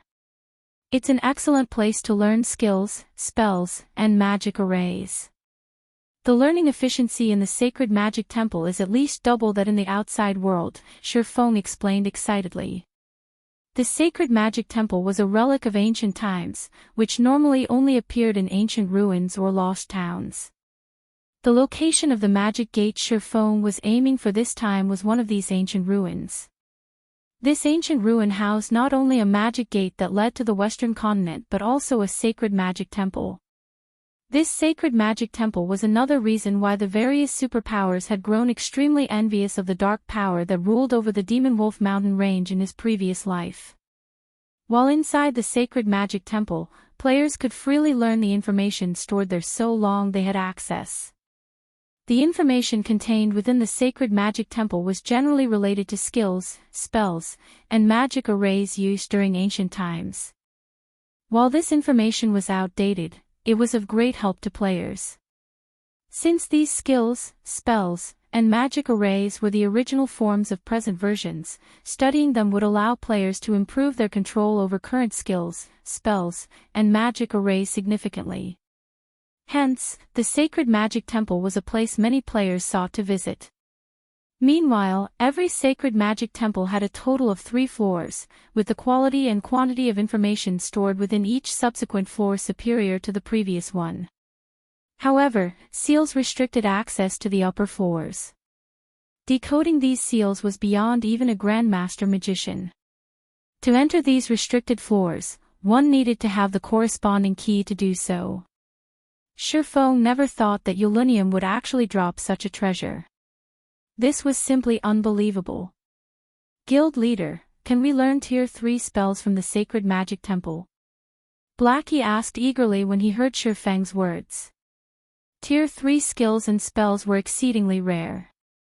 Despite grinding in the Demonwolf mountain range for so many days, they had yet to come across even one Tier 3 skill book or spell book. The Tier 3 skills and spells they possessed thus far were obtained through legacy skill points. If they wished to learn more, they would have to find other ways to do so. If he could freely learn as many Tier 3 spells as possible, then his strength would definitely skyrocket. Learning Tier 3 spells? Dream on, Shifeng retorted, rolling his eyes at Blackie. If it were possible to learn Tier 3 skills and spells from the Sacred Magic Temple, there wouldn't have been so many Tier 3 players in the past that had failed to learn all of the standard Tier 3 skills and spells for their class. Having identified the magic key, Shifeng had everyone search for the remains of the magic gate. At this point, everyone was mostly of the same level as the monsters roaming the Demonwolf mountain range's outer area, so scouring it became a lot easier. After spending just half a day exploring, they located a hidden cave below the frozen lake. After bypassing a magic trap, the team arrived before a ruin that had been abandoned ages ago. Sure enough, this place matches the information. When Shifeng saw the tightly shut silver gate and the 3-story sacred magic temple, he inwardly breathed out a sigh of relief. Due to his reincarnation, the development of the current god's domain had greatly deviated from his previous life's version. Hence, he hadn't been confident that the Demonwolf mountain range's magic gate still existed in this life. Guild leader, quick, look. It's the magic gate. Blackie exclaimed in excitement, pointing at the silver gate. With this, our guild will also be able to travel between the 2 main continents. Blackie had never imagined that they would actually find a magic gate leading to the Western continent. Moreover, even if he wasn't an expert in magic arrays, he could tell by the looks of the gate's shape and the magic arrays engraved on it that the gate was not a one-time use tool but one that allowed players to freely travel between the 2 main continents. Now that Zero Wing had access to the resources of both continents, there was no doubt that the guild would develop into a superpower. It seems the gate has been preserved quite well. The restrictions aren't that significant, Shifeng said calmly as he inspected the silver gate. In its current state, the magic gate before him could be used only once a week, and each use allowed up to 10 players to be teleported, with each person costing 2,000 magic crystals. Feng was relatively satisfied with this outcome. It was much better than some of the other magic gates he knew of that teleported only 3 to 5 people at a time. The only troublesome aspect about the gate before him was its long cooldown. However, now that he had activated the gate, he just needed to wait a few more days to travel to the western continent and start raking in a ton of resources and credits. After inspecting the magic gate, he shifted his sights to the sacred magic temple. During his previous life, despite having access only to the sacred magic temple's first floor, he had reaped a significant harvest, especially regarding his mana control and skill completion rate. Read latest chapters at Wuxia World. As for the sacred magic temple's second floor, all he had was hearsay. He had never personally visited it before. As for the third floor, he had never even heard of anyone reaching it, much less information about it. While everyone else was perusing the information available on the sacred magic temple's first floor, Feng went to access the second floor. He took out the magic key and started chanting the incantation. The activation chant was very short, and he completed it in 4 seconds. Suddenly, he felt the mana around him roil. Immediately afterward, he received a system notification. System, do you wish to enter the sacred magic temple's second floor? Chapter 2403, Reaching the Realm of Masters. Looking at the system notification, Feng immediately chose to enter the sacred magic temple's second floor. Immediately, a threefold magic array appeared beneath Feng's feet, and his body instantly turned into a streak of light that shot through the corridor heavily studded with magic arrays. When Feng opened his eyes again, he was standing inside a majestic hall. The hall looked grand and dazzling, with 12 statues of God supporting its ceiling. As if they were alive, these statues radiated a boundless life aura as well as a faint trace of divine might that felt as if a boulder was weighing down on Feng. What a powerful divine might! If a Tier 2 player were to come here, they wouldn't even be able to move. Feng was astonished as he looked at the statues inside the hall. Just walking was already extremely taxing for him. A Tier 2 player would most likely collapse as soon as they arrived in the hall. Subjected to the divine might here, he could feel his concentration getting depleted. Players wouldn't be able to remain in this place for long periods. Just as Feng was wondering why there was such a setup in the sacred magic temple's second floor, the walls around him started parting, revealing a total of 3 corridors. Every one of these corridors led toward a separate hall filled with various scrolls. At the center of each of these separate halls was a tome made entirely out of gold. Magic array designs. Feng's breathing accelerated when he saw the golden tomes. These magic array designs weren't just any ordinary designs but advanced magic array designs, something rarely found even in the various kingdoms and empires of God's domain. It should be known that even the Divine Beast's Descent magic array, one of Zero Wing's current trump cards, was only an intermediate magic array. An advanced magic array would be a treasure that could protect the guild from imminent peril. Meanwhile, based on the mana the golden tomes radiated, Feng was certain that they were advanced magic array designs. However, due to his distance from the tomes, he couldn't tell what kind of advanced magic array the designs were. For the moment Feng started toward one of the 3 corridors, 9 magic arrays suddenly appeared in each of them. A test. After seeing these magic arrays, Feng more or less understood how the sacred magic temple's second floor operated. Of the 9 magic arrays that had appeared in each corridor, each one was stronger than the one before. Moreover, the magic arrays in each corridor differed in strength. The first magic array set up in the easiest corridor was an intermediate magic array, while the more difficult corridor had an advanced magic array, and the most difficult corridor had a master magic array. Players were most likely required to decode these magic arrays in order to reach the hall at the end of each corridor. However, since just being in the hall sapped a player's concentration, Feng estimated that he could remain here for only 6 or 7 hours, and this was because he possessed an advanced bloodline. An ordinary Tier 3 player would last 4 or 5 hours at best. In other words, Shifeng had to decode the magic arrays within 7 hours. Otherwise, he wouldn't be able to reach the hall at the end of the corridor.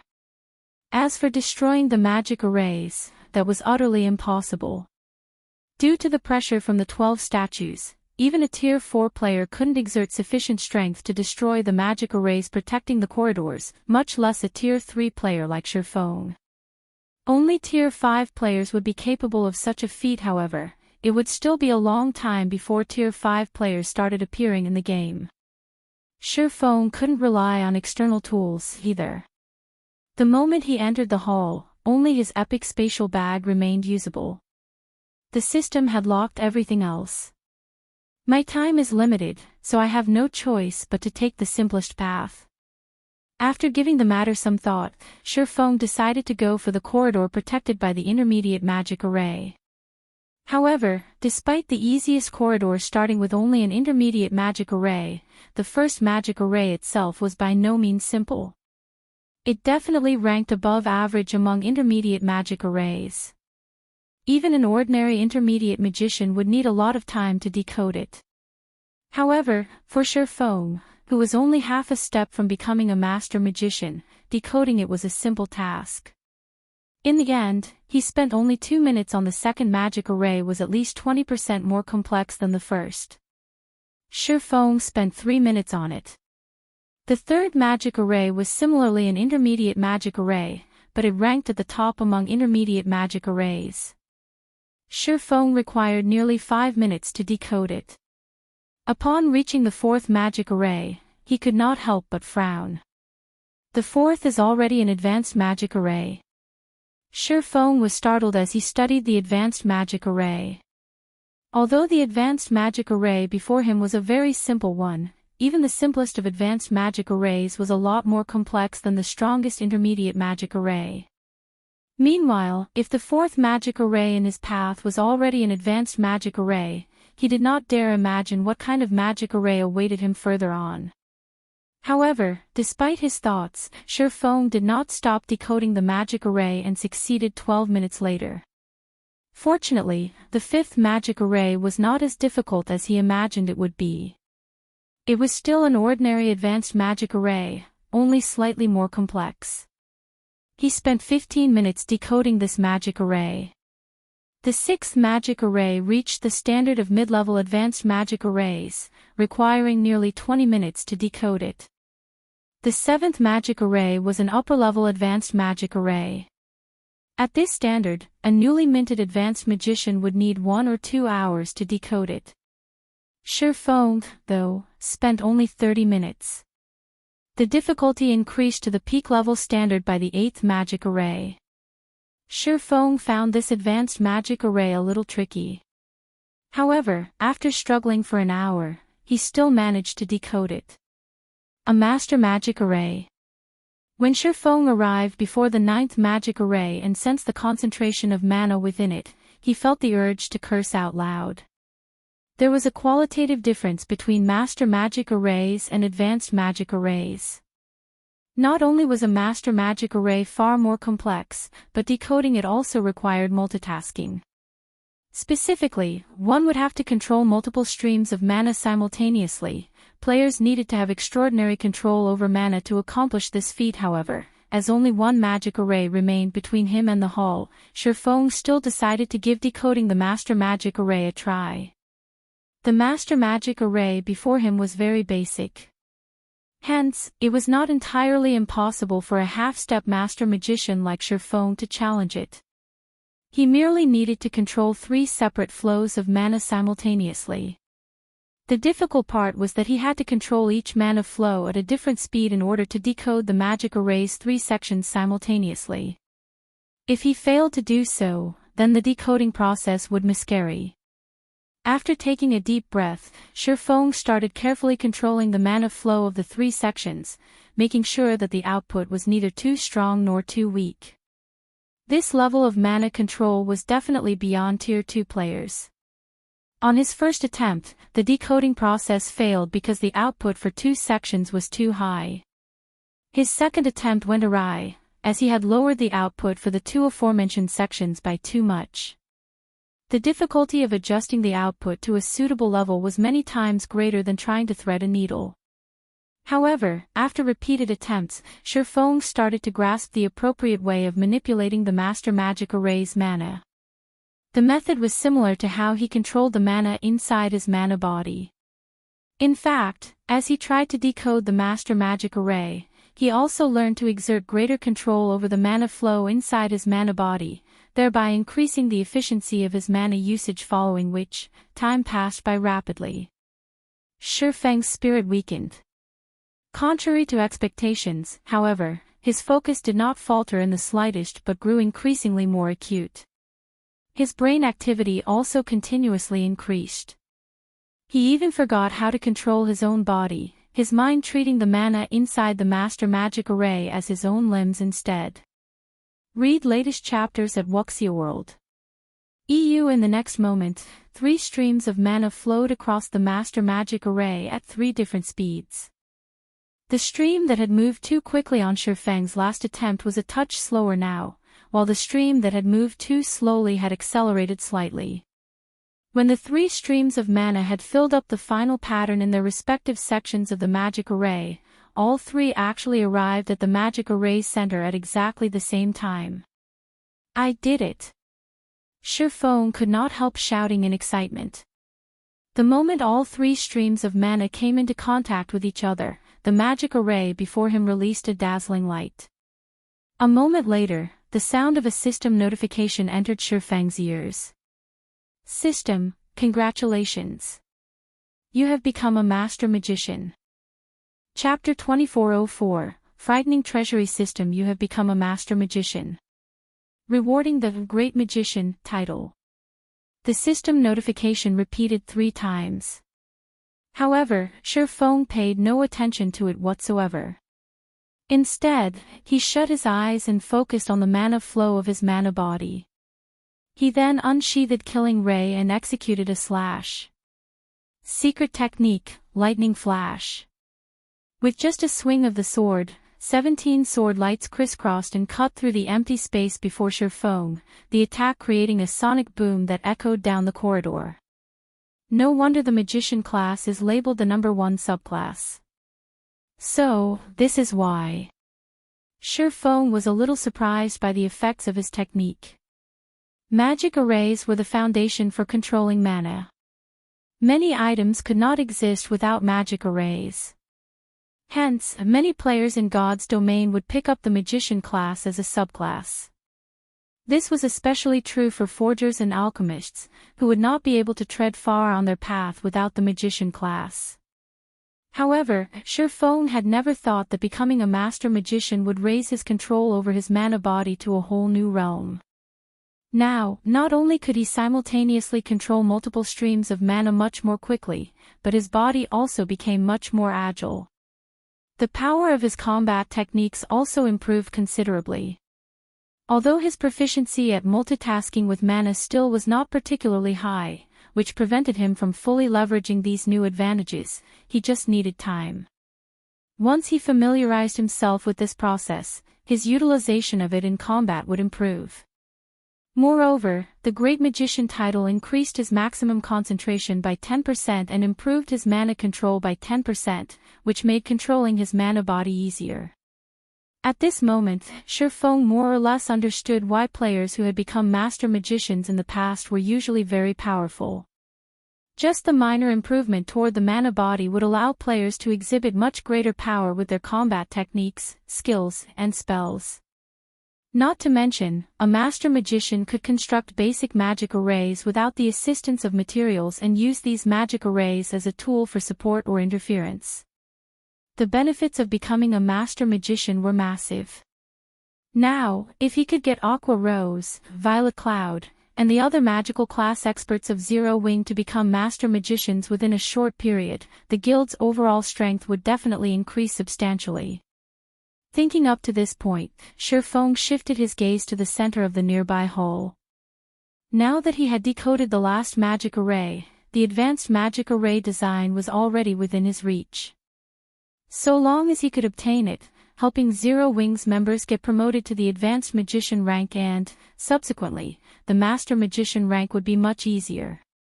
When Shifeng stepped into the hall, the contents of the hall entered his view. The hall was not particularly large, only the size of about 3 basketball courts. However, many magic array scrolls were displayed all over the hall. These magic array scrolls, ranging from intermediate magic arrays to advanced magic arrays, all came in complete sets. Every one of these magic arrays was of the barrier type. Shifeng was dumbfounded upon seeing this scene. Barrier-type magic arrays were things that the current powers of God's domain urgently needed, especially intermediate barrier-type magic arrays. Past level 100, monsters at the Grand Lord rank or above would be immune to the effects of basic barrier-type magic arrays. One needed intermediate barrier-type magic arrays or better to suppress them. However, intermediate barrier-type magic arrays were incredibly rare, even Zero Wing had only a few complete sets. Inside this hall, however, there were over 100 sets of intermediate barrier-type magic arrays and as many as 12 sets of advanced barrier-type magic arrays. This was practically a treasury of magic arrays. No wonder nobody was willing to reveal any concrete information about the Sacred Magic Temple's second floor. When Shifeng looked at the treasure trove before him, he understood why there had been so little information regarding the Sacred Magic Temple's second floor in his previous life. One could make a fortune just selling the magic array scrolls here since the various major powers were willing to pay over 1,000 gold to purchase a set of intermediate barrier-type magic arrays. After all, not all guilds possessed as many fine gold guards as Zero Wing did. Meanwhile, without the help of powerful personal guards, raiding a level 100+ Grand Lord was an extremely difficult and costly task. However, with the suppression effects of an intermediate barrier, the raid difficulty would instantly decrease by a large margin. The expert teams of guilds would then have the ability to raid level 100+ Grand Lords. With the scrolls for an intermediate barrier at hand, teams could also start exploring level 100 neutral maps much more boldly, as they no longer had to fear level 100+ Grand Lords. While Shifeng was thinking of sweeping these magic array scrolls into his bag, his gaze still drifted to the golden tome hovering in the middle of the hall. Previously, as he had been too far from the tome, he could only tell that the magic array design was of the advanced standard. Now that he was standing so close to it, he discovered that it wasn't just an ordinary advanced magic array design. Not only was the golden tome enveloped by a dense layer of mana, but it also radiated a faint trace of divine. Although the power of this divine might was negligible and would have no effect on a player's performance, it still signified that the tome was once the possession of a god. Otherwise, it wouldn't have absorbed a god's aura. Following which, Shifeng walked up to the tome to inspect it. This is an ancient magic array design. Shifeng's breathing accelerated when he read the tome's statistics.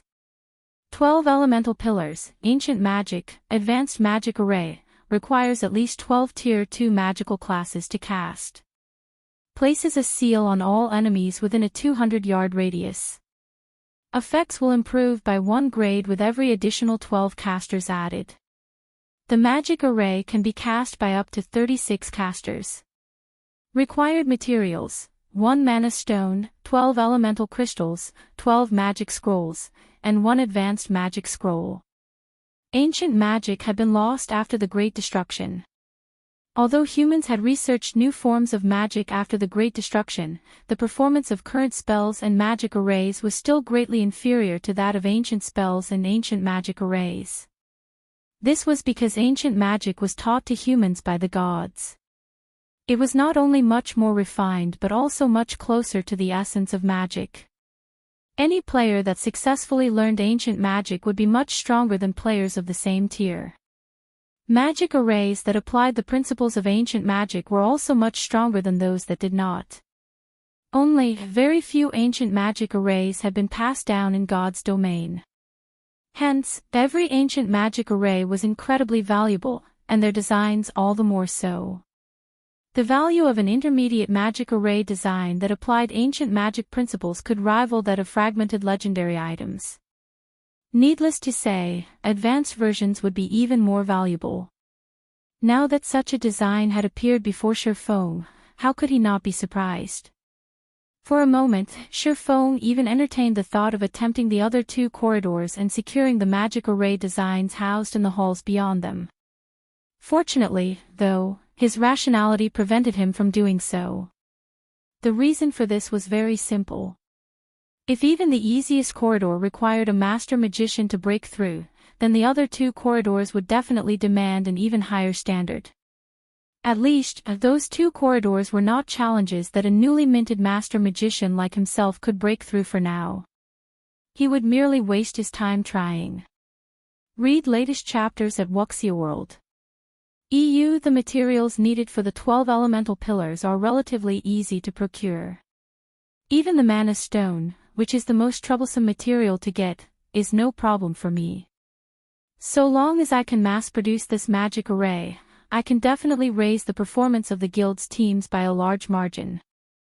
At that time, even the superpowers expert teams won't be a match for Zero Wings when it comes to raiding field bosses. Shurfeng grew excited as he looked at the design in his hands. In his opinion, even the combined value of 10 fragmented legendary items could not match the value of the 12 elemental pillars design. Guild leader, we're done setting up a teleportation point here. All we need to do is set up a teleportation device in the Ten Saints Empire, and we can teleport here anytime we want, Blackie reported excitedly after contacting Shurfeng. Alright. Have everyone get ready. It's time we headed home, Shurfeng said, nodding, and started collecting all of the magic array scrolls inside the hall. In less than 10 minutes, he had cleared out the entire hall. He then returned to White River City together with Blackie and the others.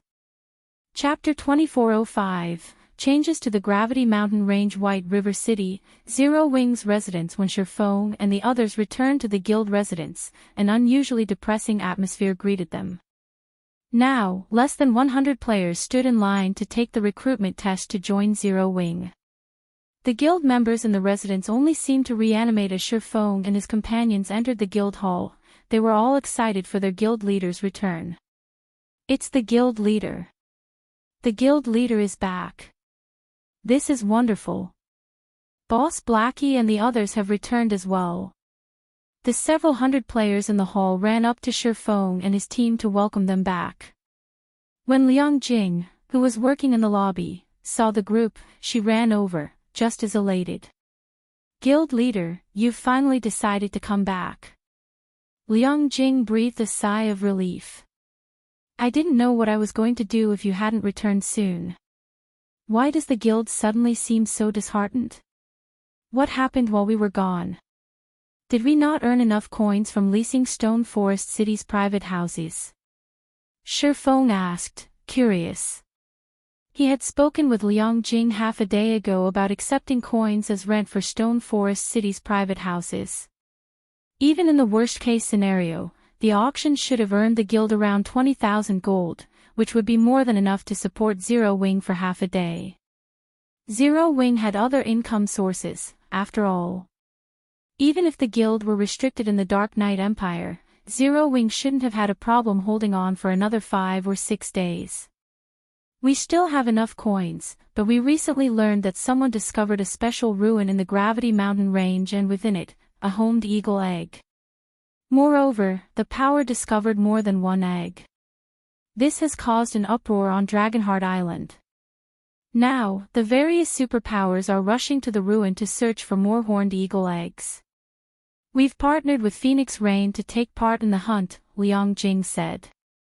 Anxiously, she continued, however, Warblood and Starlink have begun to cause more trouble. They're doing all they can to hinder our progress in the ruin. We thought it best to send Fire Dance and the other recently promoted Tier 3 players to lead the guild's level 100+ experts to the Gravity Mountain Range as reinforcements. Unfortunately, Starlink started to target our players in the neutral maps around Starmoon Kingdom, and we don't have anyone left to stop it. Horned eagle eggs. Liang Jing's report left Shurfeng a little confused. He had never considered that the Gravity Mountain Range would be home to horned eagle eggs. He certainly hadn't heard of such a thing in his previous life. Horned eagles were one of God's domain's flying mounts. They were only intermediate common rank, but they were still flying mounts, and as long as players obtained their eggs and hatched them, they could take the horned eagle hatchling to a tamer, where it would become a true flying mount. The very idea of flying mounts had driven the various superpowers to the brink of madness, but aside from Zero Wing, the number of superpowers on the eastern continent with flying mounts could be counted on one hand. Flying mounts were the future of God's domain. Whoever had the most would have a massive advantage.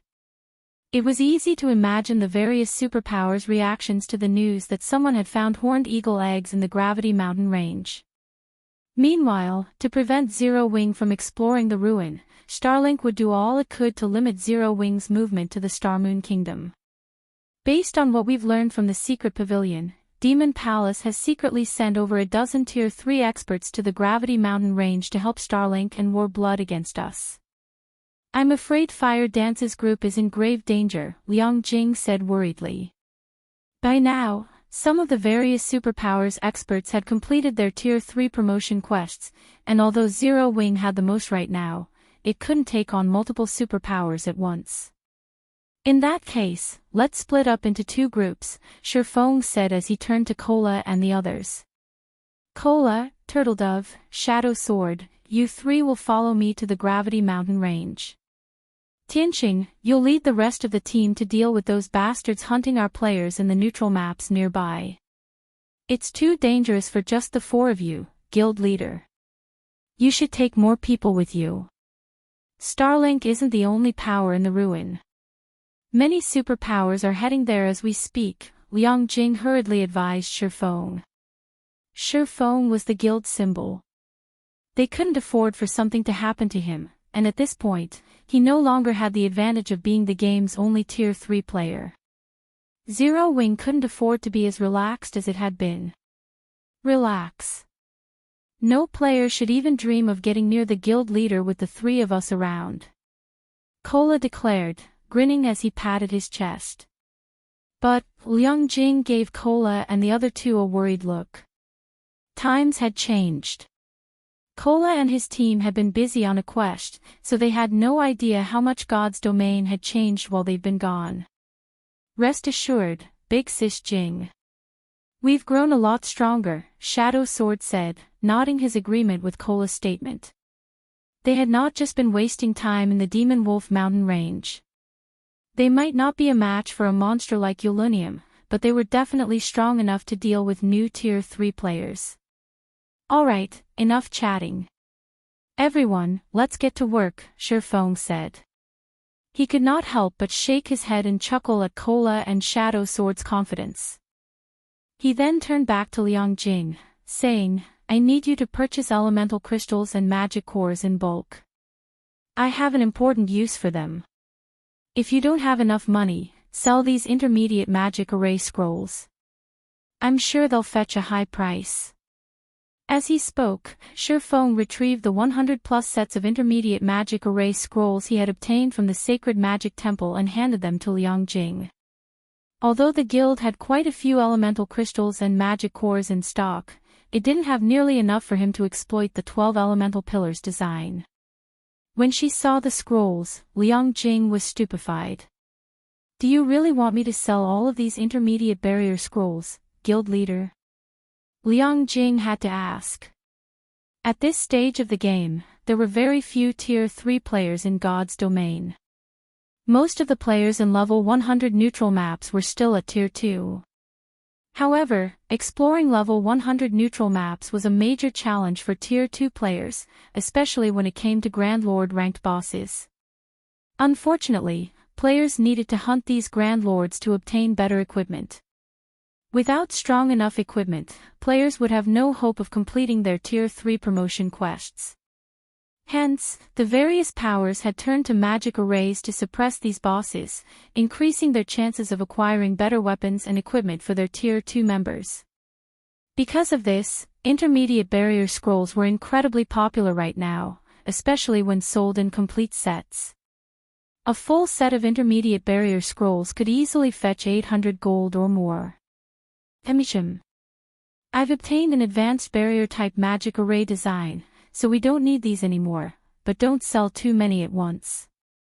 Post them for sale one by one, Shifeng said. Intermediate barriers were valuable, but they couldn't compare to the 12 elemental pillars. Furthermore, this was the best time to sell intermediate barrier scrolls. As more players reached Tier 3, these scrolls would become less valuable.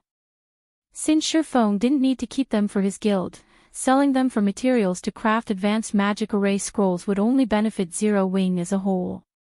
I understand. I'll start posting them in the various kingdoms and empires' auction houses, Liang Jing said, her eyes glowing with excitement. She hadn't expected Shifeng to return with such an abundant harvest. An advanced barrier-type magic array design.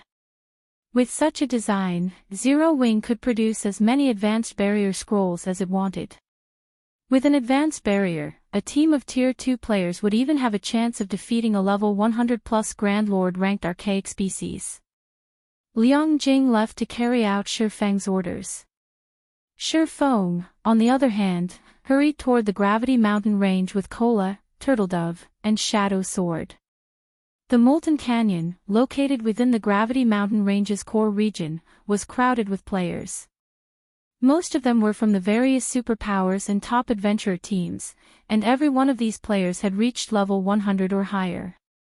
Several players wearing the Heaven's Blade Adventurer team emblem fought desperately to escape the Molten Canyon.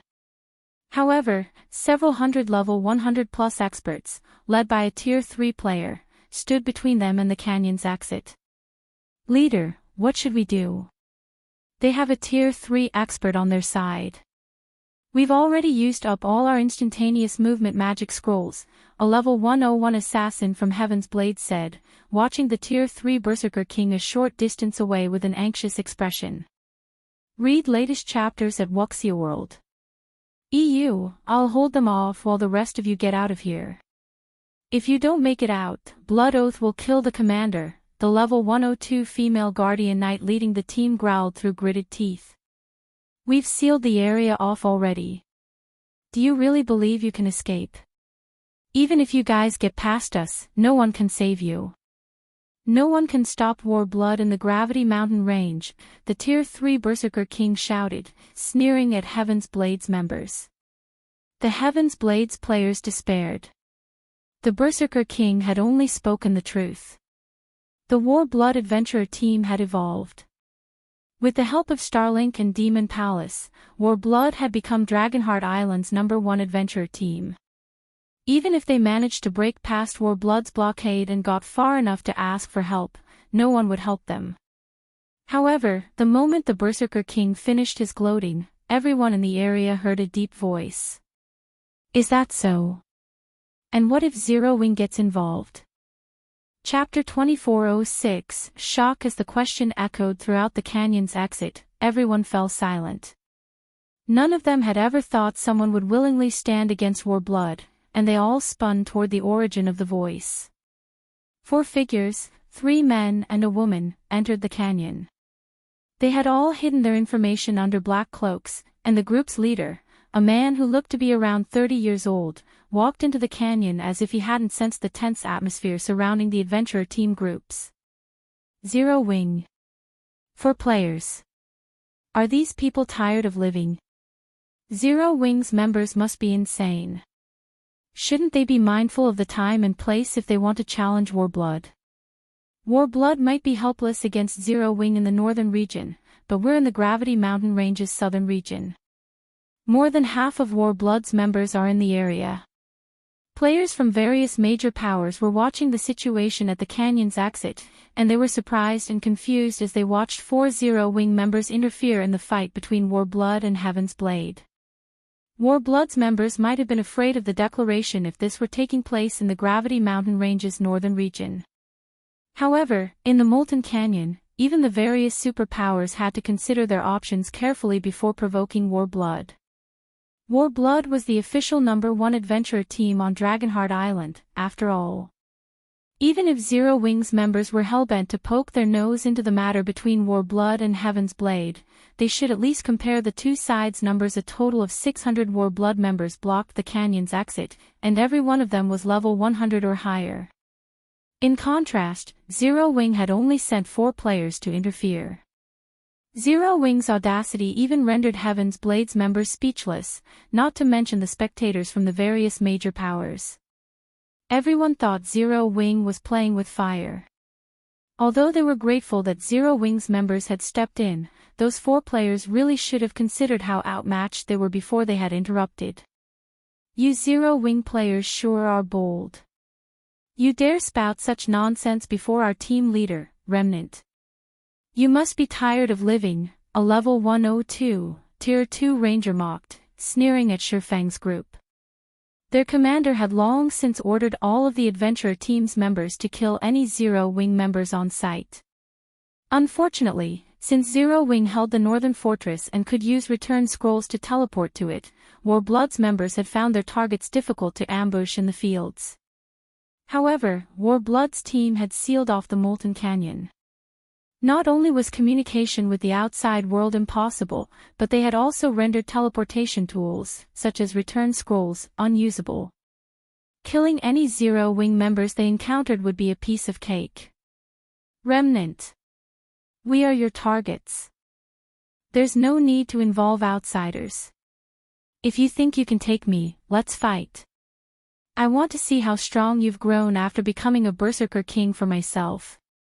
Cleansing Flame, the female Guardian Knight leading Heaven's Blade's team, shouted to Remnant Snow, the Berserker King leading Warblood's team. She knew that escape was no longer possible for her team.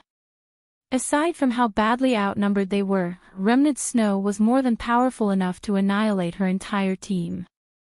She had already witnessed the strength of Tier 3 players, and she knew that Tier 2 players had no hope against them.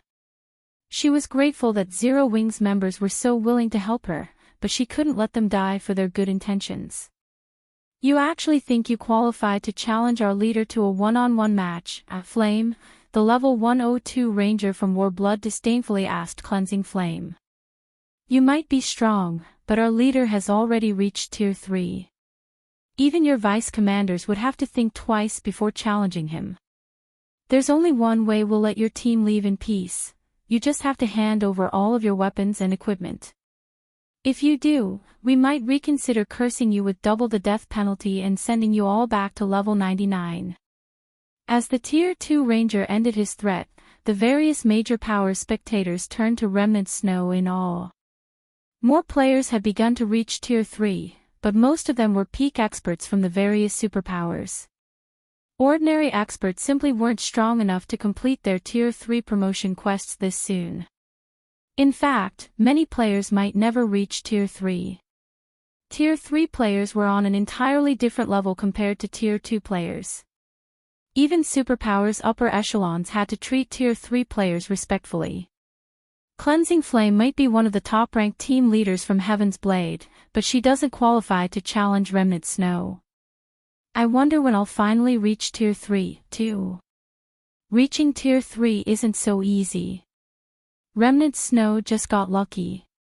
It's a pity that Cleansing Flame had chosen such a high difficulty for her promotion quest.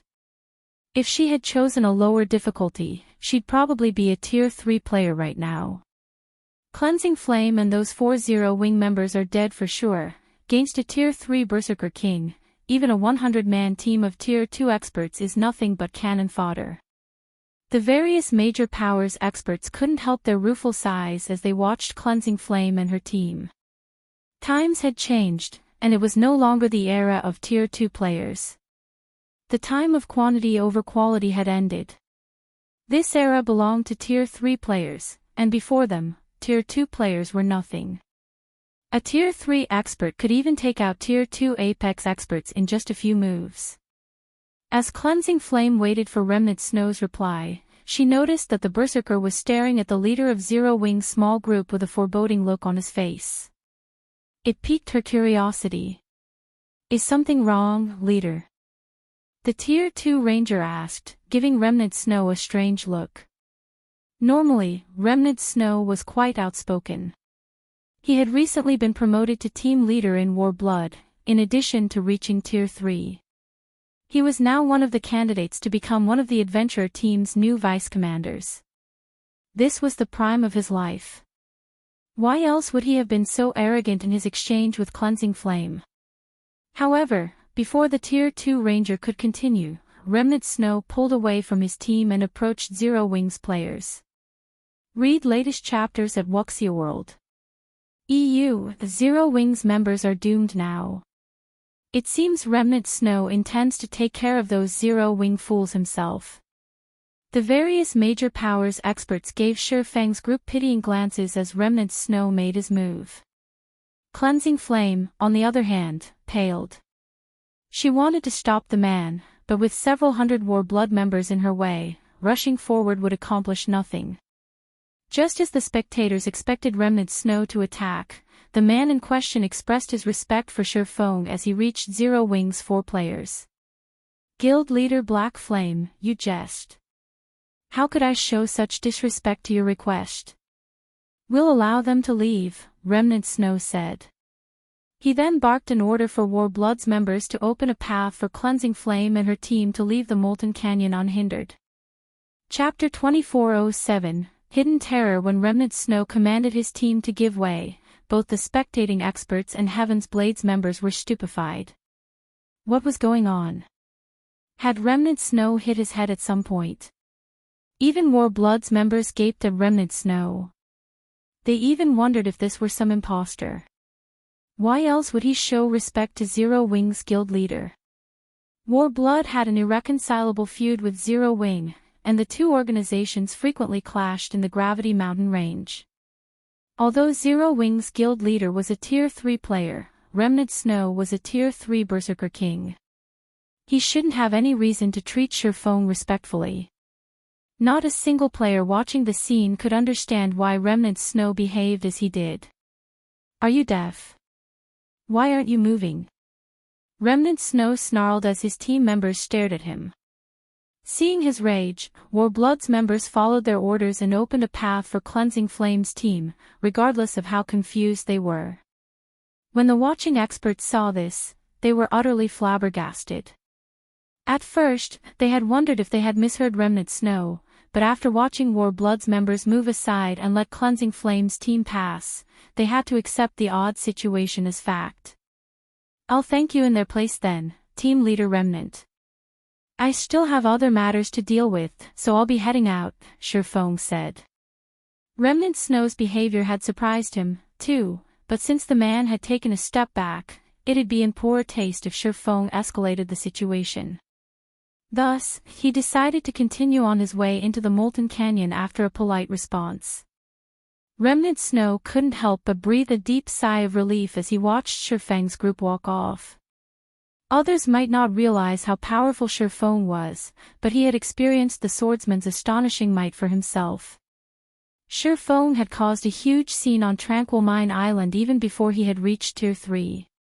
He had then slain Blood Oath, who had been protected by several of his bodyguards and one of the adventurer team's vice-commanders, within the Dragon Phoenix Pavilion's residence. And yet, Feng had still slain Blood Oath. The swordsman was inhumanly strong. Now that Feng had reached Tier 3, he had undoubtedly become even more terrifying. Remnant Snow had no wish to provoke such a monster. Even among Tier 3 players, there were still differences.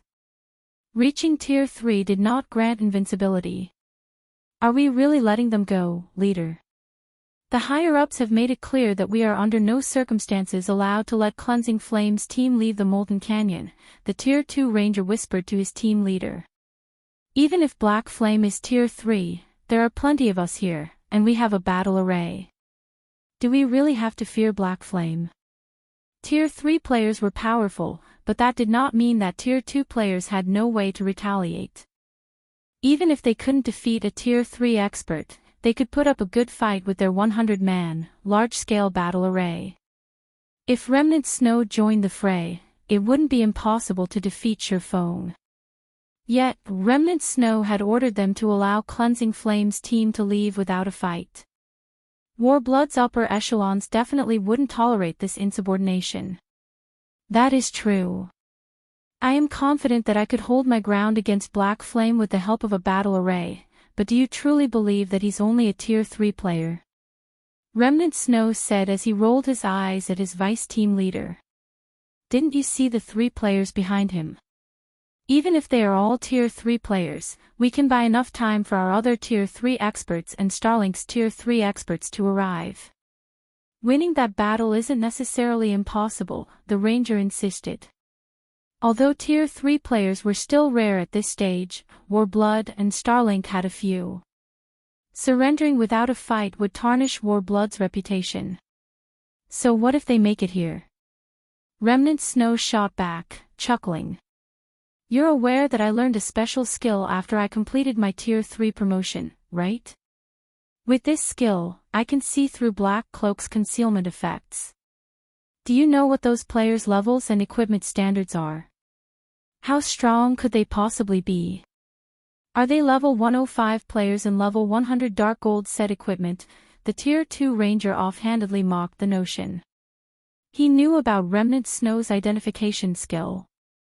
That skill was the reason Warblood had ordered the Berserker King to guard the Molten Canyon's exit in the first place. With him running the show, Heaven's Blades members wouldn't be able to sneak out of the Molten Canyon with black cloaks. At this point, Tier 3 experts' equipment standards weren't much higher than Tier 2 players. Most Tier 3 experts were still wearing level 100 epic equipment. A player would only have a distinct advantage if they equipped level 100 Dark Gold set equipment, but obtaining that kind of equipment was nigh impossible for current players. More experts were reaching Tier 3, but not a single power had enough Tier 3 players to raid level 100 team dungeons, and because of that, obtaining level 100 plus top-tier equipment was still extremely difficult. Players could grind level 100 plus Grand Lords, but the best equipment those field bosses would drop would be fine gold rank. Bingo, Remnant Snow said, chuckling. Not only have they reached level 105, but they're even wearing Dark Gold set equipment. Level 105. Level 100 Dark Gold set equipment? How is that possible? The Tier 2 Ranger exclaimed, astonished. Level 100 Dark Gold set equipment? Shaking his head, Remnant Snow revealed an envious expression as he said, they're not wearing level 100 Dark Gold set equipment, they're wearing level 105 Dark Gold set equipment. Impossible. How can they have possibly acquired such items? Stupefied, the Ranger refused to believe his leader's claim. Obtaining level 100 Dark Gold set equipment was an unbelievable feat at the moment, and obtaining level 105 Dark Gold set equipment was an utter joke. Yet, that was what Remnant Snow had seen after using his special identification skill, so it must be absolute truth. Furthermore, the Ranger had no reason to doubt his leader. Remnant Snow was fighting to become a vice commander. He wouldn't benefit in the least from my Flames team go. As Remnant Snow had said, even if Warblood and Starlink sent Tier 3 experts as reinforcements, they'd be nothing but a joke against those 4 Zero-Wing members. Why else would I have let Cleansing Flames team leave without a fuss? Remnant Snow asked, rolling his eyes. As he stared at Shurfang's departing figure, a trace of fear flashed in his eyes. There was one bit of information he hadn't revealed, the fact that he hadn't gleaned the slightest detail regarding Shurfang. When he had stood before the swordsman, it had felt as if he were trying to stare down a Tyrannosaurus Rex. Honestly, the Tier 2 Ranger silently celebrated his leader's wisdom. Had they started a fight with those players, they all would have died. As Shurfang's group passed, delving deeper into the Molten Canyon unhindered, the various experts in the area gaped in shock. Leader, is Zero-Wing's Black Flame really that powerful of a player? Remnant Snow actually stepped aside out of respect for him, the level 101 female cleric beside Cleansing Flame asked, confused and stunned. Even the various superpowers feared Tier 3 players, yet Remnant Snow had conceded after a few words from Shurfang. It was utterly unbelievable. I don't know exactly how powerful Guild Leader Black Flame is, but I know that this is an opportunity for us, Cleansing Flame said, excitement flashing in her eyes after seeing Remnant Snow's extraordinarily respectful display before Sherfone. She immediately tried to catch up with the small Zero-Wing group. None of Heaven's Blade's members knew what she was up to. Guild Leader Black Flame, I am Cleansing Flame, one of Heaven's Blade's team leaders. Thank you for saving us. If you hadn't come along, we would have died here, Cleansing Flame sincerely thanked Sherfone. It was just a small effort on my part. There's no need to be so polite, Team Leader Flame, Sherfone said. Read latest chapters at Wuxia World. Sherfone hadn't intended to save Cleansing Flame's team. He had just wanted to spoil Warblood's fun. He had hoped that Remnant Snow would attack him, and he could use the chance to wipe out some of Warblood's members. He certainly hadn't expected the Berserker King to concede. It had left him with no choice but to abandon his original plan. Guild Leader Black Flame, may I request your help in saving our trapped commander? If you're willing to save our commander and her team, Heaven's Blade will offer this item as compensation, Cleansing Flame said as she revealed an ancient, withered tree branch. The branch didn't look like anything special, but it radiated a timeless aura. Moreover, it contained a powerful life force. The Tree of Life. When he saw that special tree branch, Sherfone couldn't help his shock. Chapter 2408, Elven Race's Divine Artifact, you really are amazing, Guild Leader Black Flame. You recognized it at a glance, Cleansing Flame praised the swordsman, a little surprised when Sherfone identified the tree branch. Heaven's Blade had tried all sorts of methods to appraise the branch but failed to learn anything. In the end, they had only discovered the tree branch's identity after using an ancient appraisal scroll. And yet, Sherfone had known what the branch was after a quick glance. It was unbelievable. Everyone in God's domain knew about the Tree of Life, the elves' divine artifact, but there was very little information available about the tree itself. The most the average player knew about the Tree of Life was that it produced the Fruit of Life. The Fruit of Life was a sacred item that could resurrect NPCs, as well as a treasure that could drastically improve a living creature's potentials. Even kings and emperors coveted the Fruit of Life. It's no wonder why Warblood is out to get you and willing to go as far as to seal off the Molten Canyon. Sherfone realized what the previous encounter had been about when he saw the tree branch in Cleansing Flame's hand. That's right. Warblood found out about the tree branch and is doing everything it can to target us in the ancient ruin. Unfortunately, our commander is still trapped in the ruin, and we aren't strong enough to save her, Cleansing Flame said, clenching her teeth. However, that branch isn't one of the Tree of Life's main branches, just a side branch, Sherfone calmly deduced. Moreover, I'm guessing that you have more than 2 or 3 side branches on your hands. I suspect you also have a main branch. How did you know? Cleansing Flame was flabbergasted. Only a handful of people in Heaven's Blade knew how many branches the adventurer team had and what kind they were.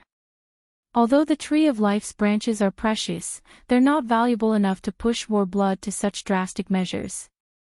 Besides, your willingness to offer a side branch as payment tells me that you have many more, Sherfone explained. At this point, no player in God's domain knew more about the Tree of Life than Sherfone. The Tree of Life's side branches were valuable treasures, each worth multiple pieces of level 100+ epic equipment. These side branches could be cultivated to grow into a Tree of Life, and as long as they did, it would produce water of life. The tree wouldn't produce much water of life, and it would take a long time, but the liquid was immensely valuable. It was, after all, one of the few items in God's domain that could resurrect an NPC.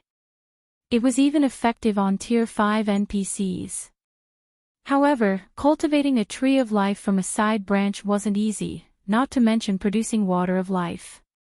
One would need to sacrifice astronomical resources to accomplish the feat. Even if Warblood wanted the side branch, it wouldn't be desperate enough to seal off the Molten Canyon to get it. The only explanation was that Heaven's Blade had acquired one of the Tree of Life's main branches. The main branches were extraordinary and even more valuable than ordinary legendary items. As long as one cultivated a Tree of Life from a main branch, the tree would be capable of producing Fruit of Life. Fruits of Life were just as valuable as fragmented legendary items. Thus, it was easy to imagine how valuable a Tree of Life, which could produce an endless supply of the fruit, would be. Even super guilds would sacrifice everything to get their hands on a main branch. Hearing Shifeng's explanation, realization dawned on Cleansing Flame. Shifeng's deduction was correct. Warblood had discovered that Heaven's Blade had a main branch from the Tree of Life, which was why it so furiously targeted Heaven's Blade. With no other choice, her commander, Zwei, had sent her with the side branch to find outside help. These branches weren't ordinary items, and they were guaranteed to drop on death. Her commander wouldn't have been in such a precarious position otherwise. If you're hoping that Zero Wing will save your commander just for a side branch, I'm afraid that I have to refuse. I'm sure you're aware of how crazy and powerful Warblood is, not to mention its partnership with Starlink. I doubt any superpower would be willing to offend Warblood. Even if you offered me 2 or 3 side branches, I'd have to refuse, Shifeng told Cleansing Flame with a serious look. However, it's not impossible to afford Zero Wing's help. We want one of the main branches, that's the bottom line, to purchase Zero Wing's help in rescuing your commander. He did not particularly care about the Tree of Life's side branches. He could easily find replacements for the Water of Life. The main branch, however, was a different story.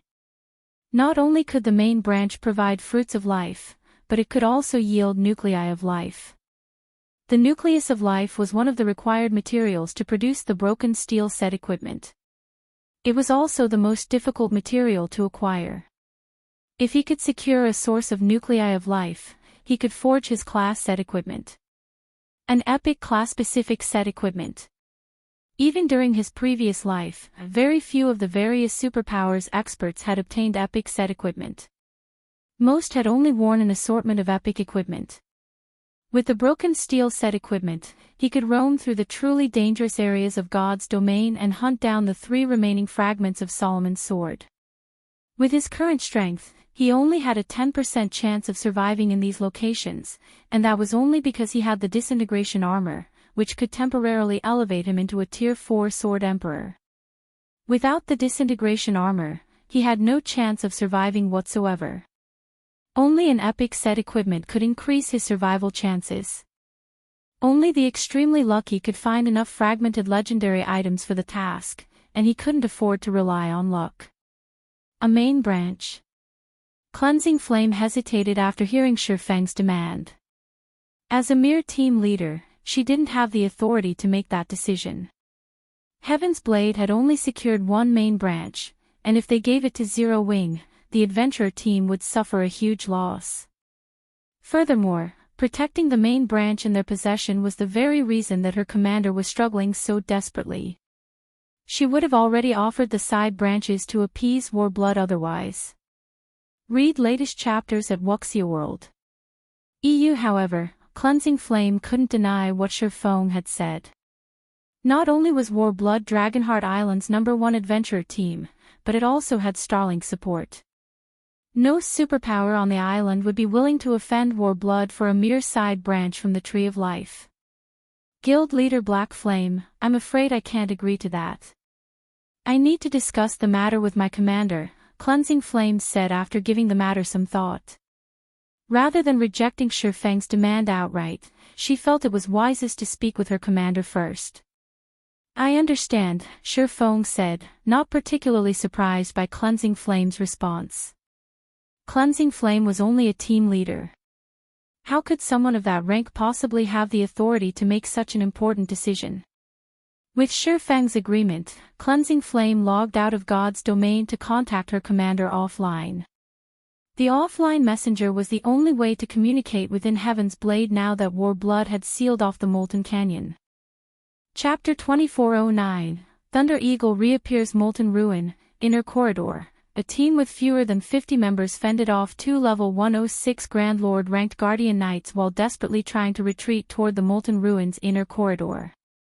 Although the team had so few members, as many as 8 of them were Tier 3 experts, including the female Guardian Knight that stood 1.9 meters tall and single-handedly held her ground against the two Grand Lords.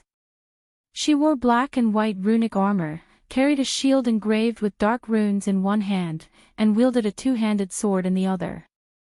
This female Guardian Knight's outstanding performance was the only reason that the other Tier 3 players on the team could focus on stopping the dozen or so Great Lord rank mechanical puppets, allowing the rest of the team to pull back safely. The Guardian Knight was none other than Zwei, Heaven's Blade's famous commander and the very soul of the adventurer team. Suddenly, a level 101, Tier 3 assassin appeared beside Zwei, reporting, "Commander, I've just received an offline message from Cleansing Flame.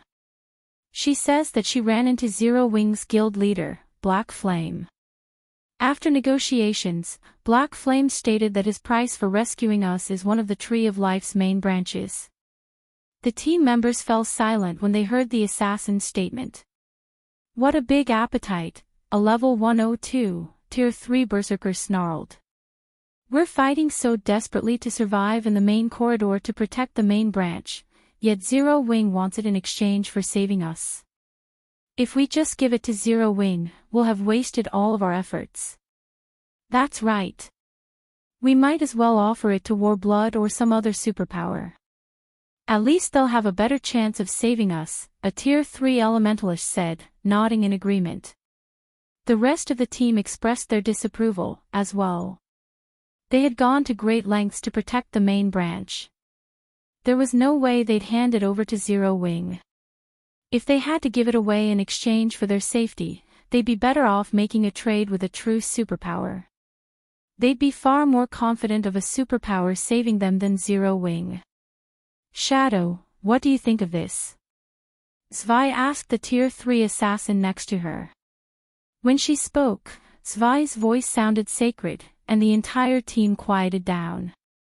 Everyone perked up and waited to hear their vice commander's opinion on the matter. "I'm afraid that keeping the Tree of Life's main branch will be too much of a challenge for us, Commander, and the side branches aren't nearly attractive enough to the various superpowers. No one will offend Warblood for a few side branches," Divine Shadow, the Tier 3 assassin, said. "However, I think we'll have more options if we use the main branch as a bargaining chip." "What do you suggest we do?" Zwei asked calmly. "We definitely cannot allow Warblood to benefit from our work. Zero Wing's help is negligible, as well, and we can't rely on most superpowers. I've just received an offline message from 13 Thrones. I don't know how they found out, but they know we have the Tree of Life's main branch. They're willing to help us. Not only will they send reinforcements to get us out of here, but they'll also provide protection and conveniences on Dragonheart Island in the future as long as we give them the main branch," Divine Shadow said. No one was happy with it, but they understood Divine Shadow's reasoning. The Molten Ruin was extremely dangerous. Although Dragonheart Island's various superpowers were here to find horned eagle eggs, most of them couldn't get past the ruin's outer region. Very few superpowers were strong enough to explore the inner region. Heaven's Blade's team had only managed to make it that far by relying on special means.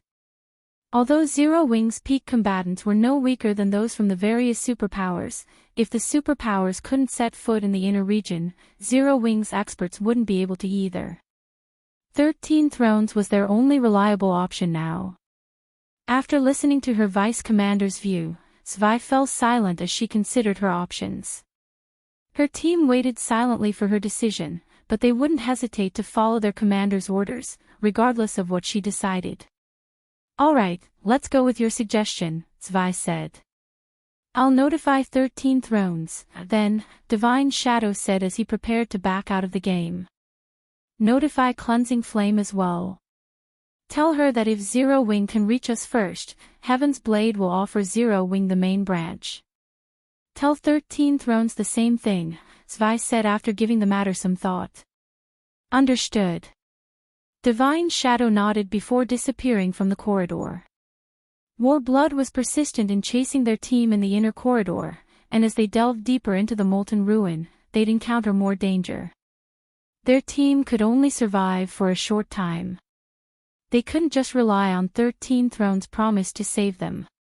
Moreover, Zero Wing had done the adventurer team a favor when it had saved Cleansing Flame's team. Outright refusing the guild wouldn't be wise. Although Zero Wing had a slim chance of reaching their team, at least it had a chance to compete against 13 Thrones with equal conditions. Once Divine Shadow had logged out, he notified Cleansing Flame and 13 Thrones representative of Zwei's decision. Whichever guild reached Zwei's team first would become Heaven's Blade's business partner. Meanwhile, Shifeng and his entourage rested in a dense forest within the Molten Canyon while they waited for Cleansing Flame to log back into God's domain. Guild leader Black Flame, if you can reach our commander before 13 Thrones, she'll agree to your demands. I hope you can understand, Cleansing Flame apologized after returning to the game. Naturally, 13 Thrones had more members in the Molten Ruin than Zero Wing. The superpower had long since dispatched a large force of experts to the ruin to search for homed eagle eggs. In fact, it had been the first guild to send experts into the Molten Ruin's inner region. Ordinary expert teams had no place in the Molten Ruin's inner region. Even with more than 20 Tier 3 experts leading its team, 13 Thrones had taken nearly 3 hours to reach the inner corridor. The monsters that guarded the path to the inner region were immensely powerful, and ordinary superpowers were utterly powerless against them. Heaven's Blade's team had only reached the inner region by relying on special means. In contrast to 13 Thrones' team, which was already in the area, Zero Wing's main force hadn't even gathered in the Molten Canyon yet. By the time the team arrived, 13 Thrones would have secured her commander's team. Shifeng had saved her team, but Cleansing Flame knew she couldn't change her commander's mind. This concerned the adventurer team's survival, after all. I understand. The survival of your adventurer team comes first. Commander Zwei has made a wise decision, Shifeng said, chuckling. He knew what Heaven's Blade was trying to pull. I just want to clarify, you're saying that if Zero Wing's members reach your commander and rescue her first, she'll hand us the Tree of Life's main branch, right? I believe that's the case. The question confused Cleansing Flame a little, but she nodded after finding no flaws in Shifeng's statement. That will make things simple, Shifeng said, smiling. Would you be willing to sign a contract with Zero Wing regarding this matter? Read latest chapters at Wuxia World. EU, simple. Cleansing Flame was even more confused, but she agreed to sign the contract. Her commander had already agreed to the conditions, and there was no harm in her representing her commander and adventurer team on the contract. Cleansing Flame and Shifeng signed a contract while one of her subordinates reported back to Heaven's Blade's commander. Since that's taken care of, let's go, Shifeng said, satisfied with the contract. Go. Go where? To save your commander, of course, Shifeng said, smiling. He then took out the Thunder Eagle's summoning flute and summoned the flying mount. A gigantic eagle with a wingspan of over 20 meters appeared above the forest with a deafening screech that echoed throughout the Molten Canyon. Chapter 24:10, Rescue Team. The surrounding players immediately noticed the Thunder Eagle's appearance. A flying mount. What a powerful flying mount. Based on its aura, it's as strong as a level 100 Great Lord. Too cool. When will I get to ride a flying mount like that? The various major powers fell into a heated discussion when they noticed the Thunder Eagle, visibly envious. If not for the fact that summoning flutes occupied a bag space and had an abysmally low chance of dropping, they would have charged forth to try to steal the flying mount. So, this is the rumored Thunder Eagle. Cleansing Flame stared at the massive bird of prey as it descended. Although the various superpowers, Heaven's Blade included, were searching for homed eagle eggs in the Molten Ruin, none of them had a clear idea of what a flying mount was. They had only ever seen the creature on a video. Seeing the Thunder Eagle in person, Cleansing Flame thought it was even more majestic than a private plane. Hop on. There are too many monsters on the way. We'll get there faster by air. Shurfeng invited Cleansing Flame on the Thunder Eagle's back after jumping on himself. Although the Molten Canyon was a dangerous area, players could fly if they had the means. Shurfeng had only refrained from using his flying mount because of how incredibly conspicuous it was. If he had flown into the Molten Canyon, everyone would have immediately realized that Zero Wings guild leader was in the area. But he no longer cared about hiding his identity. The Tree of Life's main branch was of utmost importance, and the only way his small team would reach the Molten Ruin quickly was by flying on the Thunder Eagle. Moreover, since Warblood had sealed off the Molten Canyon, players within the canyon couldn't use their in-game communication system, which made it easier for Shurfeng to hide his tracks. With Shurfeng's invite, Cleansing Flame and the few surviving members of her team climbed aboard the magnificent Thunder Eagle. Once everyone was on its back, the Thunder Eagle flapped its wings and swiftly ascended several hundred meters into the air. It then flew straight toward the Molten Ruin. This flying mount is amazing, leader. If we could get a few for ourselves, our leveling speed would skyrocket. A level 101 assassin beside Cleansing Flame exclaimed as he watched the scenery pass below him. Indeed. With this movement speed and maneuverability, reaching distant level 100+ maps would be a lot easier, Cleansing Flame agreed, nodding. As she glanced down at the level 100+ monsters roaming the forest below, she, more or less, understood how beneficial a flying mount could be. It also explained how Zero Wing had become so powerful. If they had the help of a flying mount, they could explore and grind in a level 100 neutral map twice per day. They could spend nearly double the time grinding than if they traveled via land mounts. It was no wonder how Zero Wing had nurtured so many Tier 3 players so quickly. On the Thunder Eagle's back, the trip that should have taken them 2 hours was over in a dozen minutes or so. During that time, Cleansing Flame and her teammates had felt as if they were dreaming. It had taken them a lot of effort and plenty of sacrifice to fight their way from the Molten Ruin to the Molten Canyon's exit, yet without enduring a single battle, they returned to the ruin. They had even recovered some of their stamina during the trip as if their earlier battles had been nothing more than a passing dream. Guild leader Black Flame, our adventurer team has thoroughly explored the Molten Ruin's outer region, so we know the path to the inner area. We can guide you there. We also have plenty of members stationed on the path to the inner area, so they should be able to help, Cleansing Flame suggested. Shurfeng had saved her team, so she owed him a big favor. Since he intended to race 13 thrones to her commander, she would help him in whatever way she could. Moreover, they'd have a greater chance of victory with more players if they stumbled across Warblood's members. I'll have to trouble you, then, Shurfeng said. I'll contact them now. They should be assembled by the time we reach the cavern that leads to the inner region, Cleansing Flame replied. She then instructed one of her team members to log off and notify Heaven's Blade's other members within the Molten Ruin's outer region. Cleansing Flame then directed Shurfeng and his entourage to the entrance of the Molten Ruin's inner region.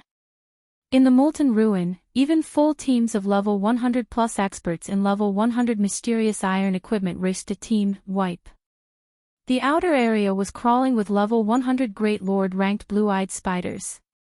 A team would occasionally come across level 100 Grand Lord ranked demonic flame spiders, as well. These monsters were a major challenge for Tier 2 players. The blue-eyed spiders weren't a big issue, but only death awaited them if they ran into the demonic flame spiders.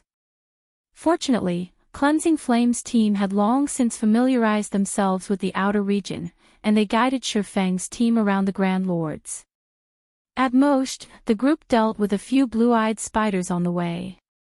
Shurfeng's group hadn't even needed to lift a finger throughout the journey.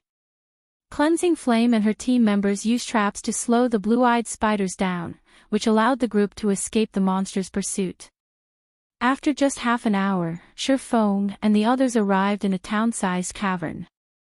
Azure crystals decorated the cavern ceiling, radiating a blinding light that illuminated the cavern.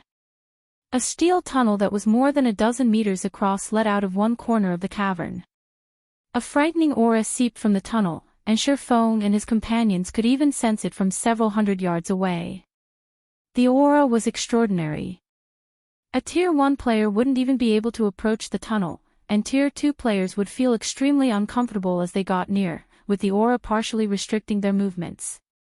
However, quite a few players had gathered at the mouth of the tunnel. Shurfong counted more than 10,000 players with a rough glance, all of which were from the various superpowers expert teams. These players were high-leveled and well-equipped. Quite a few of them were even peak experts, wearing multiple pieces of epic equipment. Shurfong also spotted several dozen Tier 3 experts. Among the players, Shurfong noticed a team wearing capes with Heaven's Blades emblem. The team wasn't particularly large, with only a little over 100 members, but their equipment standards were very high. Many of the team members were experts in level 100 secret silver equipment. The team was also one of the more eye-catching groups standing near the tunnel. Luo. You guys sure got here quickly. We've rushed here as fast as we could, yet you still beat us, Cleansing Flame said to the Tier 3 female cleric leading Heaven's Blades team in greeting. The female cleric was delicate and pretty. Although she had a small frame and looked harmless, none of Heaven's Blades experts dared to look down on her. Rather, traces of fear and reverence flashed in their eyes when they looked at her. You're finally here. If you'd taken any longer, I would have challenged the path already, the female cleric named Luo said cheerfully when she saw Cleansing Flame. Read latest chapters at Wuxia World. EU Guild Leader Black Flame, let me introduce you. This is Luo, Heaven's Blades Chief Cleric.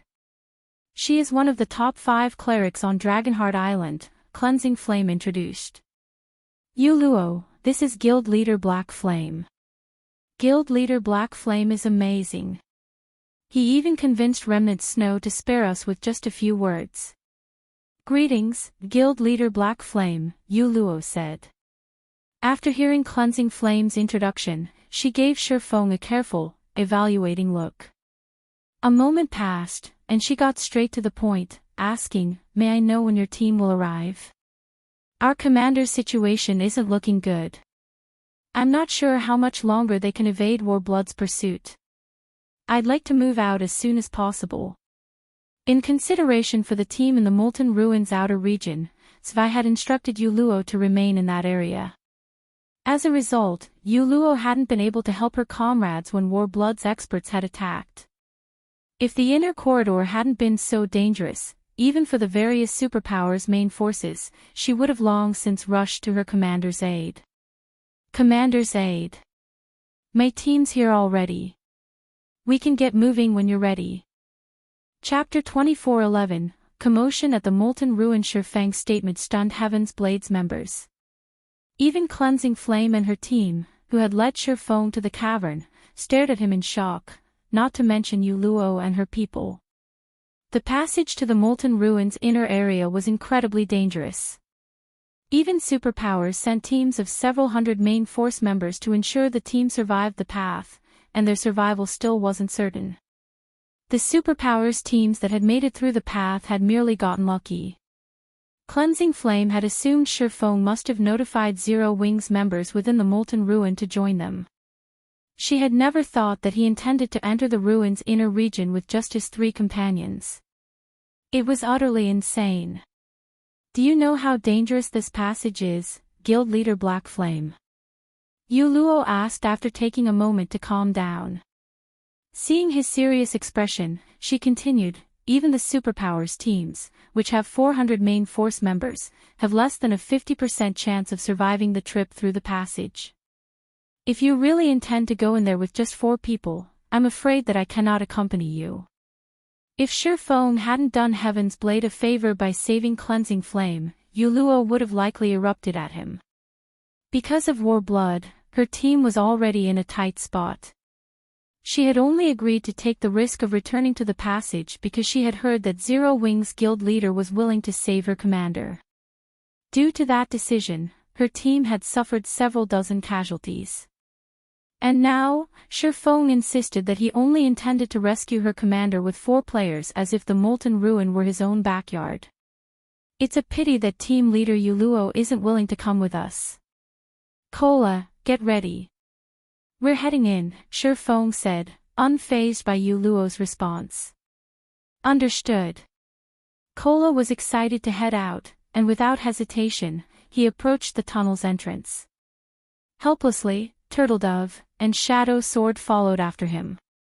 Heaven's Blades members were again dumbfounded as they watched Zero Wings members. They hadn't actually thought Feng was serious about going in with just 4 players. Yuluo, you went too far. Guild leader Black Flame is only entering the inner area to save our commander, Cleansing Flame hissed. Moreover, he's only recently arrived in the Molten Ruin. He doesn't know much about the ruin yet. This disagreement didn't bode well for either side. Yuluo wanted to rescue her commander as quickly as possible, and that would be easier with more allies, especially if those allies were Tier 3 experts like Feng and his comrades. However, since Yuluo had taken her stance, Feng's group wouldn't want to work with her team. I understand what you're trying to say, but you know that reaching the inner area is impossible with 4 players. It'd be better for us to look for other options, rather than waste our time trying, Yuluo growled back as she watched Feng's departing figure. Sneering, she continued, I know a little about Black Flame, too. He has relied on his advantage as a Tier 3 player to suppress the various superpowers, but times have changed. Not a single superpower doesn't have a Tier 3 player now, yet most of them still can't get through that tunnel.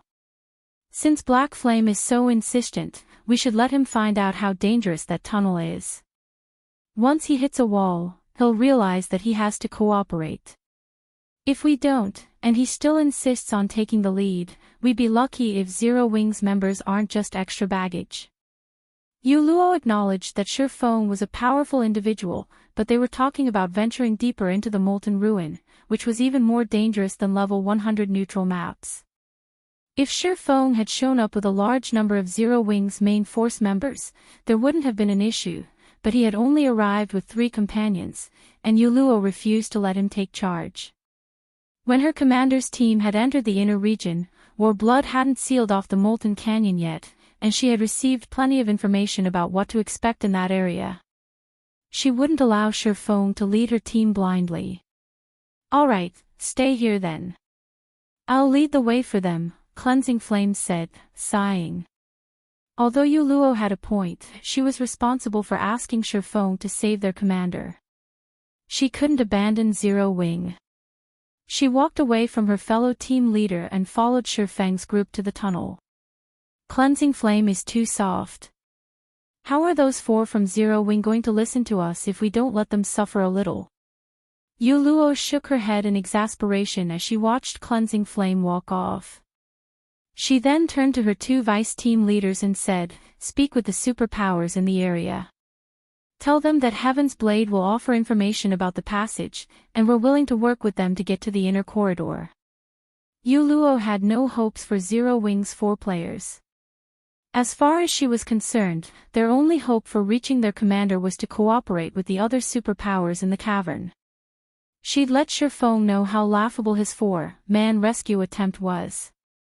Having received their orders, Yuluo's 2 vice team leaders got to work and began to speak with other superpowers. Meanwhile, a team of several hundred players emerged from the tunnel, and they were all in miserable shape. What? Even the Flame Hammer Adventurer team failed? The players waiting outside of the passage began to despair when they saw the players return to the cavern. Flame Hammer was the 3rd-ranked adventurer team on Dragonheart Island, and it had sent 14 of its Tier 3 players to fight through the passage, yet even their powerful team had failed to reach the inner corridor. The team had gone in with 500 members, but only returned with 300. In addition, only 8 of the Tier 3 experts had survived the expedition. The loss was devastating for Flame Hammer.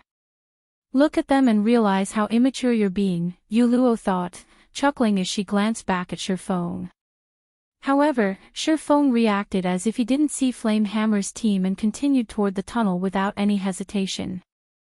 As he and his 3 comrades approached the tunnel with Cleansing Flame in tow, a commotion broke out in the cavern. They're entering the passage with just 5 players? Are they insane? Who are they? Didn't they see that even Flamehammer's team failed to make it through? Isn't that female Guardian Knight Heaven's Blade's Cleansing Flame?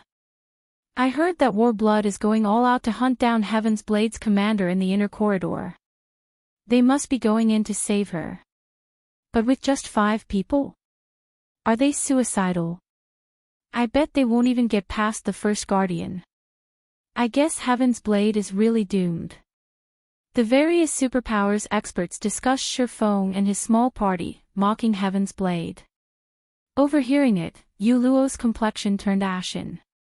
While everyone badmouthed her adventurer team, a giant statue, which had stood 100 yards in the tunnel, began to move.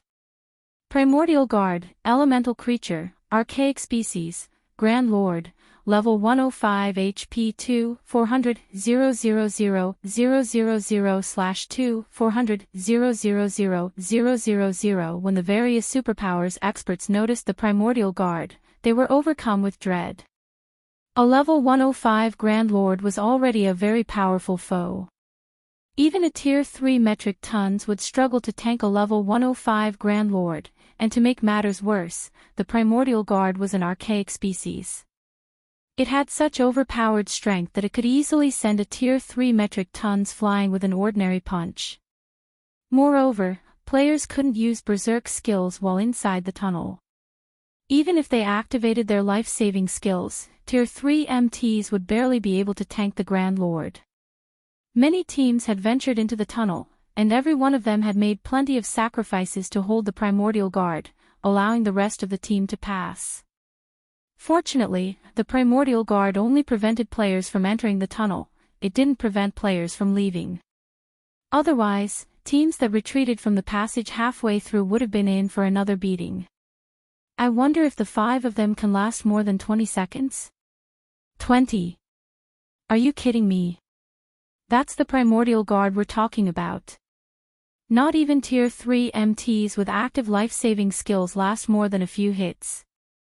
I bet they'll survive for 10 seconds at best. I agree.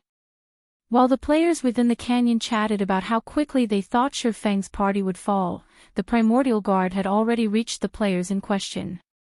It was easily faster than a tier 3 assassin. Read latest chapters at Wuxia World. The Primordial Guard immediately raised a foot and kicked at Shurfeng's party. The Grand Lord was a 12-meter tall giant, and the foot it thrust at Shurfeng's party was as large as a small house. Dodging the attack would be impossible for tier 3 players that didn't focus on agility builds. Boom! When the kick struck Shurfeng's party, the very ground shook. Contrary to everyone's expectations, however, Shurfeng and his companions didn't fly through the air. To the various superpowers experts' shock, the Primordial Guard's foot had stopped just before it had reached Shurfeng and the others. Kola, the reason the kick had failed, remained steady in his original position. Chapter 24:12 Frostwolf sets might, this. Impossible. Is that Guardian Knight a monster? Who are they? Not even Zwei, Heaven's Blade's strongest MT, is that powerful. The various superpowers experts were indescribably shocked as they watched Kola stop the Primordial Guard's attack without stumbling back in the slightest. For a moment, they even wondered if they were hallucinating, but no matter how they rubbed their eyes, the scene before them remained the same. Realizing that this was real, they all wondered about Kola's identity. All of these players had personally experienced the Primordial Guard's strength. The Grand Lord's raw power was unstoppable. Only by rotating 3 or 4 tier 3 MTs could a team hold the monster off long enough for the rest of the team to slip by the Primordial Guard. And yet, Kola single-handedly stopped the Primordial Guard's attack, and he did so without relying on a life-saving skill. Why wouldn't they be shocked? Among the spectating players, no one was more shocked than Yuluo. How is this possible? Yuluo stared at Kola, unable to believe her eyes. She hadn't thought that Zero Wings MT would be this powerful. Heaven's Blade's commander, Svi, had fought with everything she had to tank the Primordial Guard, and she was one of the top 3 MTs on Dragonheart Island. Her astonishing strength was the reason that so many prideful independent experts were willing to submit to her commands. Before anyone could overcome their shock, the Primordial Guard, seeing that its first attack had failed, thrust its golden spear at Kola with enough power to make space itself tremble. What? It's using its spear already. I thought it only used its spear once players had crossed the halfway mark. All of the players in the cavern were surprised by the Primordial Guard's second attack. They couldn't help the fear they felt when they saw the golden weapon. That golden spear had claimed many Tier 3 MTs' lives thus far, giving those players no chance to retaliate. That spear was also the reason that so many superpowers teams had failed to pass the tunnel's first checkpoint. Those that had only done so after suffering tremendous casualties. Come. In contrast, Kola was excited to see the weapon. He immediately raised his Titan Guard to greet the spear in battle. Boom! When the golden spear and Titan Guard collided, the resulting impact stirred an intense storm that spanned over several hundred yards. Kola stumbled back a step as a damage exceeding -30,000 appeared above his head. To Tier 3 MTs, who possessed nearly 1 million HP, -30,000 was practically negligible, especially for Kola, who had 1,540,000 HP thanks to his Frostwolf set and Titan Guard. Seeing Kola block the Primordial Guard spear, a deathly silence descended on the crowd watching from the tunnel's entrance. Is that Guardian Knight even human? Could he be a Tier 3 NPC? Kola had nullified the Primordial Guard's full-powered attack so easily, and he had only lost a little over 30,000 HP in the process. His performance shattered everyone's understanding of Tier 3 MTs. Even the best Tier 3 MTs from the various superpowers could only tank level 100 Grand Lords. Tanking a level 105 Grand Lord would be a major challenge. Every 5 levels in God's domain was a minor turning point, after all, even for monsters. Yet, Kola had successfully stopped a level 105 Grand Lord ranked archaic species full-powered attack without using a single skill. He was definitely stronger than the best Tier 3 MTs the various superpowers currently possessed. Meanwhile, Yuluo was utterly flabbergasted. The biggest challenge in reaching the inner area was the Primordial Guard's golden spear, but Kola had blocked it and only taken negligible damage. Compared to Yuluo, however, Cleansing Flame, who acted as Shifeng's guide, was shocked senseless. Is this how Zero Wing was able to establish itself in a level 100 neutral map? Although Cleansing Flame knew that Shifeng and the others were very strong, she had never dreamed that they'd be this strong. Kola, stop fooling around. We're in a rush, Shifeng admonished, sending Kola, who was deliberately playing with the Primordial Guard to test the Frostwolf set's effects, a reproachful glance. Shifeng wasn't surprised in the slightest to see Kola stop the Primordial Guard so effortlessly. In fact, he would have been surprised if Kola hadn't stopped the Grand Lord's attacks.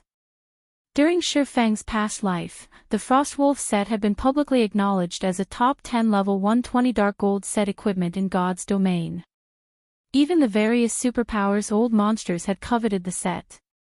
With this set, defeating a Grand Lord ranked archaic species of the same level would be child's play. Hearing Shifeng scold his MT, Cleansing Flame wanted to cry. If Kola's frightening performance was just him fooling around, what did that make Heaven's Blade's attempts to stop the Grand Lord? Kola only nodded and suppressed his excitement. He began to block the Primordial Guard's attack seriously, employing techniques instead of relying on brute strength. The Primordial Guard attacked with its golden spear again, and in response, Kola accurately timed his counter and smashed his shield into the side of the weapon, diverting the spear into a nearby wall. This time, Kola didn't lose a single point of HP after blocking the attack. Kola then jumped up to the Primordial Guard's knee and slashed his saber twice. Combat technique, strength combination. The two rapid strikes merged and bit into the Grand Lord's joint. Boom! The powerful attack brought the Primordial Guard to its knees and opened a path that was large enough for a dozen players to pass side by side. "Let's go," Shurfeng said once the Primordial Guard was temporarily immobilized. Meanwhile, Kola raised his Titan Guard and slammed it down on the Primordial Guard as the Grand Lord was about to stand. Read latest chapters at Wuxia World. EU Tier 3 Legacy Skill, Dragon Strike. The phantom of a crimson dragon's claw struck down the guardian monster. Boom! The sound of an explosion echoed throughout the passage as the impact drove the Primordial Guard into the ground. The spectating crowd was speechless. They merely watched, silent, as Shurfeng's party walked past the Grand Lord ranked archaic species unhindered, eventually disappearing into the tunnel. Chapter 24:13, Pray for themselves. Isn't that Guardian Knight a little too strong? Who is that guy? Where did Heaven's Blade find such a capable MT? With him in the lead, getting to the inner corridor will be at least 20% easier. As the various superpowers experts watched Shurfeng's party disappear into the passage, envy welled up within them. Some even took the initiative to chat up Yuluo's team in hopes of working with Kola. In God's domain, MTs were the core of a team. With a powerful enough MT, a team would have a much higher chance of successfully raiding dungeons and exploring ruins. As long as a team could tank a monster, it could kill it. The various teams had already found quite a few horned eagle eggs in the Molten Ruin's outer region already. Needless to say, the Min's inner region would hold even greater treasure. If their teams had an amazing MT like Kola, the team's overall strength would reach a new level, and they'd definitely be able to reach the inner corridor, gaining a massive advantage. Meanwhile, Yuluo and her team stared at the tunnel in stunned silence. Yuluo's expression was particularly gloomy. She had never thought Shurfeng's party would be so strong. After Kola's display, she had to reevaluate what she thought she had known about Tier 3 MTs. They've already gone into the tunnel, leader. What should we do? A level 102 shield warrior quietly asked. They had run all the way here for the sole purpose of entering the inner corridor and rescuing their commander, and they had just missed their best opportunity to do so. Even if they worked with another superpower to get through the tunnel, they wouldn't have more than a 50% chance of success. Even if they made it to the other side, they'd suffer severe losses. The shield warrior's question made Yuluo regret her earlier decision a little. She now knew she had been too impulsive. Had she followed Shurfeng's party, her team would have already cleared the first checkpoint and had a much higher chance of reaching their commander. However, all they could do now was stand on this end of the tunnel and watch. But who would have expected Kola to be so powerful? So what if they've entered the passage? I refuse to believe that we can't reach the inner corridor without them. Yuluo snarled after snapping out of her daze. Reaching the inner corridor was difficult, but it wasn't impossible. Moreover, her team also had the information her commander's team had collected. Avoiding the traps and monsters in the tunnel would be far easier for them, and they had much higher chances of success than any other superpowers team. Yuluo's statement ignited the rest of her team's fighting spirit.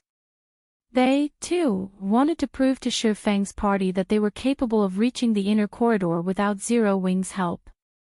After Yuluo had negotiated with two superpowers and prepared to enter the tunnel, another team entered the cavern.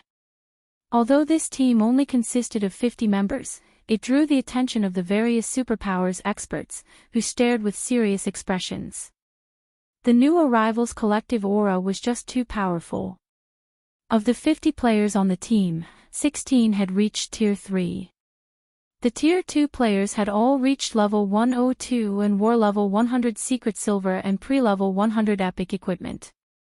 The team members' equipment standards were off the charts. Demon Palace. They're going in, too. Yuluo's expression became grim when she saw the team.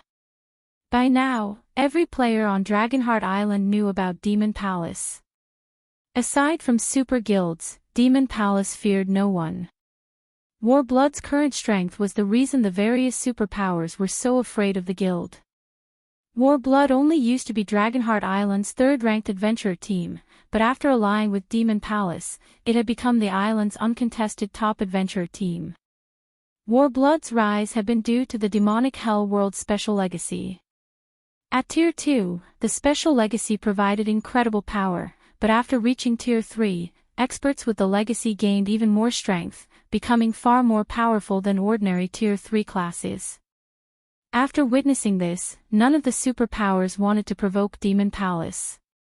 Since Warblood had learned about the Tree of Life's main branch in Heaven's Blade's possession, it was likely that Demon Palace knew of it.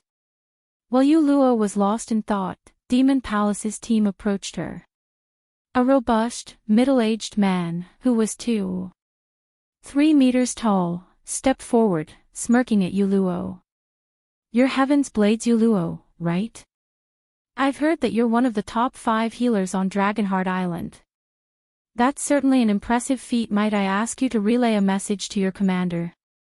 Evil Qilin, the middle-aged man, said, chuckling. "What do you want me to tell her?" Yuluo asked. She had a bad feeling about this. Let her know that it's not too late to surrender. But if she continues to refuse until we reach her, it will be too late, Evil Qilin said before turning and leading his team toward the tunnel. He didn't even bother to wait for a reply.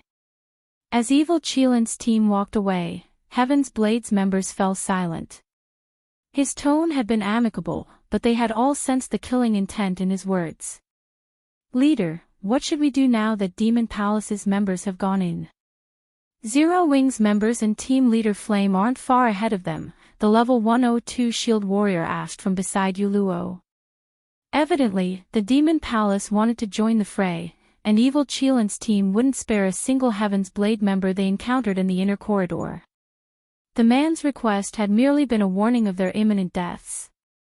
The Demon Palace had sent 16 Tier 3 experts into the ruins' inner region, and 34 of the 50 team members were Refinement Realm or greater experts. Moreover, every member of the team possessed the demonic Hell World special legacy. If Demon Palace's team ran into Shurfong and Cleansing Flame's party, they'd be slaughtered. "We can't contact Cleansing Flame to warn her. Zero Wings members can only pray for their guild leader," Yuluo said helplessly. "Log out immediately and notify the commander of the situation. As for the rest of you, get ready. We're entering the passage." With Yuluo's command, Heaven's Blade's members joined up with the 2 superpower teams they had partnered with and entered the tunnel. Meanwhile, Demon Palace's team effortlessly pushed through the monsters that had given the various superpowers experts headaches, arriving at the final gate leading to the inner corridor in less than 20 minutes. A magic array sealed the final gate, and players would only obtain the key to remove it by defeating the Guardian boss. Read latest chapters at Wuxia World. EU, it looks like someone's just killed the boss, Commander, a Tier 3 ranger reported as he gestured to the steel gate enveloped in fog. The Grand Lord-ranked Guardian boss lay before the gate, and a single player was busy looting the boss while 4 others rested nearby. "That saves us a lot of trouble. You two, get rid of them and get me that key," Evil Qilin ordered as he glanced at the 2 Tier 3 assassins behind him. "Understood." The assassins licked their lips in anticipation and entered stealth.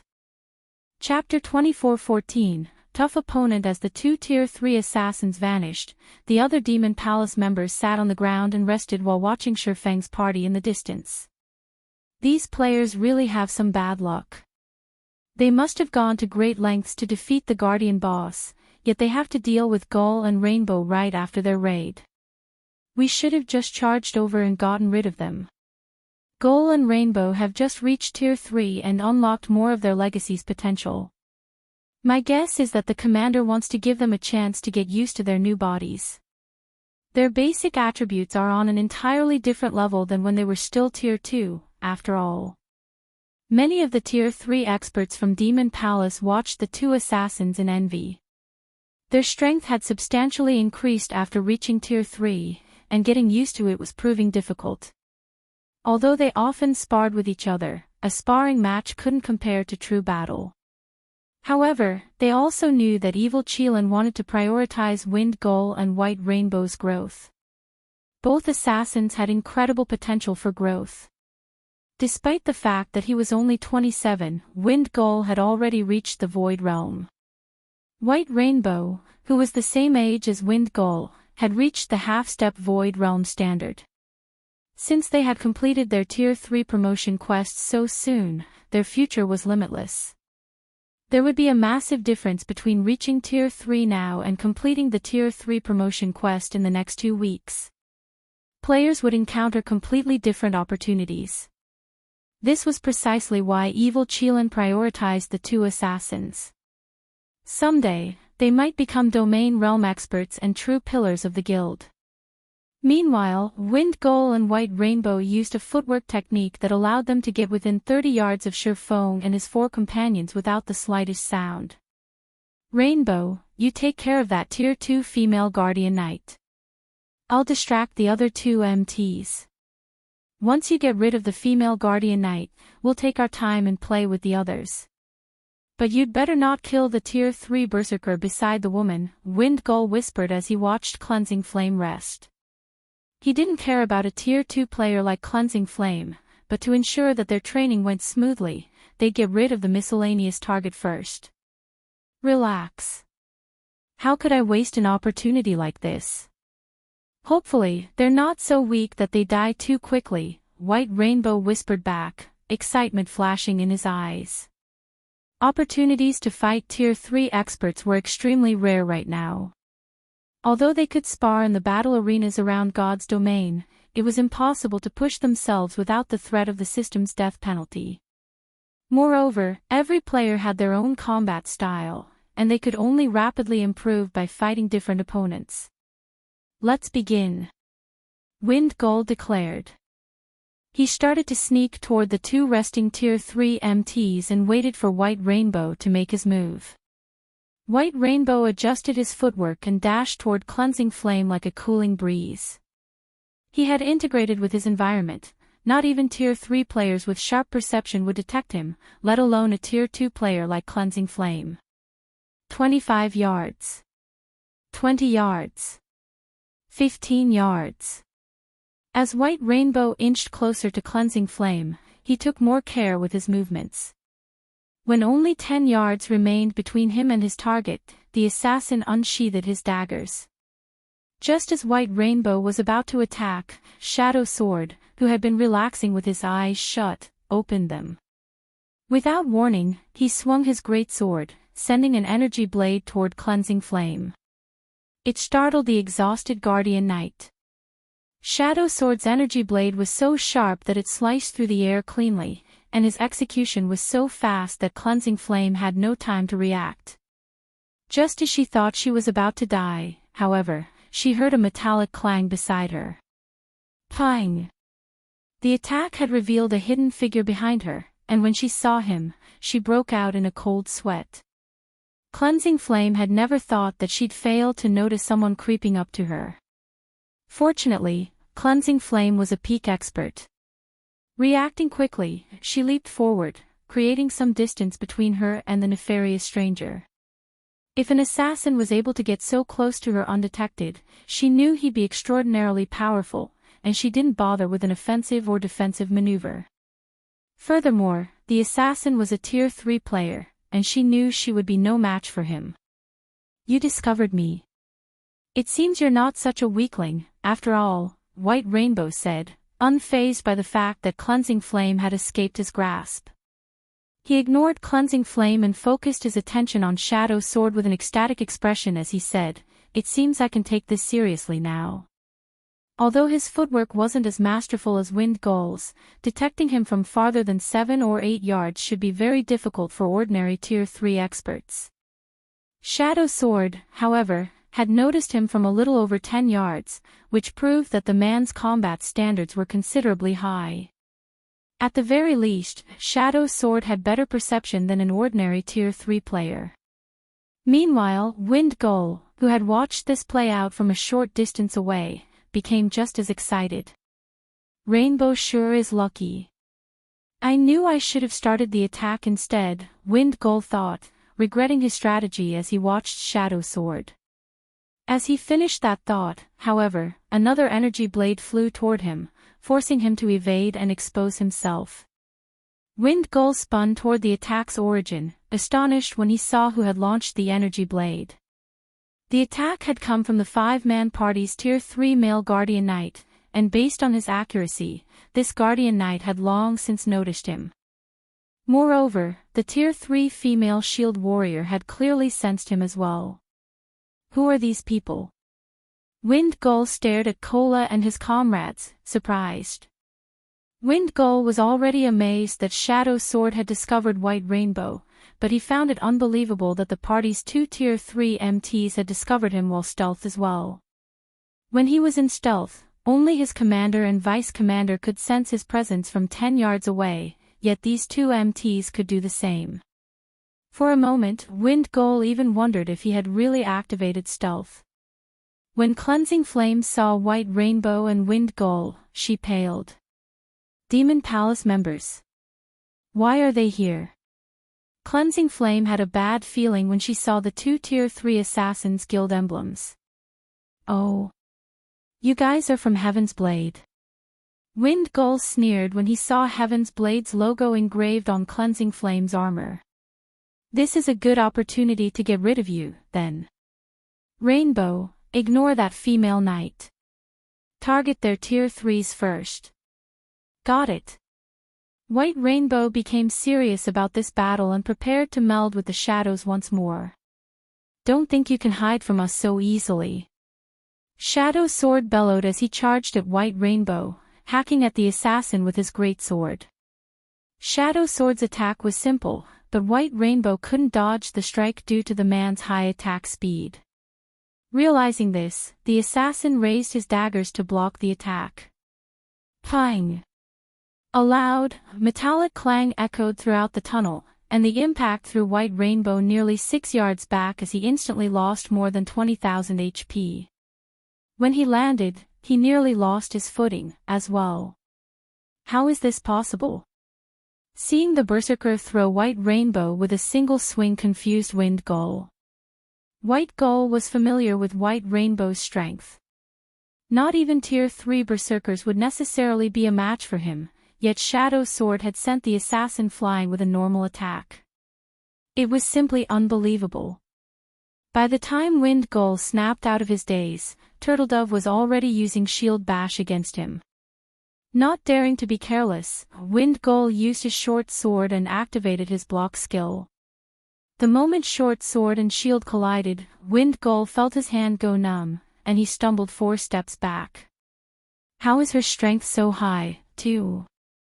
The situation confused Wind Gull further. He understood how Shadow Sword had overpowered White Rainbow. The man was a Tier 3 Berserker, after all, but despite being a Tier 3 Shield Warrior, Turtledove's strength was on par with Shadow Sword's. Wind Gull began to wonder if this small party had suppressed his basic attributes somehow. Naturally, neither Shadow Sword nor Turtledove gave their opponents any room to breathe. They both launched fierce assaults, forcing White Rainbow and Wind Gull to defend themselves, and the 2 assassins fought desperately as they continued to lose HP. The other Demon Palace members, who watched from a safe distance, were stunned. What? They're actually pushing Rainbow and Gull back. Who are these people? They all knew how powerful the 2 assassins were. Both could effortlessly overpower ordinary Tier 3 players, and yet, White Rainbow and Wind Gull were clearly at a disadvantage. At this rate, they'd both die within a minute. Commander, I'm afraid that Rainbow and Gull won't last long, a handsome, white-haired youth surmised to Evil Cheelin when the 2 Tier 3 assassins had lost more than 1/3 of their HPs. If we let them die, they'll need a long time to recover. I suppose we'll have to call off this training session, Evil Cheelin said as he nodded in agreement with his vice commander, Dark Scorpion's, statement. Take a group and save them. Every Tier 3 player was a precious combatant for Demon Palace. He couldn't afford to let the 2 assassins lose a level during their training. Dark Scorpion grabbed 6 of the team's Tier 3 experts and hurried toward White Rainbow and Wind Gull.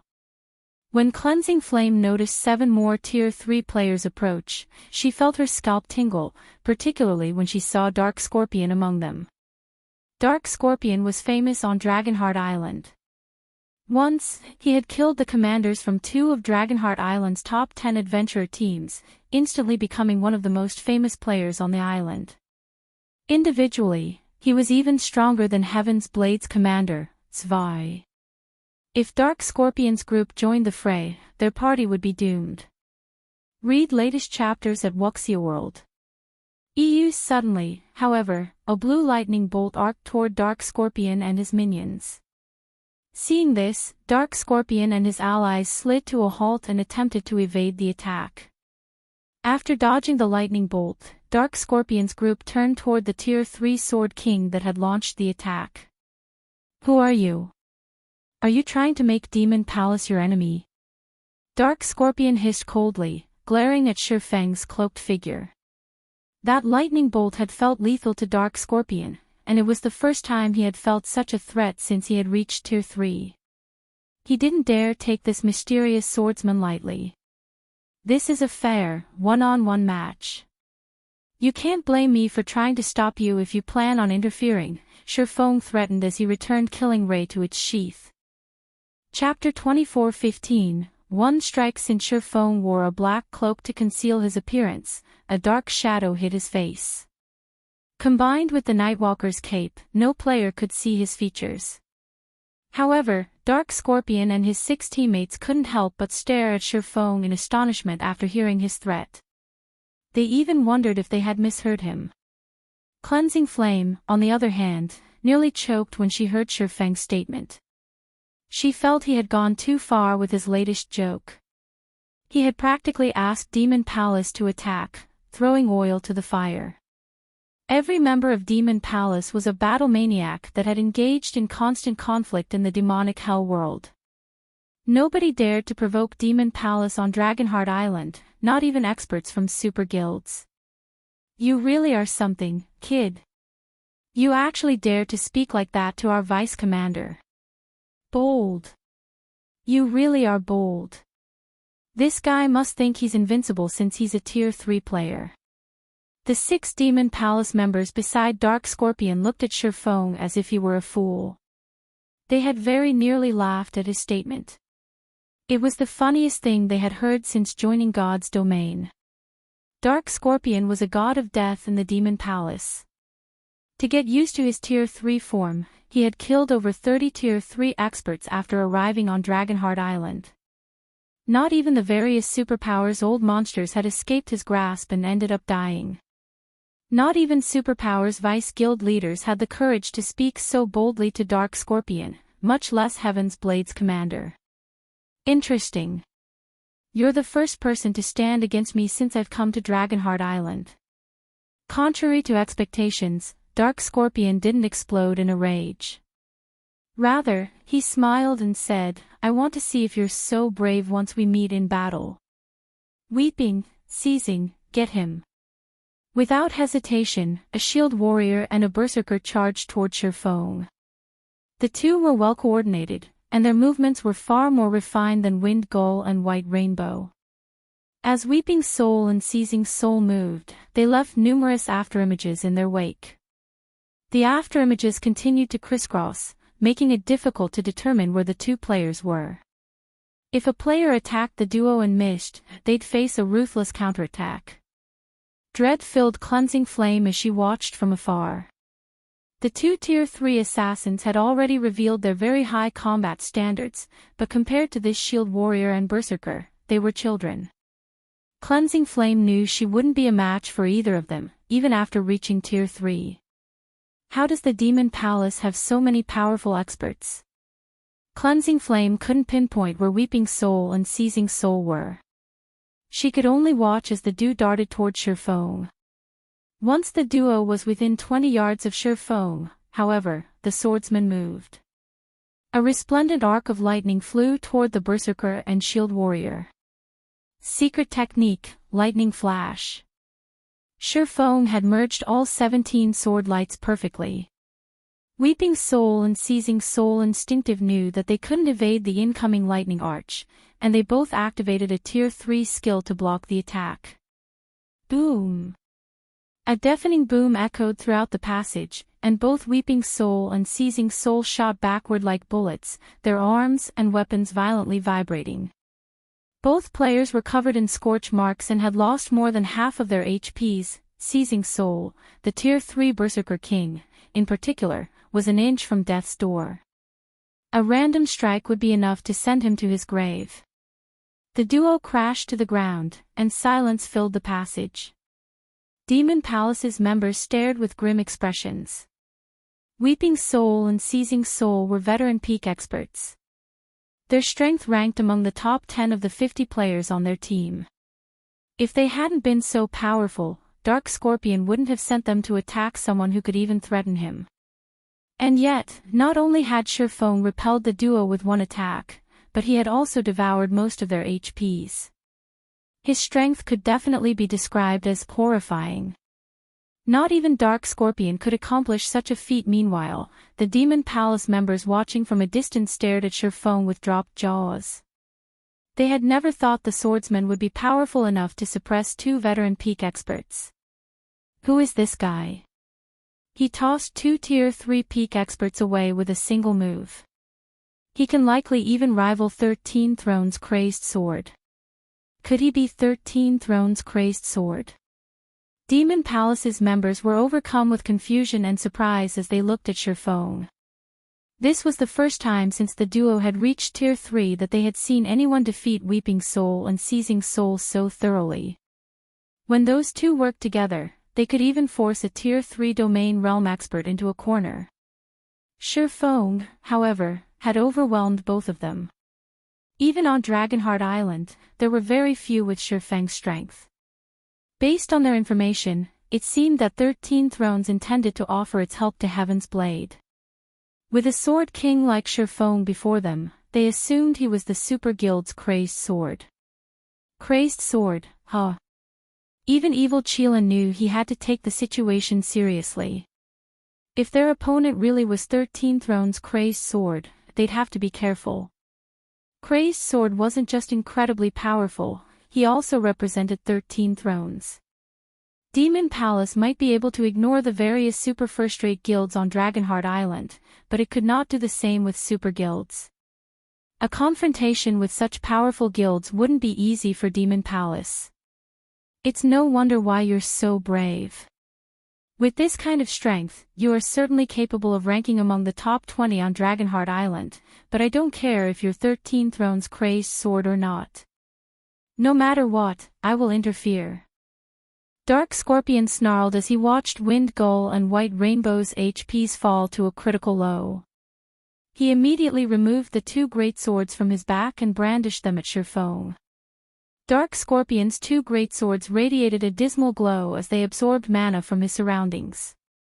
The weapons also exerted a weak force on all players in the vicinity, pulling them towards the blades. The Vice Commander is finally making a move. With his strength as a Tier 3 demonic fighter, not even 13 Thrones' Crazed Sword is his match. When Dark Scorpion appeared above Feng like a phantom, merging his great swords into one gigantic blade, his comrades' eyes glowed with excitement. Dark Scorpion's great swords were the Netherblades, an epic weapon set, and that move was his trademark. Dark Scorpion had used the move to severely injure a Grand Lord of the same level. If players received this attack, only death awaited them.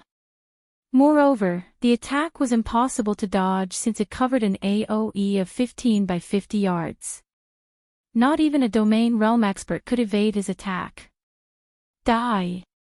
Looking down at Feng, Dark Scorpion swung the gigantic blade. In response, Feng unsheathed Killing Ray and countered the descending weapon with a light slash. Although Feng's counterattack seemed gentle, everyone saw space split around the weapon. A lightning bolt then toward the gigantic blade among the gloomy, blue flames, and a pitch-black tear followed it. Lightning slash. Against the brilliant lightning bolt, Dark Scorpion's merged weapons were as flimsy as paper, and Shifang's counter-strike sundered the gigantic blade in half as it passed through the weapon. Before anyone could react, Dark Scorpion's blade began to disintegrate, and a fine cut and scorch marks appeared on his body. Like a puppet with cut strings, Dark Scorpion, who still hung in the air, tumbled gracelessly to the ground, an item appearing beside his corpse. He died. Read latest chapters at Wuxia World. EU, the Vice Commander's dead. Impossible. Demon Palace's members panicked, unable to pull their astonished gazes away from Dark Scorpion's corpse. They couldn't believe that someone had killed him with a single hit. Everyone turned toward Shifeng, overwhelmed by fear and curiosity. Suddenly, Evil Qilin realized something. With a grim expression, he turned to Shifeng and asked, "Sword King, Black Flame." Chapter 24:16, One Axe, One Sword. As Evil Qilin's question hung in the air, Demon Palace's members fell silent. Their jaws hung open, and they couldn't process the possibility. They had heard Black Flame's name before. Not long ago, their vice-guild leader had tried to secure Zero Wing Stone Forest City to help the guild's peak experts develop rapidly.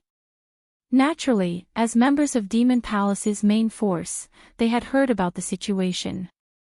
However, they had never thought that Black Flame would be this strong. Black Flame's ability to instant-kill Dark Scorpion, the vice-commander of Demon Palace's main force, was unbelievable. Even Evil Qilin could hardly believe the notion, but he had earnestly researched the swordsman and studied his battle videos. The lightning bolt that had killed Dark Scorpion was one of Black Flame's trademark moves, Lightning Slash, and had claimed many experts' lives. Although he hadn't thought it important before, Evil Qilin had heard that Zero Wing was one of the powers trying to rescue Heaven's Blade's commander. Seeing Lightning Slash and the swordsman's obvious relation to Heaven's Blade, Evil Qilin could only think of Zero Wing's Black Flame. "That's right. We meet again, Elder Qilin," Shifeng said, chuckling as he sheathed Killing Ray. He did not bother to hide his identity. Hearing Shifeng acknowledge his identity, Demon Palace's members gasped. Zero Wing's Black Flame is this strong. They considered Zero Wing to be a mere upstart guild that was lucky enough to secure a treasure trove like Stone Forest City, which, in turn, allowed the guild to nurture Tier 3 players sooner than other powers. Although Zero Wing's guild leader was the first player to reach Tier 3, they thought he had lost his advantage now that the various superpowers had Tier 3 experts of their own. As for Shifeng's identity as the 30th ranked player on the God's Domain experts list, that was of no concern. The various superpowers had an agreement with the secret pavilion that it would only display information about a small number of their experts. No one wanted to reveal all of their cards. If not for this agreement, the various superpowers would have ganged up on the secret pavilion and removed it from the virtual gaming world. To put it simply, the God's Domain experts list wasn't a reliable way to determine an expert's strength. And yet, Shifeng had instant-killed Dark Scorpion, who ranked among the top 30 on Dragonheart Island. The situation destroyed everything they thought they knew about Shifeng. This swordsman was clearly powerful enough to rank among the top 10 experts on Dragonheart Island. With such strength, they couldn't afford to take him lightly. Numerous superpowers operated on Dragonheart Island, and quite a few of them were super guilds. Even the weakest power on the island was on par with a first-rate guild. Dragonheart Island was a hub for peak experts, and not a single individual who could rank among the island's top 10 experts should be underestimated. Of course, that did not mean that Demon Palace feared Shifeng. Evil Qilin could also rank among the top 10 experts on Dragonheart Island. If it came down to an actual fight, Shifeng's victory wasn't guaranteed. Furthermore, they had far more Tier 3 experts than Shifeng's little group of 5. Guild leader Black Flame, my subordinates behaved rashly. May I request that you spare them? Then we can go our separate ways, Evil Qilin asked as he gestured to Wind Gull and White Rainbow. Hearing the request, Cleansing Flame breathed a sigh of relief. If Evil Qilin wanted a fight, the outcome wouldn't be in their favor. Even if Zero Wings members were far stronger than expected, Demon Palace still had 15 combat-ready Tier 3 players on its team. Moreover, team battles weren't like one-on-one fights. Evil Chelan had 2 Tier 3 healers with him, whereas they didn't have a single healer, and would have to rely on potions and items with healing skills. I've already said that this is a fair, one-on-one match. I don't care if they acted rashly or not. If they want to leave, all they have to do is die once. Shurfeng refused, chuckling. As he did, a chilling atmosphere enveloped the area. Are you so unwilling to give the matter a little consideration on behalf of this old man, guild leader Black Flame? Evil Chelan's question was laced with killing intent, and he watched Shurfeng with narrowed eyes. Shurfeng was stronger than he had expected, and Evil Chelan had to admit that the swordsman qualified to be treated as an equal. But that was all. At most, Shurfeng was only his equal. Do you think you can just come and go as you wish? You think too highly of yourself, Elder Chelan, Shurfeng responded, unfazed by the other man's hostility. I'll repeat myself. I won't just sit by and watch you interfere. Good. Very good. I see you're willing to fight, guild leader Black Flame. Evil Chelan's expression darkened. Suddenly, he radiated dense mana as if the demon god had just arrived. Evil Chelan was a much stronger demonic fighter than Dark Scorpion. Commander, we shouldn't waste words on him. If we don't teach him a lesson, he'll think that he can provoke Demon Palace with impunity just because he's strong enough to rank among the top 10 experts on Dragonheart Island. A tall, beautiful woman, another demonic fighter, hissed coldly. The rest of the team's Tier 3 players nodded in agreement. Shurfeng was simply too arrogant. Aside from super guilds, no power on Dragonheart Island dared to disrespect Demon Palace. Shurfeng was clearly tired of living by refusing to show Evil Chelan the respect he deserved. Since you insist, show me your moves, guild leader Black Flame. Evil Chelan then pulled the two-handed war axe from his back. The weapon was nearly as long as Evil Chelan was tall, and when he held it in his grip, emerald flames ignited on the axe's blade, radiating an intense heat. The flames were so hot that space around the war axe blurred. A legacy weapon. Shurfeng was a little surprised to see how perfectly Evil Chelan integrated his strength with the Crimson Axe. Legacy weapons were very rare and usually stronger than ordinary epic weapons. Aqua Rose's Sea Dragon Staff was one such example. Although Evil Chelan's axe wasn't as powerful as Aqua Rose's Legacy Staff, it should still be a top-tier epic weapon. Combined with his special legacy, Evil Chelan's strength could likely rival that of a Grand Lord of the same level. Evil Chelan then transformed into a blazing meteor as he charged at Shurfeng. The older man was even faster than Tier 3 assassins. Before anyone could react, Evil Chelan was within 10 yards of Shurfeng, leaving a blazing trail behind him. So strong. Is he really just a Tier 3 player? Cleansing Flame could not help but gasp when she saw the attack. Evil Chelan's aura was even more intense than her commander's.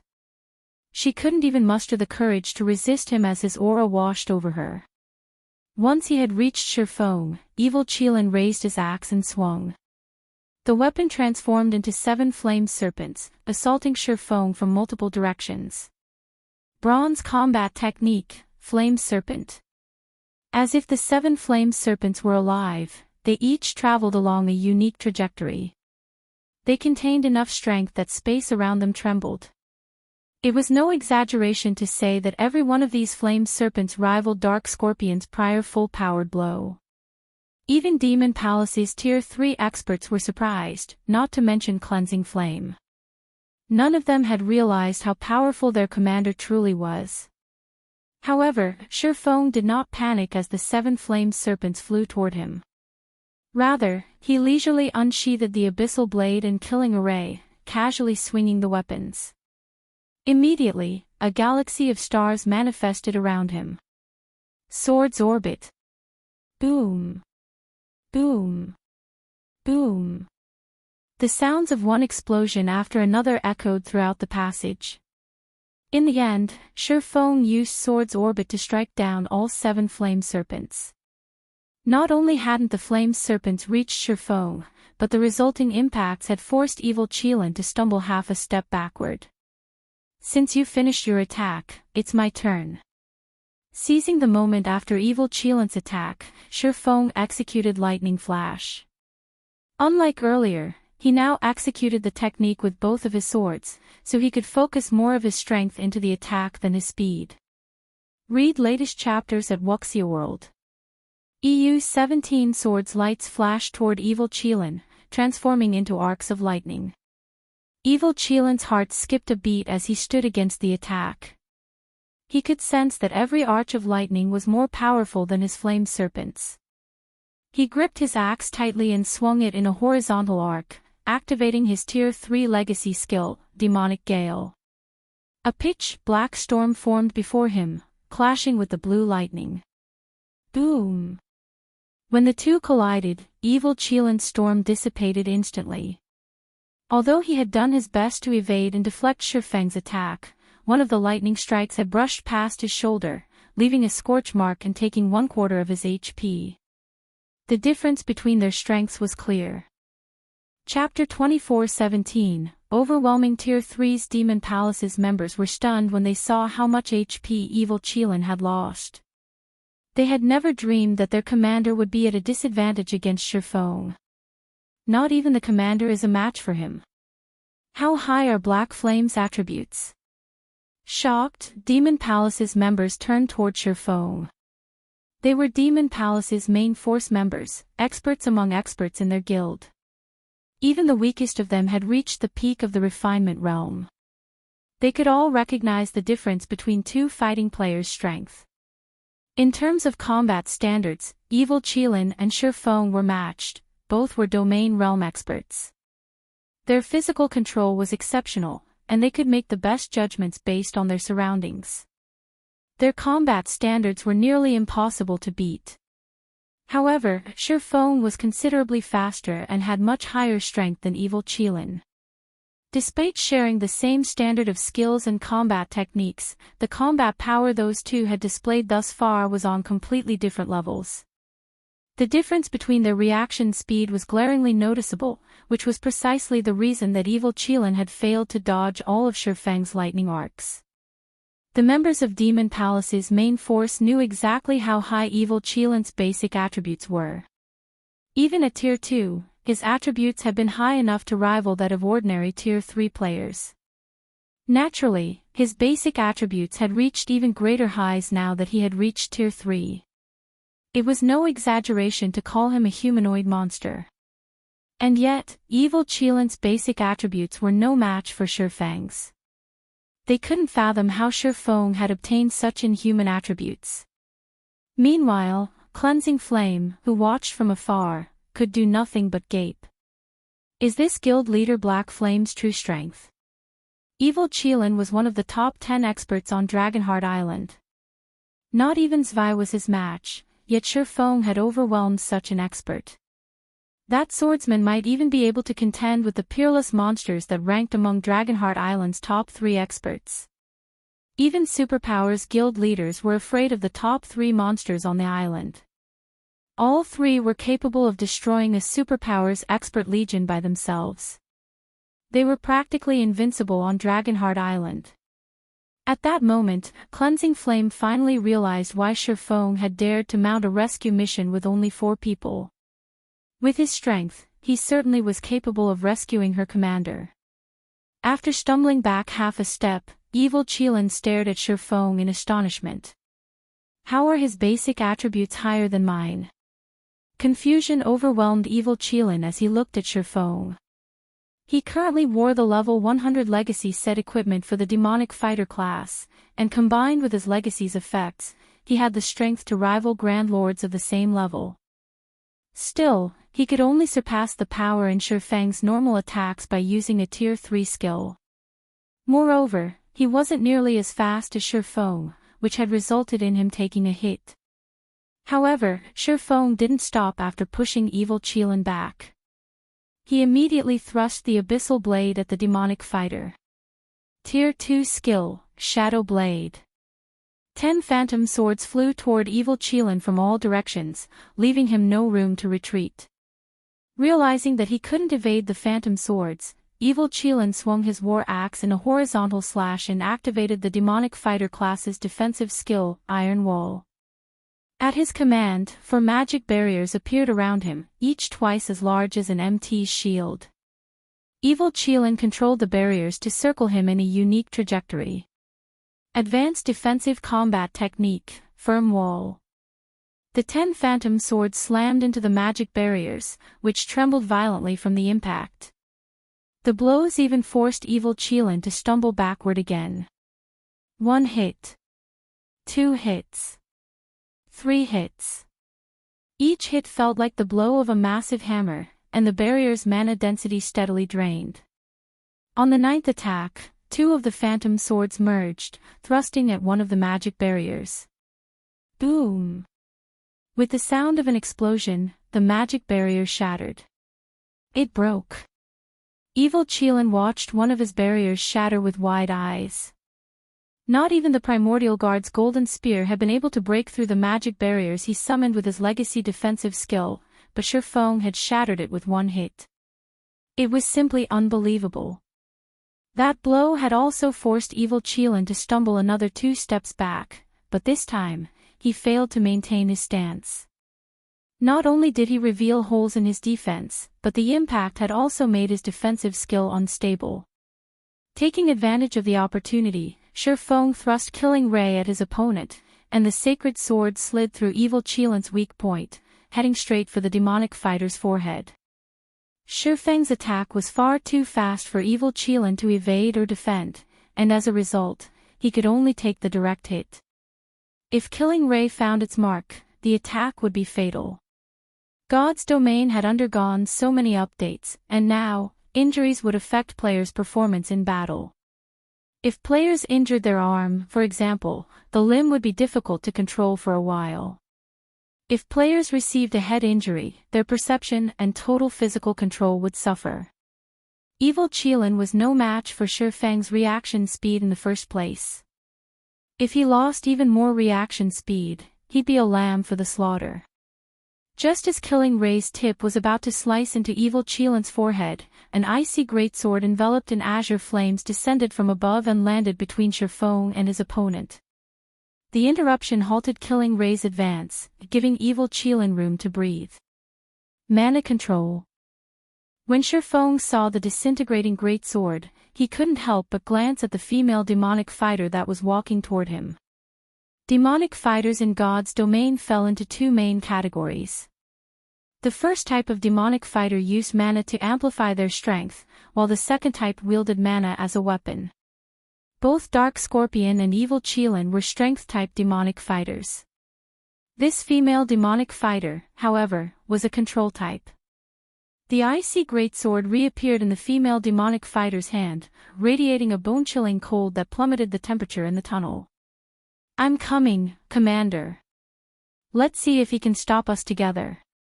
Twilight Dawn, another vice-commander from Demon Palace's main force, shouted as she began to manipulate her icy greatsword again.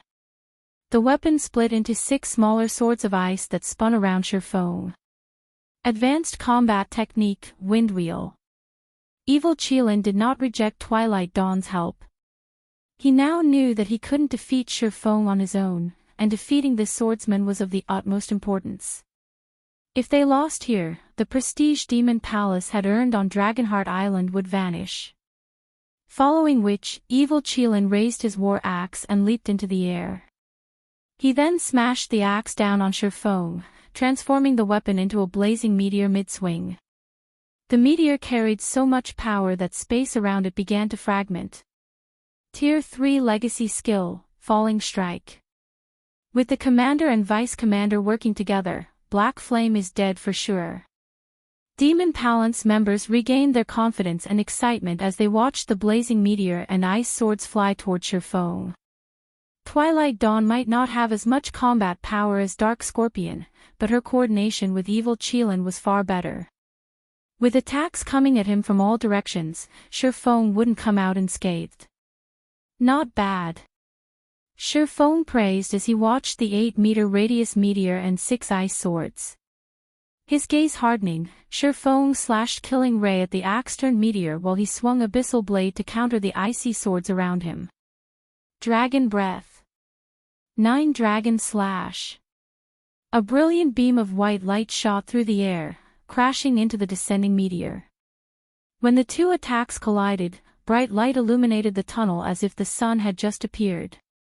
After a brief moment, the white beam devoured the blazing meteor. A black figure shot back from the beam like a bullet, crashing into the tunnel's wall and cracking the stone. The figure was none other than Evil Cheelin, and after that blow, his HP had dropped to a critical low, leaving the man hovering between life and death. Meanwhile, 21 Abyssal Blade Phantoms created a massive cluster of stars as Sherfong used Sword's orbit to stop Twilight Dawn's windwheel. None of her icy swords could get within 10 yards of Sherfong. Furthermore, Sherfong controlled 3 of the Phantoms in an attack against Twilight Dawn. Despite her attempts to dodge and block the weapons, her HP plummeted throughout the fight. Seeing this, Demon Palace's members fell deathly silent. Not only had their commander and vice-commander failed to suppress Sherfong, despite working together, but the swordsman also had turned the tables and suppressed them both. Just how strong is he? So, this is the Sword King. Demon Palace's members shuddered as they watched Sherfong. Not even Dragonheart Island's top 3 monsters could overwhelm Evil Cheelin and Twilight Dawn to this extent. This won't do. At this rate, those two are going to die. It seems we have no choice but to attack as a group. He may be a monster, but we have so many tier 3 players on our side. How many skills can he possibly have? That's right. If we let him kill our commander and vice-commander, the reputation we've built on Dragonheart Island will be in tatters. Sherfeng's performance scared Demon Palace's members, but quite a few of them were peak tier 3 experts. If they worked together, whittling Sherfeng down and killing him was entirely possible. Fights between tier 3 players largely relied on tier 3 skills and spells, and they had healers on their team, whereas Sherfeng didn't. When she saw the rest of Demon Palace's team rush toward the fight, Cleansing Flame paled. Are they really going to fight to the end? As she watched Demon Palace's healers restore Evil Cheelin and Twilight Dawn's HP, Cleansing Flame desperately wished she was a healer herself. Read latest chapters at Wuxia World. EU. Despite the rest of Demon Palace's members dashing toward him, Sherfeng retained his composure. He simply sent them an uninterested glance. Very good. A grin spread across Sherfeng's face as he replaced Killing Ray with the Twilight Blade. It seems that you think I'll be a pushover if you can outnumber me. Sherfeng then activated Twilight's Shadow and Twilight of the Gods. Sherfeng suddenly split into 8 physical copies, and they all quietly watched Demon Palace's members. Let's begin the 3rd round, then. Chapter 24:18. Soloing a team. Demon Palace's members froze, shocked when they saw Sherfeng split into 8 clones of himself. I'm impossible. This can't be real. That's right. This must be a trick. These doppelgangers must be fake. The Demon Palace members felt stifled as they stared at Sherfeng's doppelgangers. One of him had already been more than enough to suppress Evil Cheelin and Twilight Dawn. Seeing 8 copies of the swordsman was enough to push them to the brink of madness. Demon Palace's members couldn't believe their eyes. They only had 15 tier 3 players left standing, and 2 of them were tied up with Zero Wings members. That left them with only 13 tier 3 players. Against 8 monsters like Sherfeng, they wouldn't even have a chance with 30 tier 3 players, much less 13. Don't let him mislead you. Twilight Dawn shouted at her team members. He may have split into 8, but his doppelganger's basic attributes can't be as high as his normal bodies. Besides, he's controlling all 8 doppelgangers by himself. Their combat standards will be limited, and we have healers on our side. We can outlast him. Twilight Dawn could sense that the doppelgangers were physical, and the development had dealt a massive mental blow. However, she could also sense that the doppelgangers' auras were weaker than Shifeng's normal aura, which proved that their basic attributes weren't as high. At the end of the day, Shifeng was still human. Controlling all 8 clones perfectly was impossible. Even as a domain realm expert, at most, he should be able to control 3 doppelgangers at the Void Realm standard. He'd be fortunate if he could get the remaining doppelgangers to the Refinement Realm. On average, Shifeng's 8 clones could fight at the Flowing Water Realm standard and only the initial stages.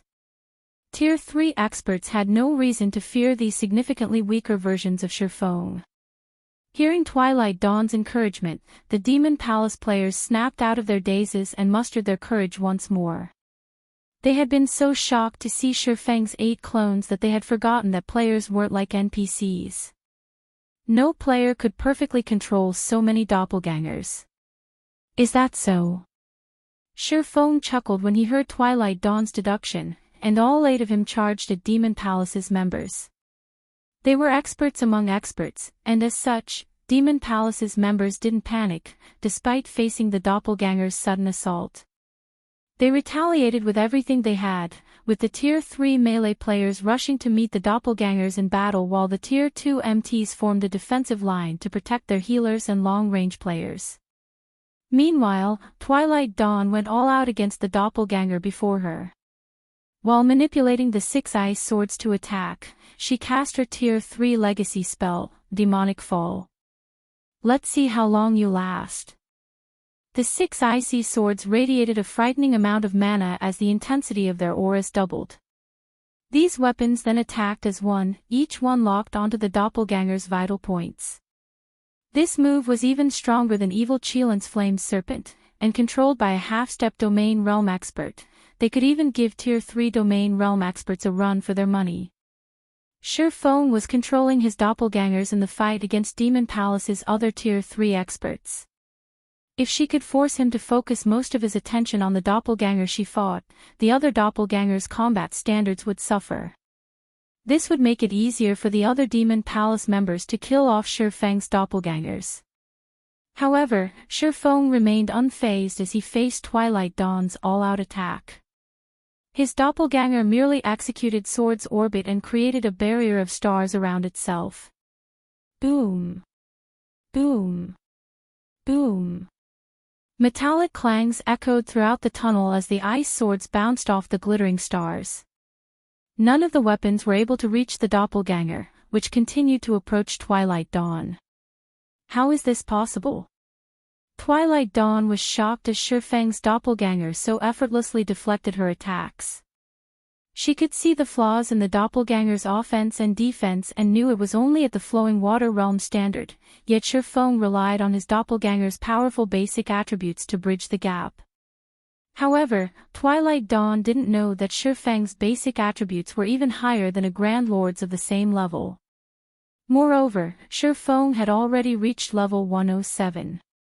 Even if his doppelgangers only had 85% of his basic attributes, they were still as powerful as a level 105 Grand Lord.